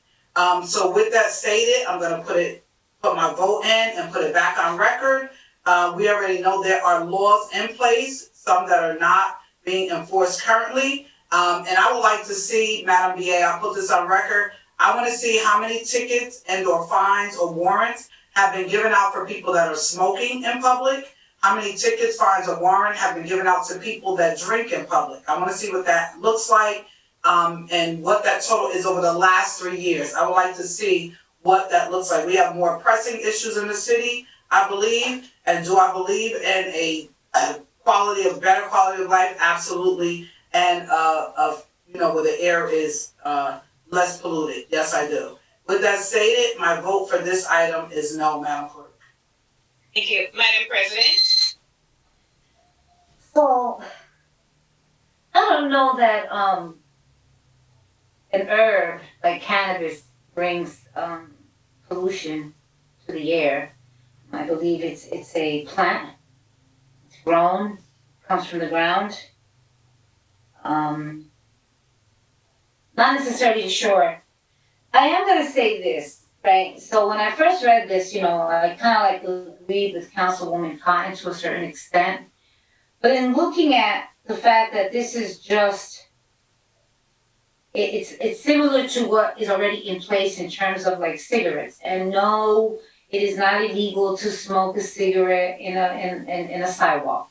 No, because if that was the case, people would be taking 5-minute, 3-minute, smoke breaks, during council or whatever time, right? So that is not illegal. It's not illegal. It is illegal to smoke in parks and beaches and so forth. So looking at it, and understanding that it is legal, and yes, you're able to have 6 ounces. I have gotten a lot of complaints of individuals that say how they're smoking in areas where they're in the park, they're there with their children, and the amount of smell that is around their families. And so, in respecting that and respecting everyone, I don't smoke cannabis, but I sure as hell have family members that do, and friends and so forth. But I think that everyone should respect everyone's space. And with that said, if there's any legislation being worked out at the state level, it will definitely supersede. But for right now, yes, I was part of the League of Municipalities with Councilwoman Cotton and Councilman Velez, and some of this stuff was talked about and specific that you do need to, as a municipality, regulate. And so with that said, the same way alcohol is treated, where you can't smoke in public, you can't drink in public, this would be in the same on the same lines. So with that said, my vote is yes to support this in a second reading. Thank you, Council President. The vote is 7 in favor, 2 against. Item number 2 is hereby adopted on second reading.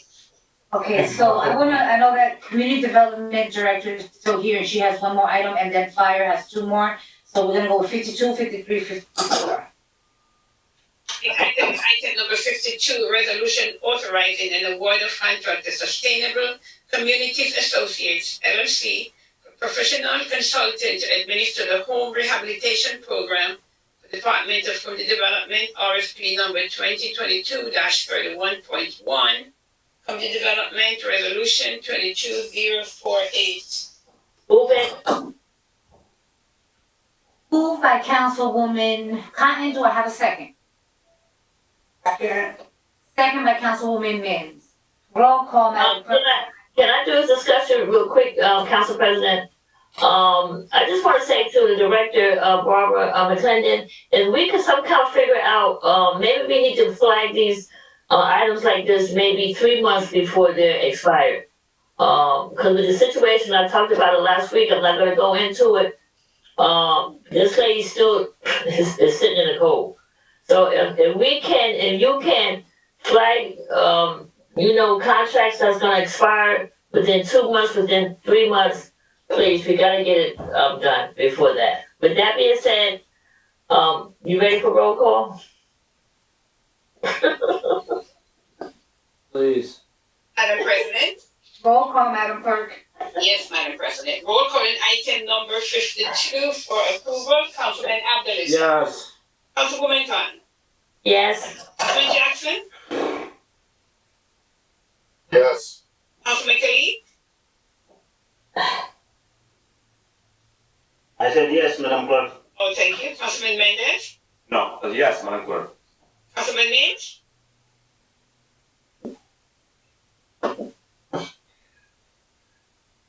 Yes, Madam Clerk, yes. Okay, good. Councilman Rivera. Pass. Okay. Councilman Velez. Let me pass for a minute. What is the title of this one, please? Oh my. Councilman, you're the last one. Number 52. I wanna know the title. 52 is, Okay, resolution authorizing an award of contract to Sustainable Communities Associates, LLC, for professional consultant to administer the home rehabilitation program for the Department of Community Development, RFP number 2022-331.1. right, and the reason I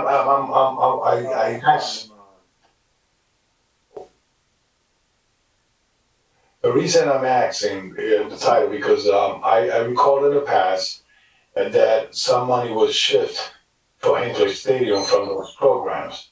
And I want to make sure Mr. New funding that is administered to the people that want to inquire properties, new homeownership, and making sure that the participant rate of the Paterson residents are met in this program. So, saying that, my vote is yes. Madam President, Yes. the vote is 9 in favor, none against. Yeah, you forgot. What did I forget? Rivera passed. Yeah. No, did you pass Councilman Rivera? You said yes. No, I passed, Madam Clerk. Oh, I'm sorry. I thought you said yes. So you had your break up there. I'm sorry. Your vote, Councilman Rivera? Yeah, I just wanted to know if my vote was gonna be influenced by my colleagues. So, my vote is no, Madam Clerk. Is no? Yeah. Okay. So the vote is 8 in favor, 1 against. Item number 52 is hereby adopted. There's only one person that votes after you. Actually, Madam Clerk, I was supposed to vote, and I will say this, Councilman Rivera, it's gonna be a long night, so let's bring it on. Okay. Madam Clerk, item 53. 53, yes. Next item is item number 53. Resolution authorizing award of contract on the competitive contracted to Millennium Strategies LLC for consultant services to provide disaster recovery administrative services for the city of Paterson, RFP number 2022-32, fire resolution 22049. So move. Moved by Councilman Perez and seconded by Councilman Abdulaziz. Roll call, Madam Clerk, on item 53 for approval. Roll call on item number 53, Councilman Abdulaziz. And before I vote, it's getting pretty late, Council President, maybe we should use the 2-minute clock now, before we. Oh, we've been trying to use the 2 minute, but people haven't been I here. will use less than 2 minutes, my vote is yes. Council President, I'm sorry. Did you hear the clock when the timer? Very faint? Very. Madam Clerk, I got a horn, an air horn, I'll help you out, it's upstairs. Okay, thank you. I'll keep the clock for you, I got an air horn, I'll go get it. Please bring it in tomorrow so I can have it for my I'll next meeting. No, we're going back to the chambers in February. Councilman Abdulaziz, your vote yes? Thank you. Yes. Councilwoman Cotton? Councilwoman Cotton? Madam Clerk, yeah, my vote is yes. Thank you. Councilman Jackson? Councilman Jackson? Thank you, Madam Clerk. So, I'm actually inclined to pass to see if this is gonna be the same routine, but obviously I will not. We're just becoming a consultant haven. This is Paterson is a cesspool for consultants to come and from outside. I don't understand.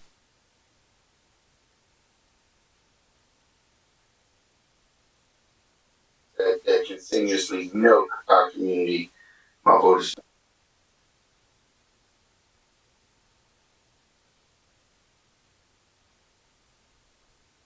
Madam Clerk? 53. Vote is no.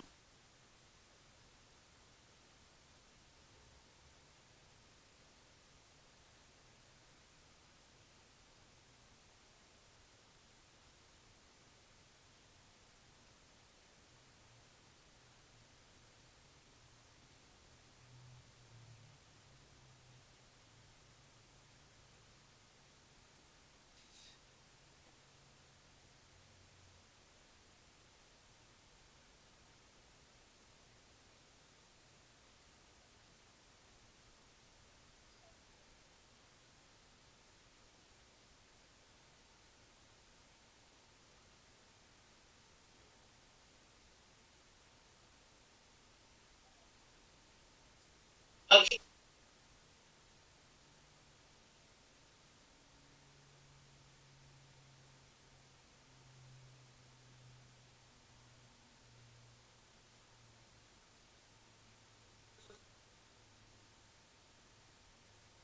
My question will be,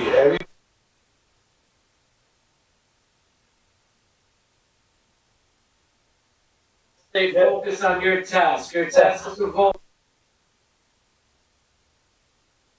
I want to be shorter. Councilman Velez, I'm calling on you next. Councilman Velez? Yes, I say why. Why? Yes. Why what? Yes, I mean short. Why? Why yes, yes. Councilman May?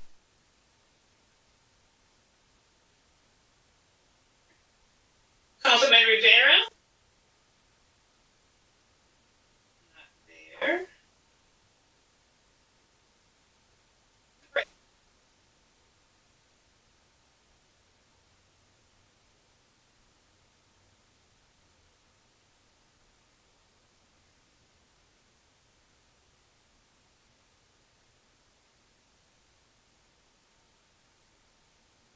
The vote is 4 in favor, 3 against, 2 absent. Item number 53.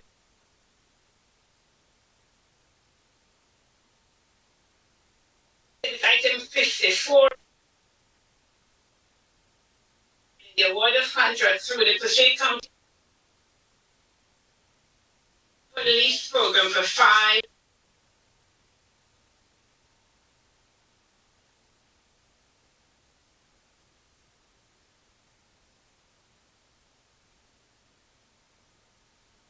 Five zero. So,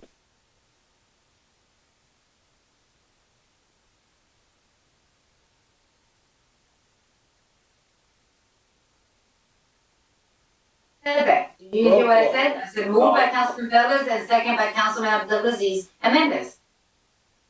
I didn't hear them.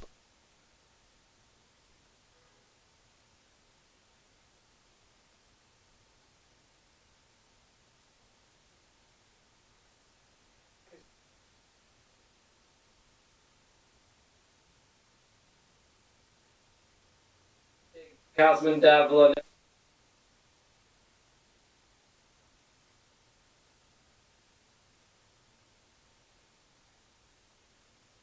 Al, what you talking?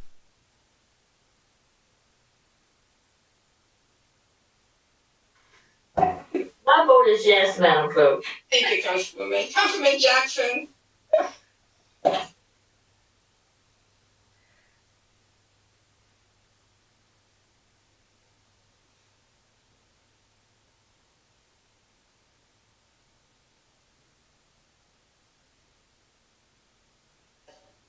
Councilman Mendez?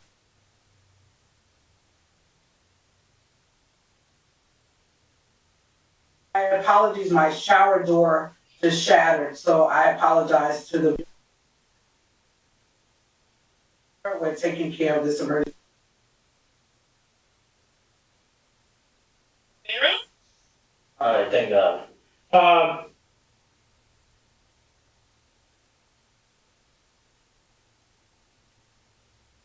Like small ears, so my vote is yes. Madam President?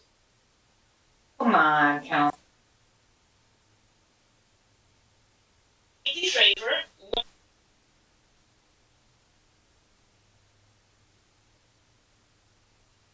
Five. Next item is item number 55, resolution to authorize. Madam,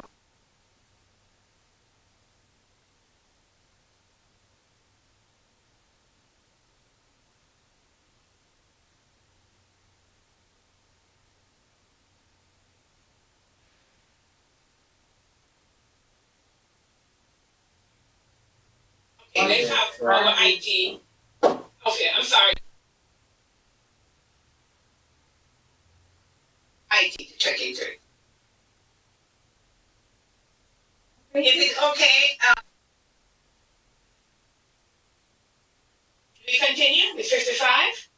Well, yeah, we could continue with 55, but because we do have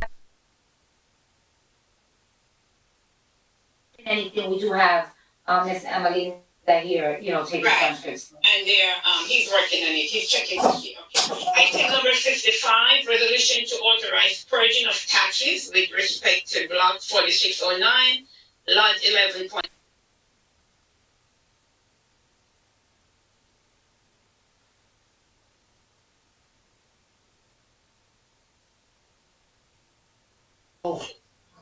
Moved by Councilman Velez. Councilwoman Councilman Mims. Roll call, Madam Clerk, on item 55. Yes, roll call on item number 55 for approval. Councilwoman Cotton? Councilman Jackson? Yes. Councilman Khalid? Yes. Mims? Yes. Councilman Rivera?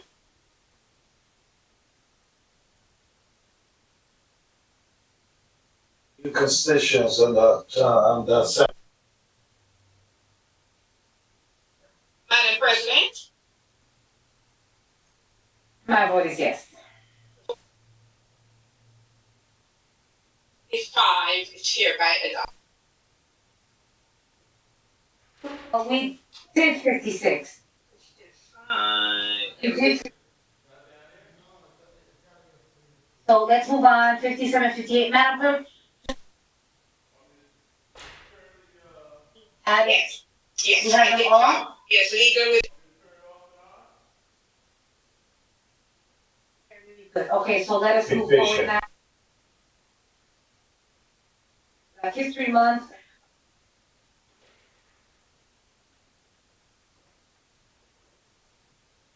Into the record. Next item is item number 57, resolution. History Month, the city of Paterson with the theme, Your Lives Matter, focusing on Black health and wellness. City Council resolution.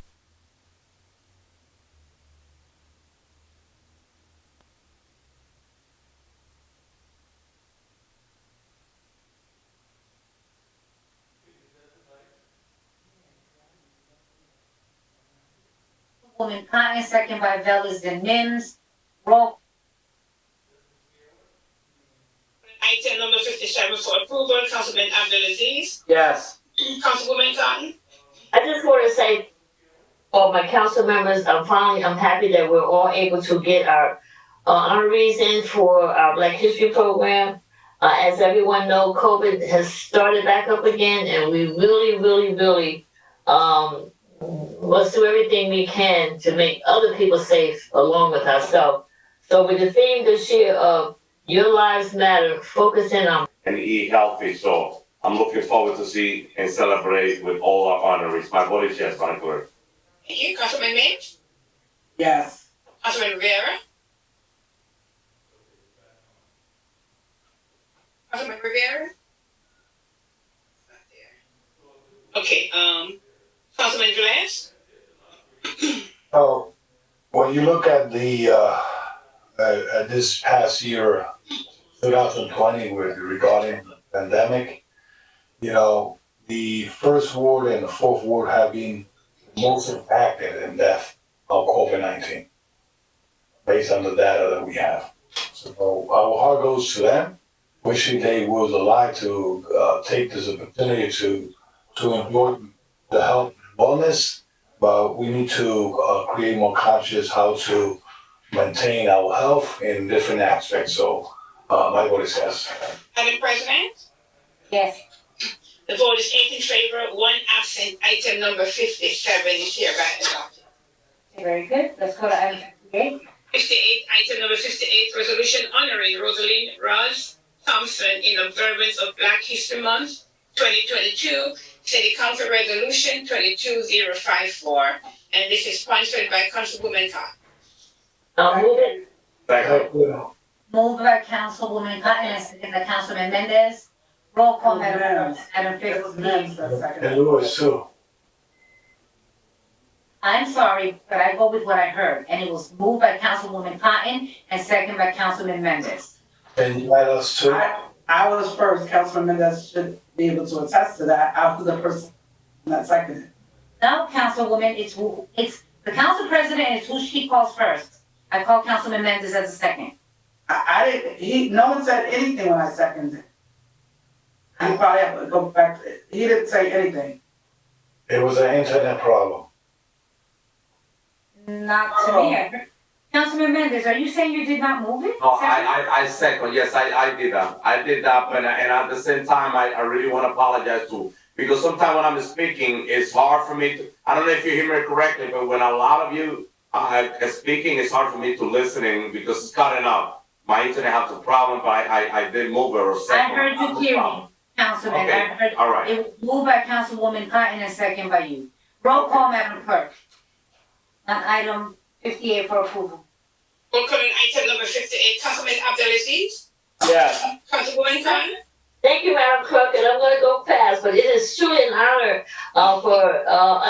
for me, for Black History Month, my fourth ward resident, Roz Thompson, who is part of Anointing Friends, the gospel group, who is also, she works for AAA. She provides so much safety to our children in different positions. She also is a member with me in New England Zion Church. She's also with me on the NAAC executive board. But what I loved about Roz Thompson is that she truly helps all groups. Not just one, she helps everybody. And I don't care what ward you're from, and she helps them all. And that's one thing I loved about her, because I always say we must help each other no matter what all the time. So it's an honor for me, Councilman of the Fourth Ward, to have our ward resident, Roz Thompson, to be my honoree for Black History Month for February 2022. Madam Clerk, my vote is yes. Thank you. Councilman Jackson. Thank you, Madam Clerk. Council President, if I may, and Councilman Cotton, you just reminded me of something. And as my vote is yes for your honoree, I was hopeful that as a whole, I know we each have our honorees, but as a whole, if we can take this year's Black History Month to recognize Mr. Rhonda Thompson, who lost our former OEM director, I think that would be a great addition to this year's program, if that's possible. If we can be able to vote it on before tonight's meeting, so it's over. But relative to this person, my vote is yes. Yeah, Councilman, I don't think we were able to do that, only as you saw that Madam Clerk stated that we had to vote an item on as an addendum, and we needed to have. So had that been said in the beginning, but I'm sure that we can definitely do something, Councilman, absolutely, and probably prepare a resolution for the next, do a presentation or something at the Black History Month, but I don't know that we're able to, because that means that legal has to get everything going, and then we have to wait, and it needs to go on as an addendum, so I'm not sure. I don't think we're able to do that at this time.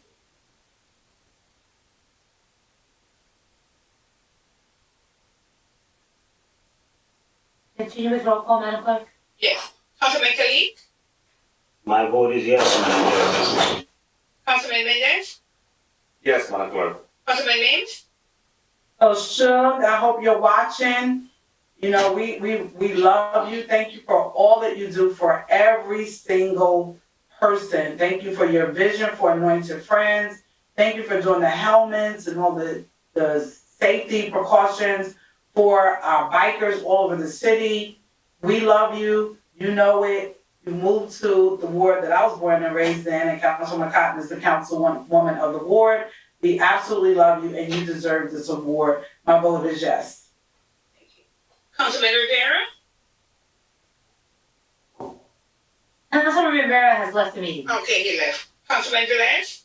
Praise the work that she has been doing, and let me tell you something, dealing with pedestrian safety and creating consciousness out there for our bicyclists and people, and I enjoy every summer under the bridge on Spring Street and other places when it comes up to this. This year I miss it because I was in another place, but I commend the work that she's been doing, especially with this type of recreation, the bicyclists, the pedestrian safety, and bringing the AAA and bringing all the resources to the community. So I hope the city administration, whoever it is, give some funding to this type of events that is well invested in our community. I know community police is involved too, but at the same time, it's led by this person. So my vote is yes. Congratulations. Madam President, I would have to say I concur. Councilman Velez, I was there. The Councilwoman Cotton, I believe Councilwoman Mims was there as well this year at the bike event, and let me tell you, it was awesome. Congratulations, my vote is yes. thank you. The vote is 8 in favor, 1 absent. Item number 58 is hereby adopted. Thank you very much. Madam Clerk, item 60. Yo, Number 60. you skip Somebody can my say item? no? Huh? You skip my item? No, it's out. I'm 59. Oh, I'm sorry, I don't. My apologies, Councilman. I apologize. That yo came out of a knee-jerk reaction. I've been patiently waiting. You know, I had a little. No, believe it or not, you know what, the way I had my paper, it's like folded till the next item is 60. Sorry. Madam Clerk, please read into the record item 59. Yes, ma'am. Next item is item number 59, resolution honoring Michael Hall in observance of Black History Month, 2022, City Council Resolution 22055, and this is sponsored by Councilman Abdulaziz. So Second. Second. Moved by Councilman Abdulaziz. Second, Councilman Mendez. That's who I heard first. Balance. Don't worry, I could be last. Councilman Mendez, I didn't hear you. It's the same thing like Mims, if I don't hear you, all right? I have to be fair and square. It's who I hear first. No problem. Roll call, Madam Clerk, on item 59. Yes, roll call on item number 59, Councilman Abdulaziz. So, everyone on this council, many people throughout the city know who Chief Hall is, right? As a member of our fire department, you know, he does tremendous work as a city employee, but more importantly, look at the community service work that he does for many organizations throughout the city of Paterson. He mentors the men and women in the fire department, doesn't forget where he came from, and his service to our city is greatly appreciated. He's the vice president of the Bronze Heat, which is another outstanding organization that many people have partnered up with, and it shows his leadership and always trying to do what's best for Pattersonians. So it is my true honor and pleasure to honor Chief Hall, and I look forward to celebrating not just his service, not just now but throughout the year. So continue good work. I don't know if he's watching. Not many people stay up till 12:30 to watch the city council at late night TV, but congratulations, and I look forward to celebrating down the line. So my vote is yes. And also, Council President, I don't know what we're doing with the celebration, but later on in February sometime, if I'm going to be bringing my honoree to the chambers, because I know you did say we're going back to the chambers, and this I'm going to have something for all the honorees from the 6th Ward with your permission. So I wanted to put that on the record. No, you gotta have it for everybody. What are you talking about for your award? Excuse me? Come on now. I'm getting something for the honorees. I know, everybody gets something. We're in the middle of voting right now. Okay. And Councilwoman Cotton, you will definitely be aware of anything that goes on in February. We only have 2 meetings, all right? And we have a flag raising that the Councilwoman is putting together for February 1st. Okay, so we may not do something in February, we may bring it back in March, we don't know, we have to wait and see how this next month comes in, but. Council President, I just clarified. All of our honorees all of them deserve to be honored, and in person, but it's clear to us. Council President, I think I want to clarify, I said, on behalf of the 6th Ward, for all the honorees are being honored, we're gonna give something to all the honorees on behalf of the 6th Ward residents as a councilman, not correct, so that's something Okay. I want to do, so, thank you. Continue, Madam Clerk.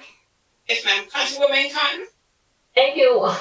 I'm sorry, but Al, you just be like, you're the showboat person. Like, you'll be like, okay, I'm doing this, I'm doing that. But I just wanna say that, I've known Michael Hall since he was about 6 or 7 years old. You know, Michael Hall is an excellent bowler. He doesn't bowl anymore. But his sister, and my baby girl, Candace, went to youth games. Maybe some of you may remember youth games and some of you may not. And they would go there for bowling. They done been to Birmingham, Alabama, Syracuse, New York, probably Milwaukee, Wisconsin. I mean, they've been all over. So I was just so proud, Al, a perfect pick to have. Even when he became fire chief, that was just like, we all just did flips. We were just so proud, knowing with his mom and stuff that we really go way back. But I can tell you one thing, he's with the Bronx Heat. And the Bronx Heat does so much for the community. They feed kids, they have the picnics, they have the cookout. They do so much stuff.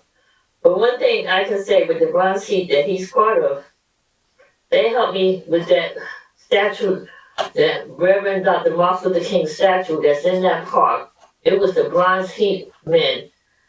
And when a couple of ladies that helped us put that statue in that park. So I'm be truly grateful for us being out there that day, trying to get that statue erected up in that park. So Al, excellent choice. Michael, you know we love you dearly.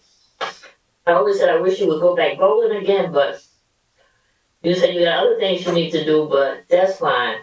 But with that being said, it's an honor, Michael. I'm just so proud of you. I really am. With that being said, Madam Clerk, my vote is yes. Thank you. Councilman Jackson? Thank you, Madam Clerk. Councilwoman Cotton, I've known Mike since he was 5. I don't know what you're talking about. I beat him in bowling all the time, and I could barely bowl a 200. I don't know what you mean. Every time when I played football, Mike, he always fumbled the ball and never catch the passes. He always hit foul balls, never hit it out the park. But when it comes to doing community service, Big Mike hits it out the park all the time, and he's an excellent choice. I mean, it's hard for me to agree with Councilman Abdelaziz at times, but even a broken clock is right twice a day. There we go. So he got one more time to be right before the night is out. But this was an excellent choice. I take my hat off to both of you guys, and Big Mike, keep up the great work. Yes. Thank you. Councilman Khalid? Vote is yes, Madam Clerk. Councilman Mendez? Thank you, Madam Clerk. Great choice, Councilman. My vote is yes, Madam Clerk. Councilman Means? Chief Hall, I always tell you come from great pedigree. Your mom is awesome, you're awesome. You take care of our community each and every day. Someone did a video of the motorcyclist that ran into the car, and they were videotaping. And I watched how you were first on the scene to that incident, and I give you kudos. I didn't get to tell you that, but I'll say it now. Thank you for your service to the great city of Paterson. My vote is yes. Councilman Velez? I want to commend Councilwoman Ruby Kai. This is the first year you're leading the Black History Month, if I recall. It's not her first That's year. not her first year, Councilman. No. Don't insult her like that. She's been taking the ring for many years. Let me finish. Jesus. Before it was a committee, I don't know if this year we had the committee, right? Correct? No, right? You always said someone right, so in this case, That's what I'm saying. Yeah.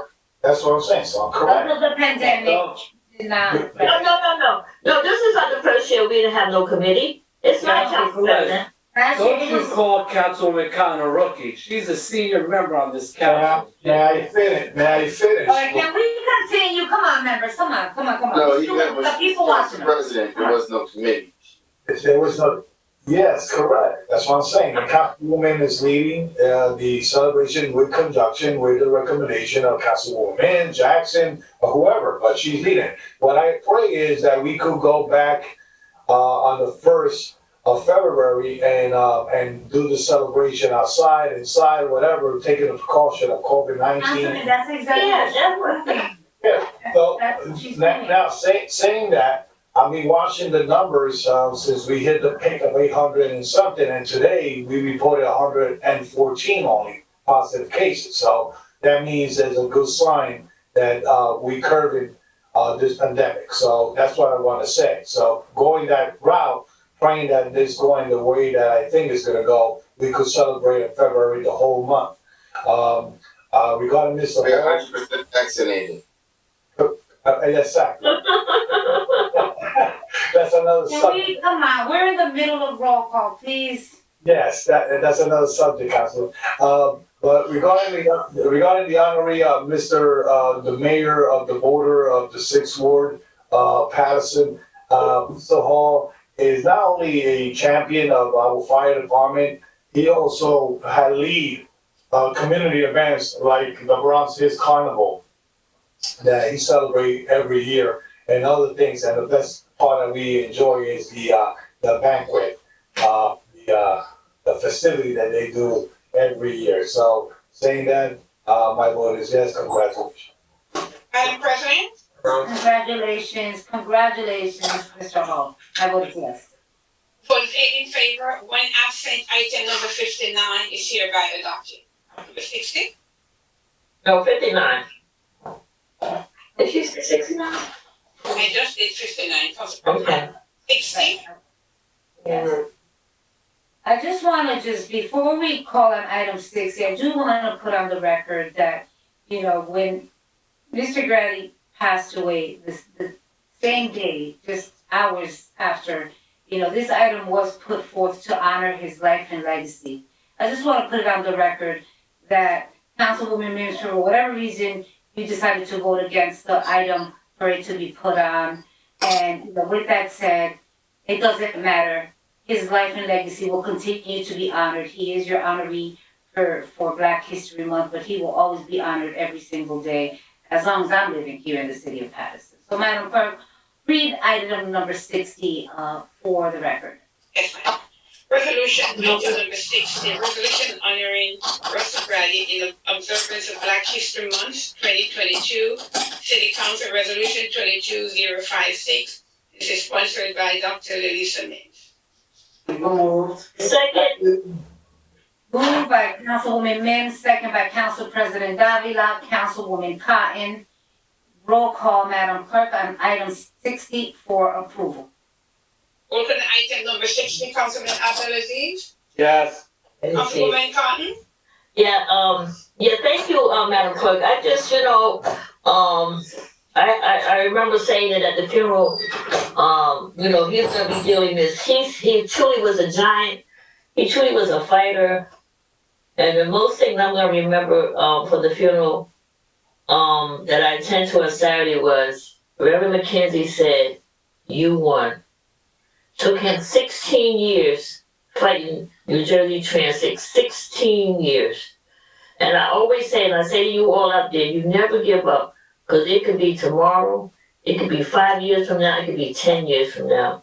But when Reverend McKenzie said, "You won," and that just touched me. And I did say, when he gets to the Golden Gate, my husband Ed Cotton gonna have the golf clubs waiting for him, because he's gonna say to him, "Let's do 18 miles." I just have to say that because I know Eddie will say, "Russ, you ready to go?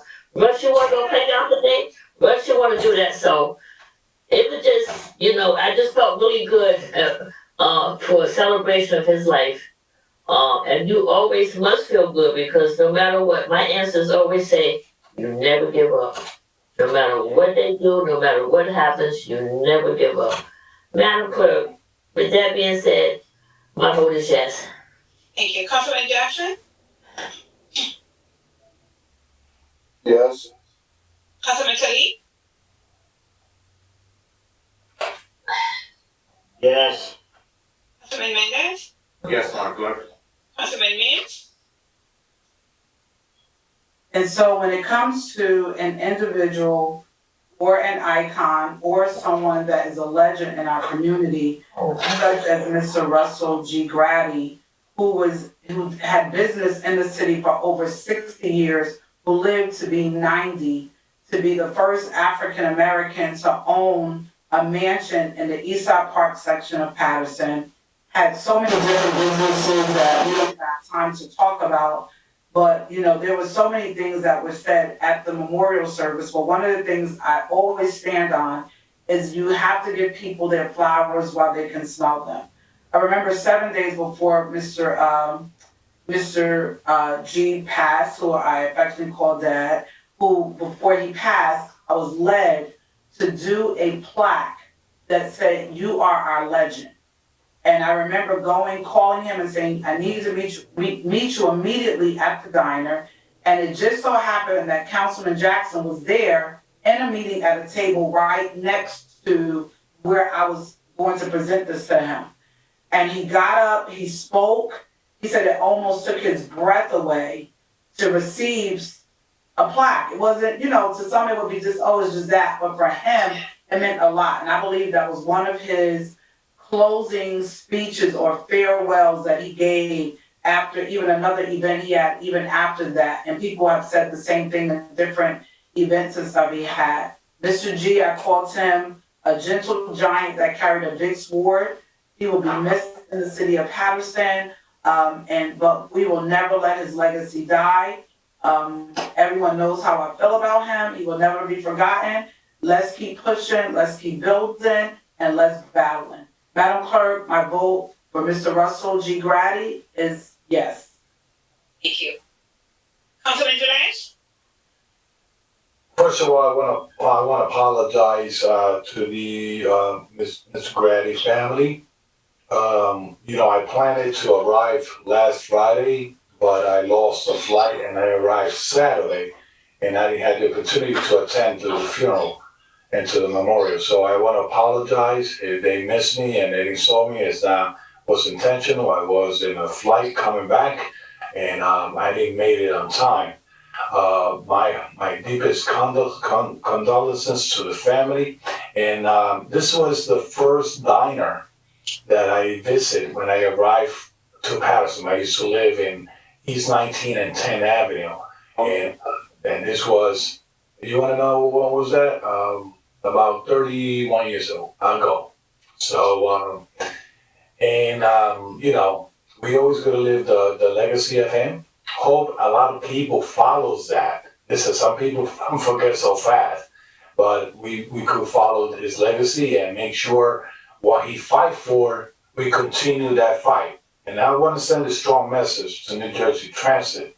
You owe Mr. Grady respect. My vote is yes. Madam President?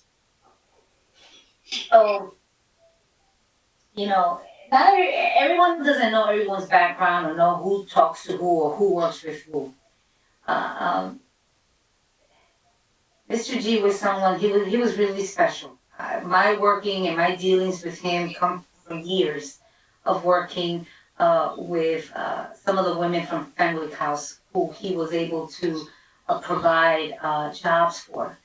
And he gave them opportunities while they were going in school. So, you know, they would work with me at the college and then they would go work for him. And, you know, we had this great relationship going. And, you know, very sad that, you know, years later, just right before he passed away, and, you know, Commissioner Dania Martinez and I, we were actually having breakfast. And he came over and he sat with us and, you know, he said to me, "I want to start the program back up." And, you know, and that was just some of the things that we spoke about. So, you know, may you rest in peace. Going to your service, your memorial service was beautiful just to see. Actually, I got a little moved just to see the whole setup. And, you know, may you rest in peace. I spoke to your daughter. It was a beautiful conversation. And I appreciate also Councilwoman Cotton, who actually introduced us. So with that said, Madam Clerk, may you rest in peace. This is to you, Mr. G. My vote is yes. Thank you. The vote is 8 in favor, 1 absent. Item number 60 is hereby adopted. Next item is 61, Madam President. Yes, my honoree.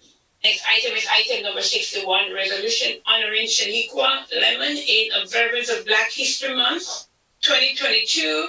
City Council Resolution 22057. This is sponsored by Council President Davila. Second. I am moving this. Second.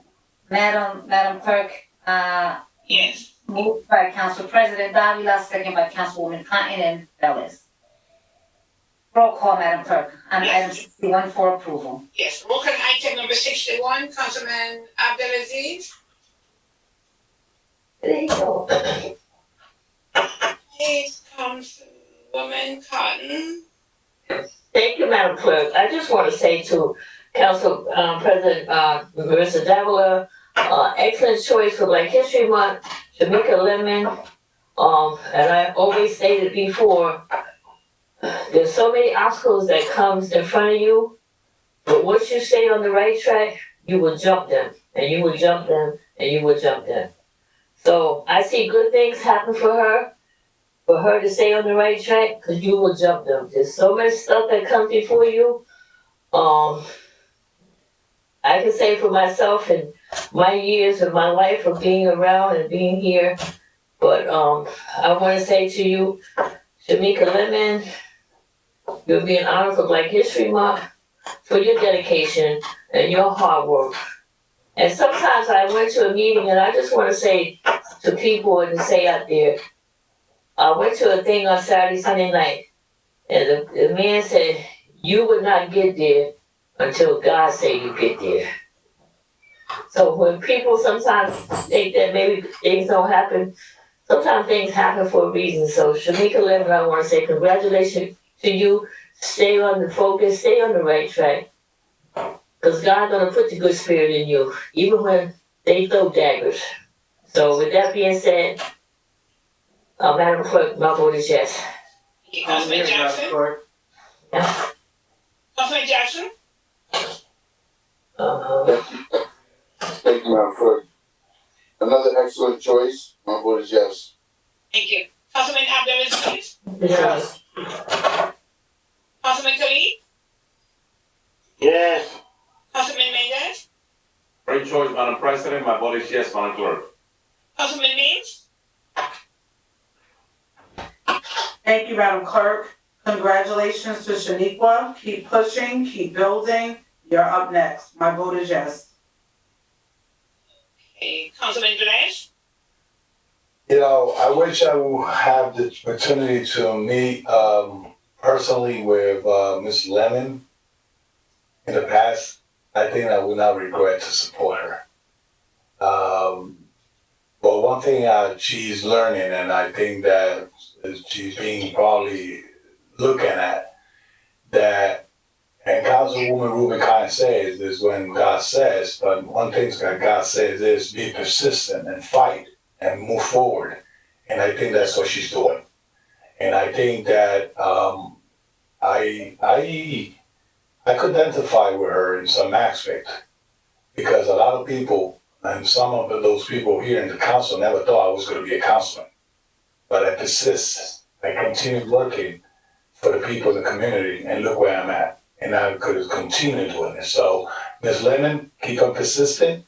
I think you're going to do a great job. And congratulations. Good honoring Councilwoman President Davila. My vote is yes. Thank you, Madam President. So I'm not just honoring a young lady who decided, a few years back to run for office. I'm honoring a young lady who, like Councilman, like you said, Bellis, that I can identify with. Someone who had the opportunity to sit down and have a one-on-one with someone who had the opportunity to learn. And you know what? She's younger than me, but I've learned quite a few things from her. And to see her background, her upbringing, her struggles, to see that we have similarities in situations that we've been through with our parents and so forth, to see her graduate from college, to see her build on her own business, to see her love and passion for education, for children, for Girl Scouts. I mean, I can say so much about this young lady.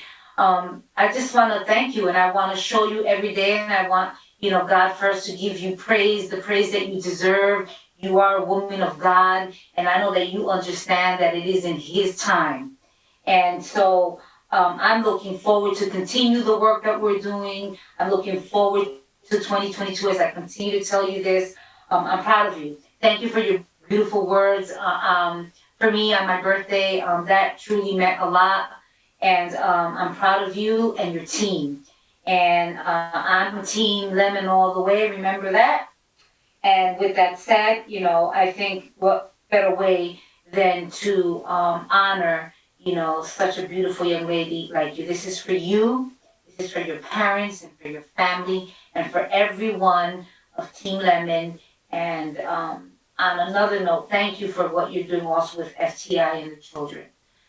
With that said, Madam Clerk, my vote is yes. Thank you. The vote is 8 in favor, 1 absent. Item number 61 is hereby adopted. Very good. Madam Clerk, item number 62. Next item is item number 62, a resolution appointing Jamie Felix as the Commissioner to the Paterson Parking Authority. And this is City Council Resolution 22058 and is sponsored by Councilman. So moved. I'm moving this item, Councilwoman, Madam Clerk. Council President, you gotta make a change. Excuse me? The resolution has his last name spelled wrong. His name is Jamie Felice with a Z. Right. I graduated high school with him. I can show you the yearbook. Let's put it this way. I know his father very well. Madam President, it was listed on the agenda incorrectly, and we have it corrected on the resolution. It's correct on the resolution on my roll call sheet. Very we good. were So, aware. Madam Clerk, Yes. I'm moving this item and it's seconded by Councilman Abdelaziz. I second it too. And Councilman Velez, okay? Tremendous move, Madam President. Great Yeah. kid. Very good choice. Okay, so with that said, you know, I'm looking forward to saying quite a few words of this young man, up and rising and so many great things and, you know, this one's for Pasito. But with that said, Madam Clerk, roll call on item 62 for approval. Open item number 62 for approval, Councilman Abdelaziz. I've known Jamie since our freshman year in high school, running the hallways. He played baseball. I was a wrestler. I had to slam him a couple times. He'll tell you the stories. Great catcher. You're right. He was a very good baseball player back in his high school days. Now you see him, you probably don't think he's an athlete, but Jamie was a very good athlete. He's going to do very well here. He cares about the city. He knows the city of Paterson, and he's passionate about this city. And he's going to be a tremendous asset to the Paterson Parking Authority. And I look forward to working with him to move our city forward, especially in the 6th Ward. We have many parking needs that I look forward to work with the Parking Authority in the next couple of years that we are in preliminary planning right now in the 6th Ward. So he'll be a tremendous asset to assist us in those endeavors. My vote is yes. Councilwoman Khan? Yes, Madam Clerk, my vote is yes. Thank you. Councilman Jackson? Yes. Councilman Kelly? Yes. Councilman Mendez? Thank you, Madam President. Definitely a great choice, Madam President. Jaime is definitely a great kid, very professional. He's a very excellent real estate agent. I sold one of my property to him on North Third last month, so he's doing fantastic in business. So it was a great pleasure for me to do business with him. He's doing excellent. I know that he's going to do a very good job at the parking authority as well. He's very professional. I'm a great friend, of his family, Mr. Pasito, and you know him as well, very well. So I'm very sure that he's going to do a very good job. So my vote is yes, Madam Clerk. Thank you. Thank you. Councilman Mims? Yeah. You can hear, yes. Councilman Velez?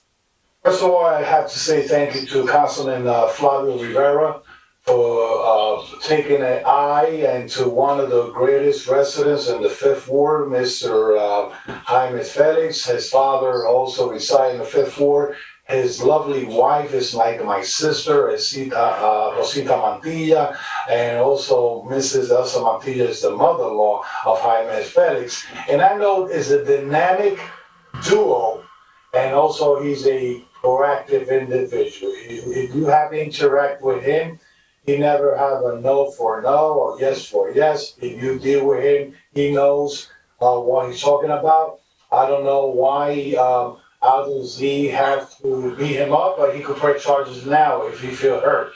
But right now, we appointed somebody that understand the development of the city, a person that knows that this city needs to move forward. And as a statutory agency chairman, I know that he's going to do a great job. I think Tony Perez will be happy having this dynamic, enthusiastic individual in his board. So I want to commend Flavio Rivera and his choice to put this my brother Jaime Felix Franocoa, República Dominicana, in this board that will represent the right way the city of Paterson and the agency and the parking authority.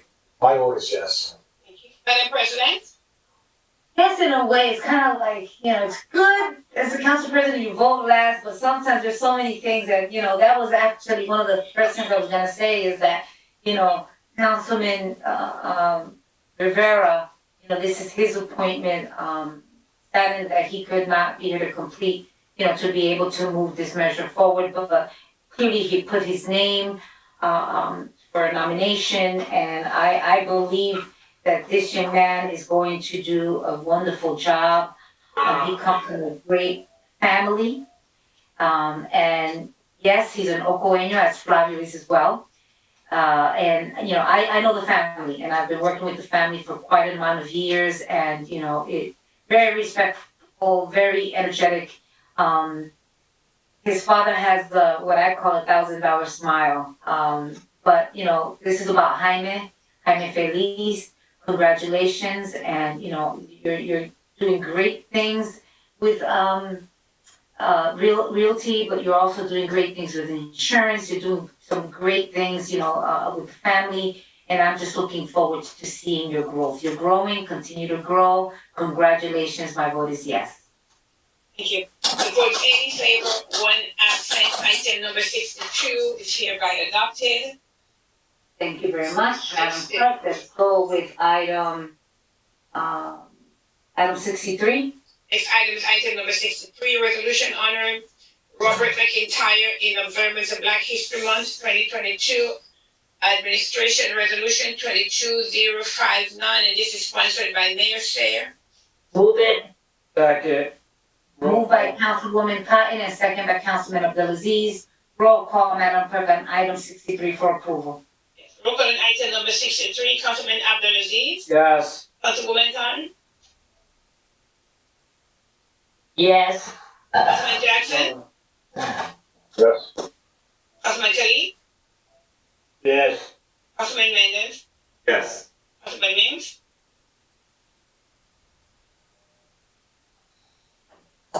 She left. Is Councilwoman Mims still there? No, she's not there right now. Next one. Councilman Velez. Yes. Madam President. Yes. The vote is 7 in favor, 2 absent. Item number 63 is hereby adopted. Thank you very much, Madam Clerk. Item 64. Next item is item number 64, resolution authorizing the submission of an application to New Jersey Department of Environmental Protection for a certified local government historic preservation planning grant for design guidelines for the East Side Park Historic District, Economic Development Resolution 22060. So move. Second. Roll call. Can you I'm sorry. I apologize. Councilman Mendez and second by Councilman Abdelaziz. Roll call, Madam Clerk. Roll call on item number 64, Councilman Abdelaziz. Yes. Councilwoman Khan. Yes. Councilman Jackson. Yes. Councilman Kelly. Yes. Councilman Mendez, Yes. Councilman Mims, Yes. Councilman Velez, Yes. Madam President, Yes. the vote is 8 in favor, 1 absent. Item number 64 is hereby adopted. Item 65, Madam Clerk? Next item is item number 65, resolution honoring Charlotte Shepperson in observance of Black History Month 2022, City Council Resolution 22061, sponsored by Councilman Rivera. So move. Second. I moved it, Councilwoman Cotton seconded. Roll call, Madam Clerk, and second by Velez as well. Roll call. Yeah, roll call on item number 65 for approval, Councilman Abdelaziz, Yes. Councilwoman Khan, Yes. Councilman Jackson, Yes. Councilman Khalid, Yes. Councilman Mendez, Yes. Councilman Mims, Yes. Councilman Velez, Definitely yes. Madam President, Well deserved, Charlotte. That's right. My vote is yes. thank you. The vote is 8 in favor, 1 absent. Item number 65 is hereby adopted. Item number 66. Next item is item number 66, resolution honoring Evelyn Shaw in observance of Black History Month 2022, City Council Resolution 22062. This is sponsored by Councilman Khalid. Second. Moved by Councilman Kalik and second by Councilman Velez.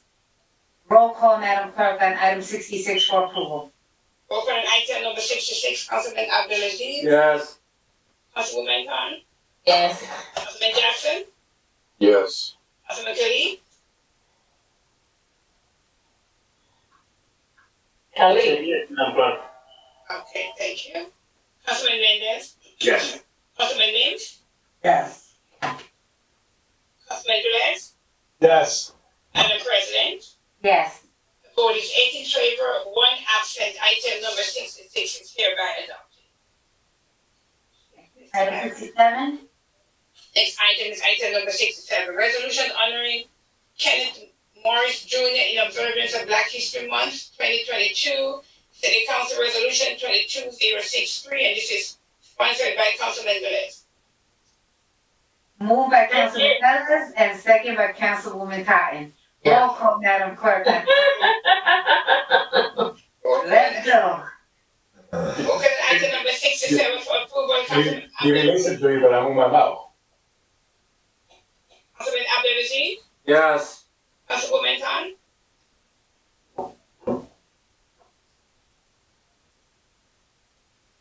Councilwoman, I can't hear you. I know I've been like, my vote is yes. Councilman Jackson, I'm sorry, ma'am. Which item is this? 67. That's what honoring former Councilman Morris, and it's sponsored by Councilman Velez. Black History. I'm gonna have to think about this one for a little while, Mr. Clerk. Councilman Morris had, he gonna have to come up out of his pocket or something for this. No, my vote is yes, Madam Clerk. Thank you. Councilman Khalid, Yes. Councilman Mendez, Yes. Councilman Mims, Yes. Councilman Velez, You know, I could say a lot about, everybody could say a lot by Mr. Councilman, former Councilman Kenneth Morris. And one of the things I have to say is that before being a councilman, you know, he was a good advisor, and he always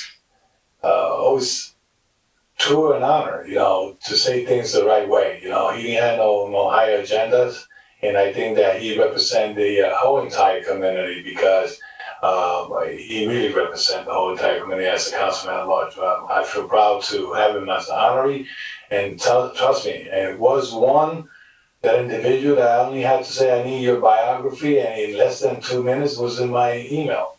So I don't know. I thought it was going to be like 7 pages, but that's okay.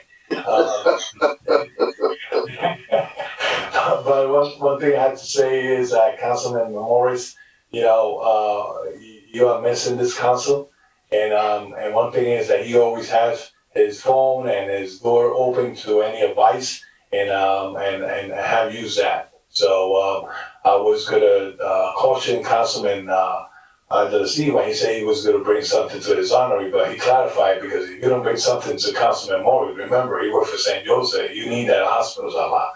So my vote is yes. Congratulations, Councilman Morris. Thank you, Madam President. So again, another individual that I've known for years. I actually met him, working for St. Joe's, but also doing his side business, which was Sophisticated Dog Inc. But I want to thank you for being a mentor, for being an advisor. Thank you so much for being my MC for my 50th birthday. You have been dynamic. When I came on the council in 2014, you told me to sit down, observe, and learn before you speak. And so let me tell you, you've been a great asset in my life as a councilwoman, but prior to that. And, great choice, Councilman Velez. Congratulations, Councilman Morris. I look forward to seeing you on the 1st. My vote is yes. Thank you. The vote is 8 in favor, 1 absent. Item number 67 is hereby adopted. Okay, item 68. Yes. Next item is item number 68, and it reads resolution honoring Vernon Mickens in observance of Black History Month 2022. City Council Resolution 22064, sponsored by Councilman Jackson. Second. Moved by Councilman Jackson and second by Councilwoman Cotton. And I also second it. No, Councilwoman Cotton. I know you too, but I was muted. Councilman, I'm sorry. Councilman, my apologies, but I only heard Councilwoman Cotton. That's I know. I'm mute myself, that's why I've been. Okay. Roll call, Madam Clerk, on item 68 for approval. Madam President, roll call on item number 68, Councilman Abdelaziz. Yes. Councilwoman Cotton. I just want to say to the honoree that Councilman Jackson has selected Vernon Mickens. He has been around for a long time, and he has been helping the people in the community. I mean, his shop is over there on North Main. I think it's North Main, or it's North Main. But I can truly say, I see him volunteering at least 2 or 3 times a week at the grandparents on Mondays and Saturdays, and so he is truly a person of our community. And I'm happy that Councilman Jackson selected him to be honored for Black History Month. With that being said, Madam Clerk, my vote is yes. Thank you. Councilman Jackson. Thank you, Madam Clerk. Well, I like to be as straightforward, transparent as possible. Most everyone knows I'm not as celebratory as some of my council colleagues, but can definitely appreciate the hard work, labor, and contributions that's done by individuals. So I want to first thank Councilwoman Cotton for making the suggestion, and not only that he's a first ward resident and a first ward business owner, but the time and work that he puts in, and that the amount of commitment he has, in the work he still does for the city, and runs his own business, and makes contributions at the grandparents as well, as Councilwoman Cotton said. Yeah. I take my hat off to him, and I'm only hopeful that I can be as diligent in the community later on down the line as he has been. Thank you, Madam Clerk. My vote is yes. Thank you. Councilman Talley.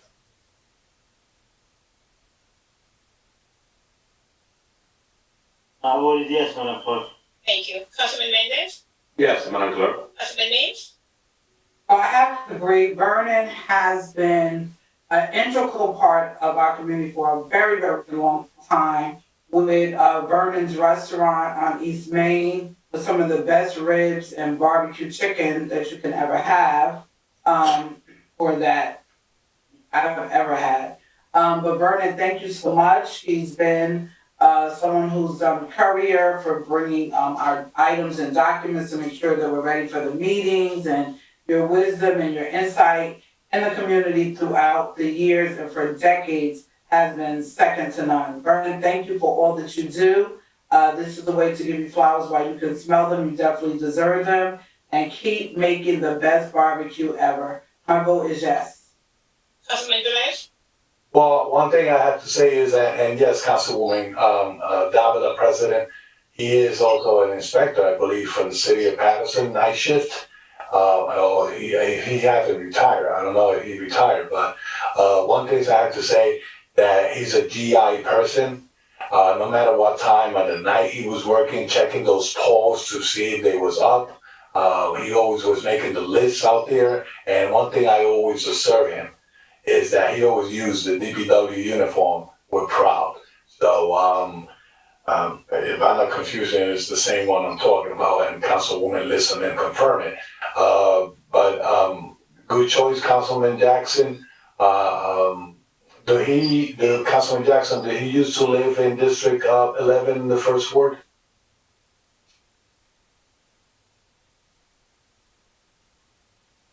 That's negative. Okay, I lost that position in the New Reef district. So, okay, my vote is yes. Thank you. Madam President, Yes.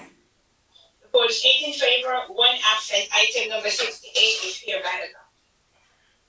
And I believe this is the last item, 69, correct? Yes, ma'am, one more. Yes. Okay, so before we read that item into the record, Councilman Jackson did make a request that I understand that we're not gonna be able to pass the resolution, being that it had to go through legal and it needed to be voted on, but Councilman Jackson, maybe there's something that we can do in terms of a plaque or something that we can work with the clerk, if that's okay with you, and then move forward to draft a resolution to pass later on. Councilman Jackson? I agree. Thank you, Joe. Great. Very well, so let us work together. Tomorrow, please, you and I will talk to Madam Clerk, and we'll get it going also with Corporation Council, okay? That's for Rhonda Thompson. Yes. That one that passed away. Correct. Oh, yeah. You know what, Council President? I don't know if it's good to recommend to the Public Safety Committee that one of the dispatch rooms be named after her. Councilman, let's not go there. Can you just said I'm gonna work with Councilman Jackson. Let us have a first station there, and then we can assist the administration, so absolutely. That's what I said. Okay, so last item, Madam Clerk, item Yes. 69. Yes, Madam President. Next item is item number 69, resolution honoring David Gilmore in observance of Black History Month 2022, City Council Resolution 22065, and this is sponsored by Councilman Mendez. So move. Moved by Councilman Mendez, do I have a second? Let me second that. Second by Councilman Velez. Madam Clerk, roll call on item 69 to honor Dave Gilmore for Black History Month. Yes, ma'am. Open item number 69, Councilman Abdulaziz. Yes. Councilwoman Khan. Yes. Councilman Jackson.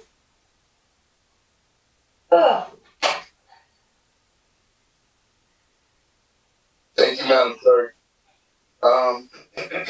Well, first of all, I want to commend Brother Gilmore on all of his hard work. It is an honor for me to support this recognition, and especially at a moment of which there was an attempt to assassinate his character,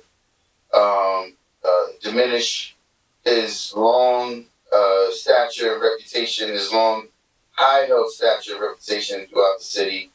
So this acknowledgement by the council definitely negates the attempt to defame his character and defamation of character that I think is going to cost the taxpayers. But long story short, Madam Clerk, it is my pleasure to vote in the affirmative and support this gentleman. My vote is yes. Thank you. Councilman Khalid. Yes, Madam Clerk. Councilman Mendez. Thank you, Madam Clerk. I just want to say that it's a great privilege for me to support and have our director, Dave Gilmore, acknowledging his hard work and contribution and dedication, not only from him, but from his family.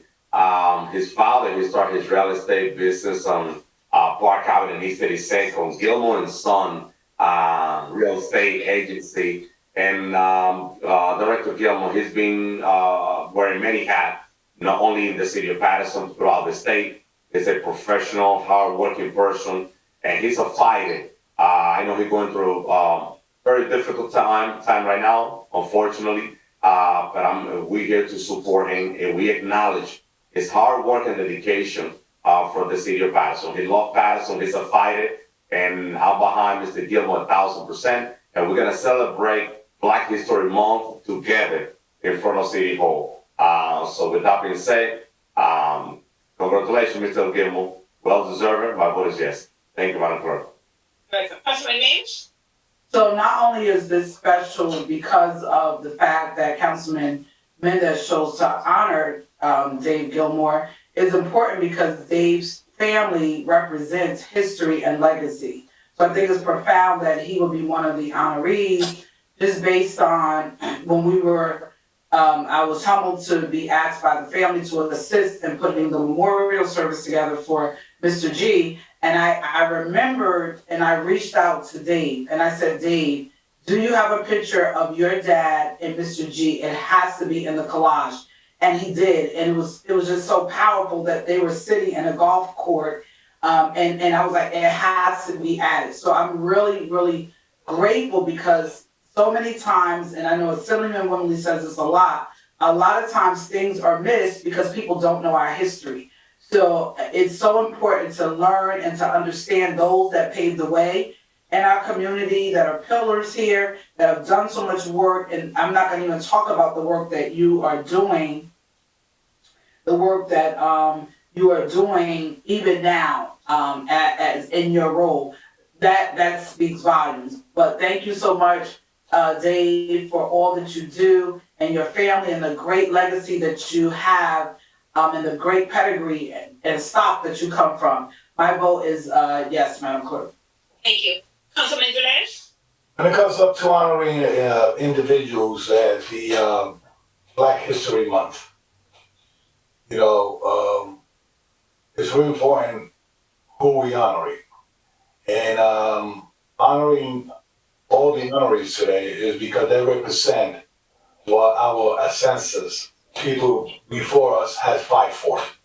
And every honoree tonight have represent that line of items or that point in life that kept us here and opened the doors for us. So in one aspect or the other, Mr. Gilmore has performed some of those aspects to make sure that we legislate the right way and making sure that every voice are heard. So saying that, Mr. Gilmore, congratulations.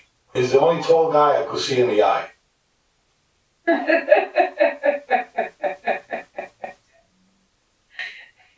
Your vote, Councilman? Oh, yes. Thank you, Madam President. Did you say is the only tall guy that you can see eye to eye with? Yeah, he's 4'6'5", we okay. Well, again, and I won't go into the story because I know Al is gonna make fun of me, but I know Dave since I was a little girl and the family, and I'm gonna leave it at that. And I know that he is a person full of passion, and he gives it his all in all that he does. And he went away for a little bit, came back. He's back with us here in Paterson. Definitely his family, his roots. Park Avenue, East 32nd is all I'm going to say. And I won't say it, Councilman Abdulaziz. But again, he's someone that I've known for years, someone that I respect his family. And I think Councilman Mendez, you and I can agree to disagree on things, but let me just tell you, I wholeheartedly, 200% agree with you to recognize Mr. Dave Gilmore for Black History Month. Well deserving. And Clerk, my vote is yes. Thank you. The vote is 8 in favor, 1 absent. Item number 69 is hereby adopted. Move to close. Council President, before we close, can I say something, please? Yes, you may. I want to thank Corporation Counsel, Ben, from legal, and also the ladies in the City Council office who work. I would never end this night without saying this. I could never sleep. Who worked so diligent the last minute. The ladies skipped their their lunch or their dinner break, whatever it was, to have all these items to complete this agenda.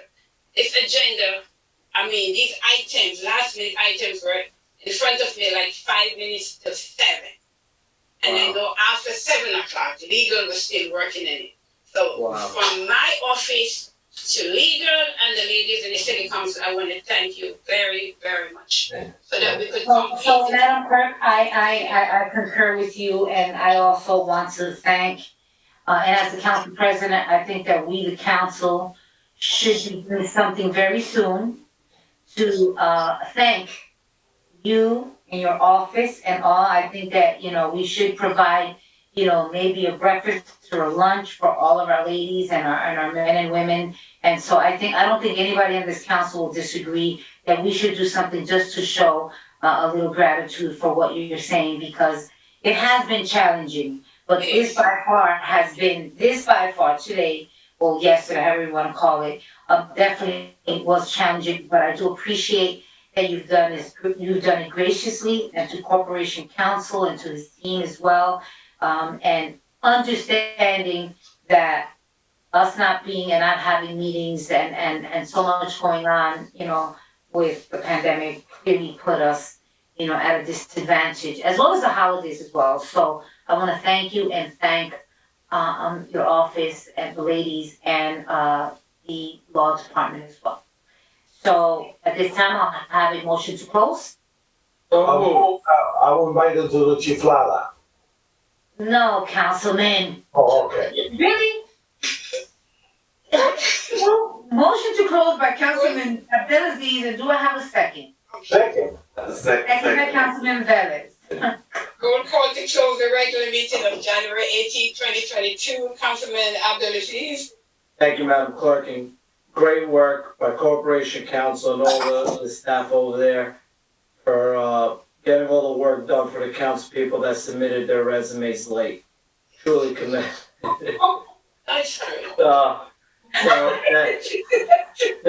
Thank you to the staff. I submitted mine early. It was on the agenda prior, but great job for always doing the hard work for the people.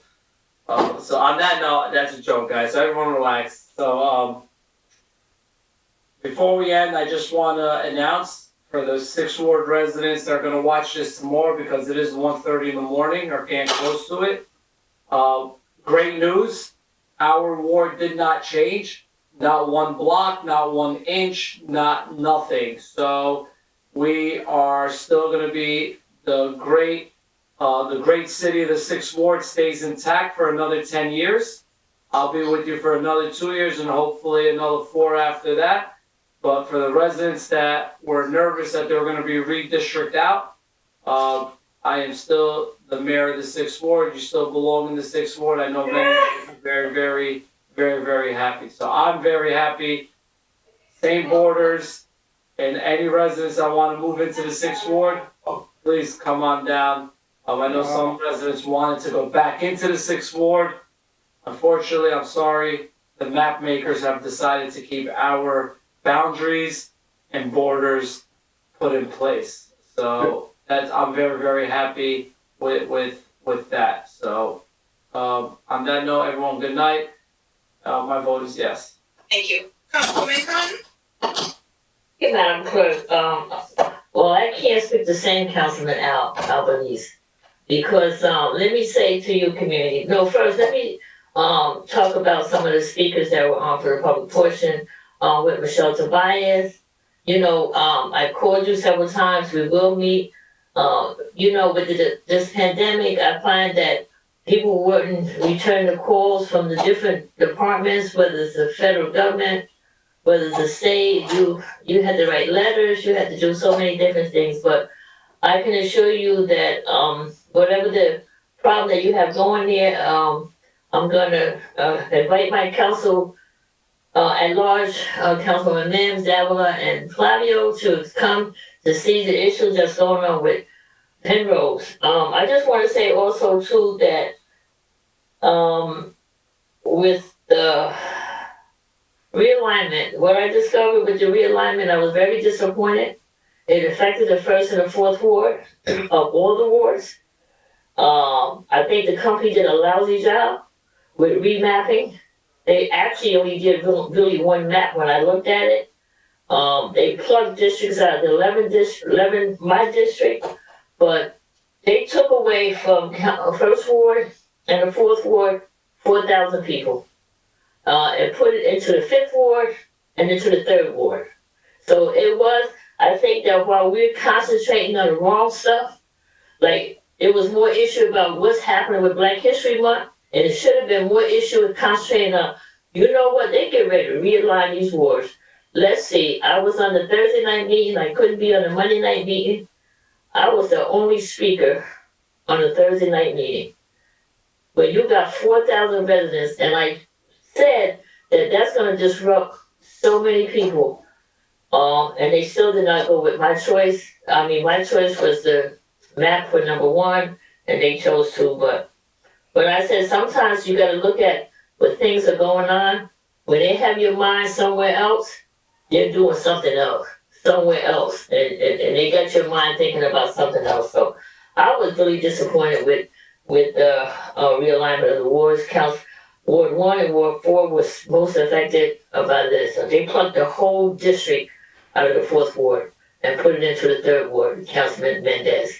So, but I just want to say to you all out there, for all my council members, and I'm looking at the other thing too, because they're saying that my district really didn't grow that much, but now they're saying that it really grew.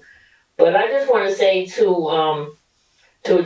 you all out there that we have to sometimes, what I find is that there's stuff that's going on and they have your mind somewhere else. And you need to be in another part. But I just want to say also to all the ones out there, to my council colleagues, we are doing a flag raising, and and with the theme, our lives matter, focusing on health and wellness. If you know the amount of people that have passed away in the last 2 years in our community, family members, children losing mothers and fathers all at the same 1 week apart. So with that being said, I just want to say to you all out there, council members, we are doing February 1st.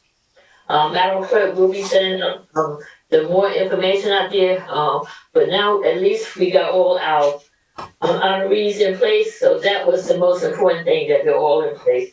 There's so many things that you want to do that you really can't do. But I want to say to when Michael F spoke about the garbage, what I find is that workers are not coming to work. I hate to think that, but they're just not. I know with the cannabis, we really don't know yet where is it going. You don't know who got licenses. There's so much still unanswered questions that we don't have. So, Madam Clerk, with that being said, and no, let me just do one more thing. Madam Clerk, Corporation Council, you guys have worked so hard. I'm inside with them, so I see it. You have worked so hard. When I got back here tonight, everybody was still here to try to get this meeting on board. Everybody was still here. And I want to say to Madam Clerk and to your staff, they really need a day off tomorrow, because you know how hard it is to be here at 1 or 2 o'clock in the morning, and then you still got to come back to work the next day. It's really, really hard. So, Madam Clerk, I want to say I appreciate you, your staff. I want to say thank you to all the ladies. And you know what, Corporation Council, amen. I said I want to see you argue in court, right? And I would have been there with you. But I want to say, you really, Ben put those resolutions together so fast. I want to say thank you, Ben, for doing that, putting together David Gilmore and putting together Vernon Mickens. Bio, like within 30 minutes, he had those things together. So I want to say to your department, Corporation Council, amen, I appreciate you, and let them all know that I do appreciate them downstairs too. Madam Clerk, love you dearly. And with that being said, my vote is yes. You're welcome. Okay, Councilman Jackson? Councilman Jackson? Okay. Councilman Kalik? It is 1:53 in the morning. Good night, everyone. My vote is yes. Yes, I think I hear Councilman Jackson. I vote yes, Madam Clerk. Okay, thank you. Councilman Mendez? Thank you, Madam Clerk. So I'll be brief before my vote. I just want to say thank you also to Corporation Council, Madam Clerk, and the staff for being so effective. Yeah. But also hope that they didn't send our information on time. So thank you. We appreciate your hard work, your dedication, which really appreciate it. Corporation Council, we always positive, and you, Madam Clerk, you guys are great. Thank you. But also with the redistricting, Councilwoman, you're totally right. I have a full district of the fourth ward into the third ward, some of the fifth. I have 1,200 new voters in the third ward, and I'm just looking forward to humbly serve everybody in the third ward and in the entire city of Paterson. I'm just here to help whoever need me, whoever call me. I'm just here to assist, and I only ask God for help to be able to be effective and help others in our community, in our city. But also, my last comment, Madam President, as you know, I joined the Finance Committee late because of my computer, so I will fix that tomorrow with Ryan. But Madam Clerk, I make a request a couple of weeks ago. I called Mr. Silva today. He told me that he was working on that today, and I asked for the list of revenue that the city is getting when it's come to the sewer from all the corporation entity, non-for-profit that we have in the city of Paterson. Because I really want to have this conversation at the Finance Committee meeting and then at the workshop section. We got to do something with our homeowners. I want to see those numbers, Madam VA. How much money are we collecting from those institutions like St. Joseph County Building, the school, and all those big entities? And how much money are we getting from our homeowners? I'm out there, I'm knocking on doors. Our homeowners, they're crying. They want to see some relief on the sewer. And as a lot of the council member mentioned, and I know Councilman Rivera mentioned that in numerous time, and is that the sewer division was created not, the sewer utility was not created to produce revenue, but to be sustainable, self-sustainable. And since this utility was created, the community, the resident of the city of Paterson, they're suffering because they got it wrong the first time. We tried to make it right, and homeowners, they're still suffering, they're still struggling. I think that, and this information, I'm requesting this information, not only for me, but for the entire council. That way we could make a better decision, a smart decision, and see how much money this administration is collecting from all those entities that they should be paying the fair share, and look at the homeowner, how much they pay, and to see what can we do for our homeowners to help them, because they're really struggling. So with that being said, Paterson, just continue protecting yourself, to all Paterson residents. COVID is still here. I see a lot of people, they continue using their face masks and just, just protect yourself. COVID is out there, and we have a lot of seniors. If you get those calls, please, let's help our seniors. We have a lot of seniors that they still home and in need of groceries and many of the stuff. So I know a lot of you guys are there helping our Paterson residents. So let's work together. Our community needs us more than ever. We're going through a very, very difficult time.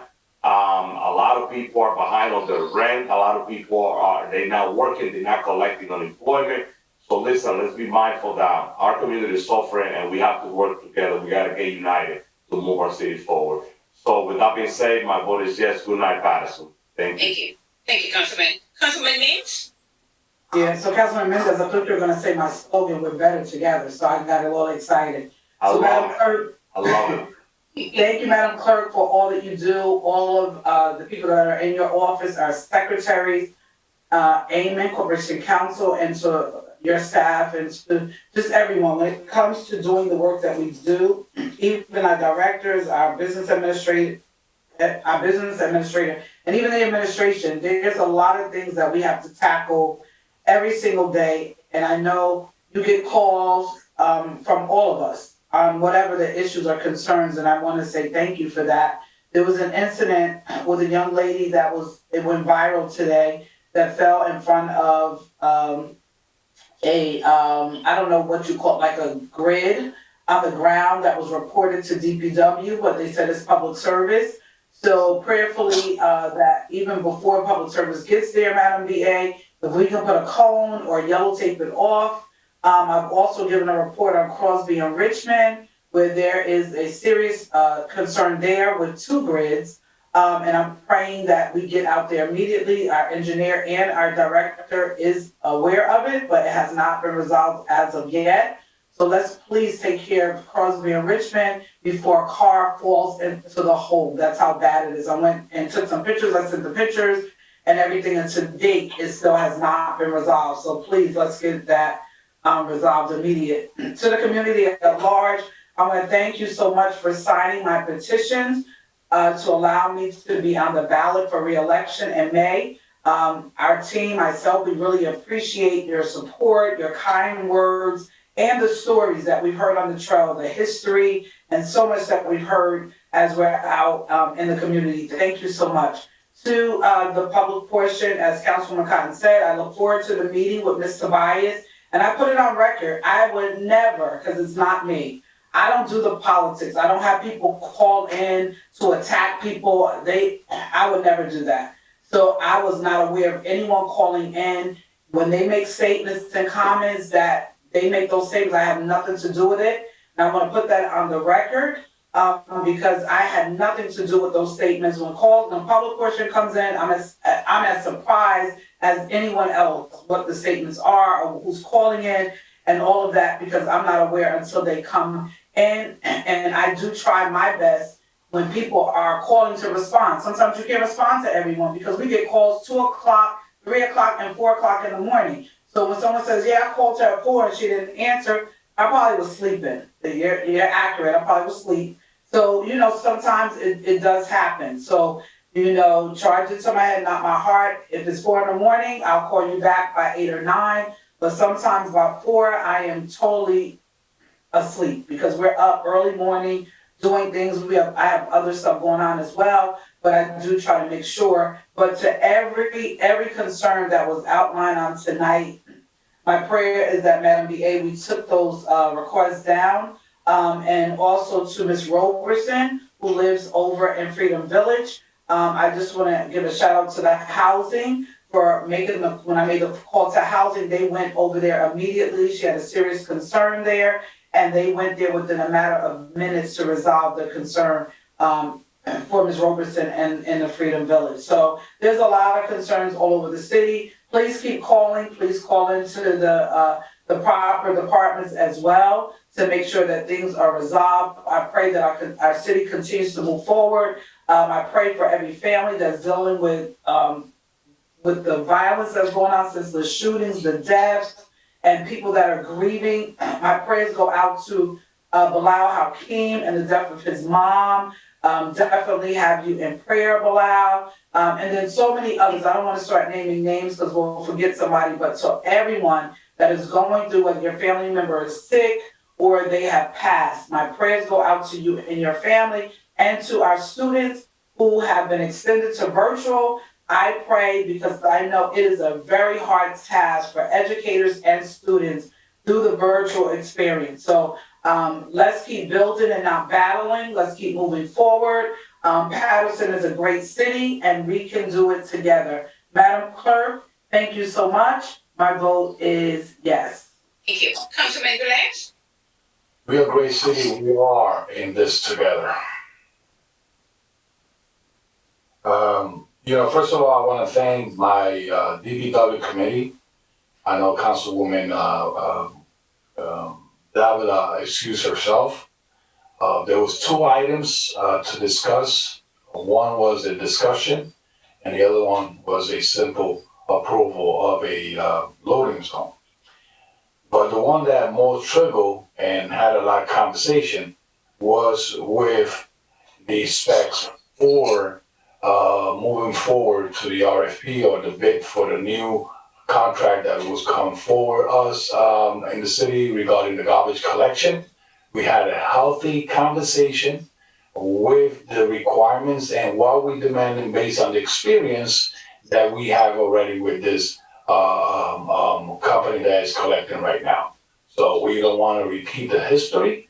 We want to move forward with a service that the people are requesting from us, but mainly letting know the administration that if the constituents demand from us certain things, really the administration had to step forward to make sure and comply that taxpayer money are delivering the service that they deserve. I want to commend Harry Savallo, the director, Billy Rodriguez. I had that room full, council president, for that item. That room was full, and I never saw a lot of lawyers in my committee meetings. I want to commend Eamon and his staff. But it was good. It was healthy conversation. One of the things that we came out agreeing is that the city of Paterson and the residents deserve better. And the idea that was put on the table by Councilman Kalik and Councilman Mendez and myself and everyone there, they are proactive, and hopefully that it works moving forward in what we're looking for the service. When we talk about utility, municipal utility regarding the sewer, yes, it was created to be self-sustainable, but to be able to be self-sustainable is based on revenues. So, I've never seen in a utility or a method being sustainable without money. So that's what was created. It had to be trick, adjusting a lot of aspects to make sure that the resident of Paterson get the fair share on it. Hopefully, we don't have to come back and amend that municipal sewer utility. And from this point on, the revenue could be coming to be able to relieve the taxpayer in other aspects of the city. One thing I have to say is that, now I became the great councilman of the heart of Paterson. I say that because in the past I was praising that the Great Falls will be in the 5th Ward. Now it's belonging in the 5th Ward. Now I could praise that with my winning positive attitude. Now, You got that? Yes, that lead councilman. Oh wow. Councilwoman, I know, but he been talking for so long. Like, come on, he been talking. I understand. I didn't know. I was just worried. I wasn't at my ward, councilman. That's all. That's I right. didn't know you had all of that. Councilman, can you wrap up, please? Yes. No, I'm just. It's not a bad thing, councilman. It's not. Councilwoman Cotton, he has the floor, please. Yeah, but he's looking at me like it's a bad thing, and it's not. I'm looking at his face right now, and it's not. Madam Council President, Councilwoman, with all due respect, as you first, as a female, second, as my colleague, I didn't interrupt you when you was talking about your ward. So please. I want to argue. There's nothing to argue about, councilman. I'm just saying, I didn't know that you got the falls. Councilwoman, he has the floor. Oh, God, Lee, I can't believe this sometimes. Like, they just take the stuff wrong. So once again, I just want to say that the Great Falls, Coachella Park, the museum, McCarty Senior Building now belongs to the 5th Ward. And one thing I'm going to say is, no matter is in the 1st or the 2nd or the 3rd or any ward, my name is Lou Velez, councilman of the city of Paterson. And if I have to help anyone in other wards, I will do so. But in this district, they put that District 111 in the 5th Ward. So I welcome the constituents of that area to my ward. I praise Councilman Jackson for the time and the year that he was representing that district. He was representing it well. Councilman Jackson, I will try to meet and fill those shoes that you was doing in that area. So I commend the job that you was always doing in the area. So I try to represent it the same way and do the right thing for those constituents. The constitution that I lost, or they shipped to the 3rd Ward, from the 5th Ward, thank you for trusting me in this past years as your councilman. And as you know, hopefully Councilman Mendez, the district that was moved to your ward, they are real demanding. And hopefully you can fulfill this use in responding to their concern. Saying that, last but not least, I sent a text to Council President with his phone number to see if she has it in her contact. She said no. And the reason is because while we was in a meeting and I had this little yes and no with Councilman Mendez, I started receiving attacking message. And when I dialed back, they was using a computer to send those messages. My phone is public, 201-496-8082. The same way they send message to the computer and not, call me. Let's talk. Let's have a conversation. I'm ears. I can understand probably your frustration and probably we could correct some things in this side. But saying that, thank you to those constituents that acknowledged that I was out of the country, but I never stopped working from the Dominican Republic. And once again, Madam Clerk, you are the best. And when I say let's take the crew to the Chiflada, you're gonna have fun in the Fifth Ward. Trust me, that taste is good. As Council President, and she had fun. Saying that, God bless you all. Let's have a good night. And tomorrow, let's wake up with positive ideas that we can move this city forward. Thank you. Once again, my vote is yes. Thank you, Councilman. Madam President? Oh, God. By the time I get to speak, it's like everyone's asleep. Half the council is gone, which clearly to me I think is very insulting, but because we all are elected by the people, we should all be up till the same time, right? But I have a few notes here and it'll be quick. I want to first and foremost thank my council colleagues, okay? Many times we can agree to disagree on things, we become passionate, but at the end of the day, we're here in the trenches and it's about the city of Paterson. At least I want to believe that it's about Paterson first before us. But I also want to thank you. I want to thank you because of you, the council, which you all have to take credit for this. We've supported the administration to go forward and apply for different grants. And, not just relying on taxpayers, but let's go out there and apply for these grants. And it is my understanding, which I already knew, that we went out and applied for a $1 million grant to implement, it's the Bloomberg Mayor's Challenge, if I'm not mistaken. And it's for the $1 million to implement the real fix, right? So it's a drug situation that we have specifically to the Broadway corridor, right? And so out of 631 worldwide cities, am I correct? Madam VA, correct me if I'm wrong, because I got my stats a little wrong. Only 3 cities were chosen in the USA. And overall of the 631, only 15 were chosen. Of the 15, 3 were in the United States, and Paterson was chosen to receive that $1 million for the real fix to implement in the Broadway corridor with the situation of this epidemic of drugs in that area. And so I gotta give it to you, council members. Thank you for allowing the administration to move forward and apply for this. And I want to thank the administration. So I wanted to put that on record. Okay? We, the council, have to take credit for that. Okay? What are my other notes? In regards, Councilwoman Cotton, you don't let me lie. You're here on live. How many times have we been to Freedom Village to discuss the situations going on specific to this constituent?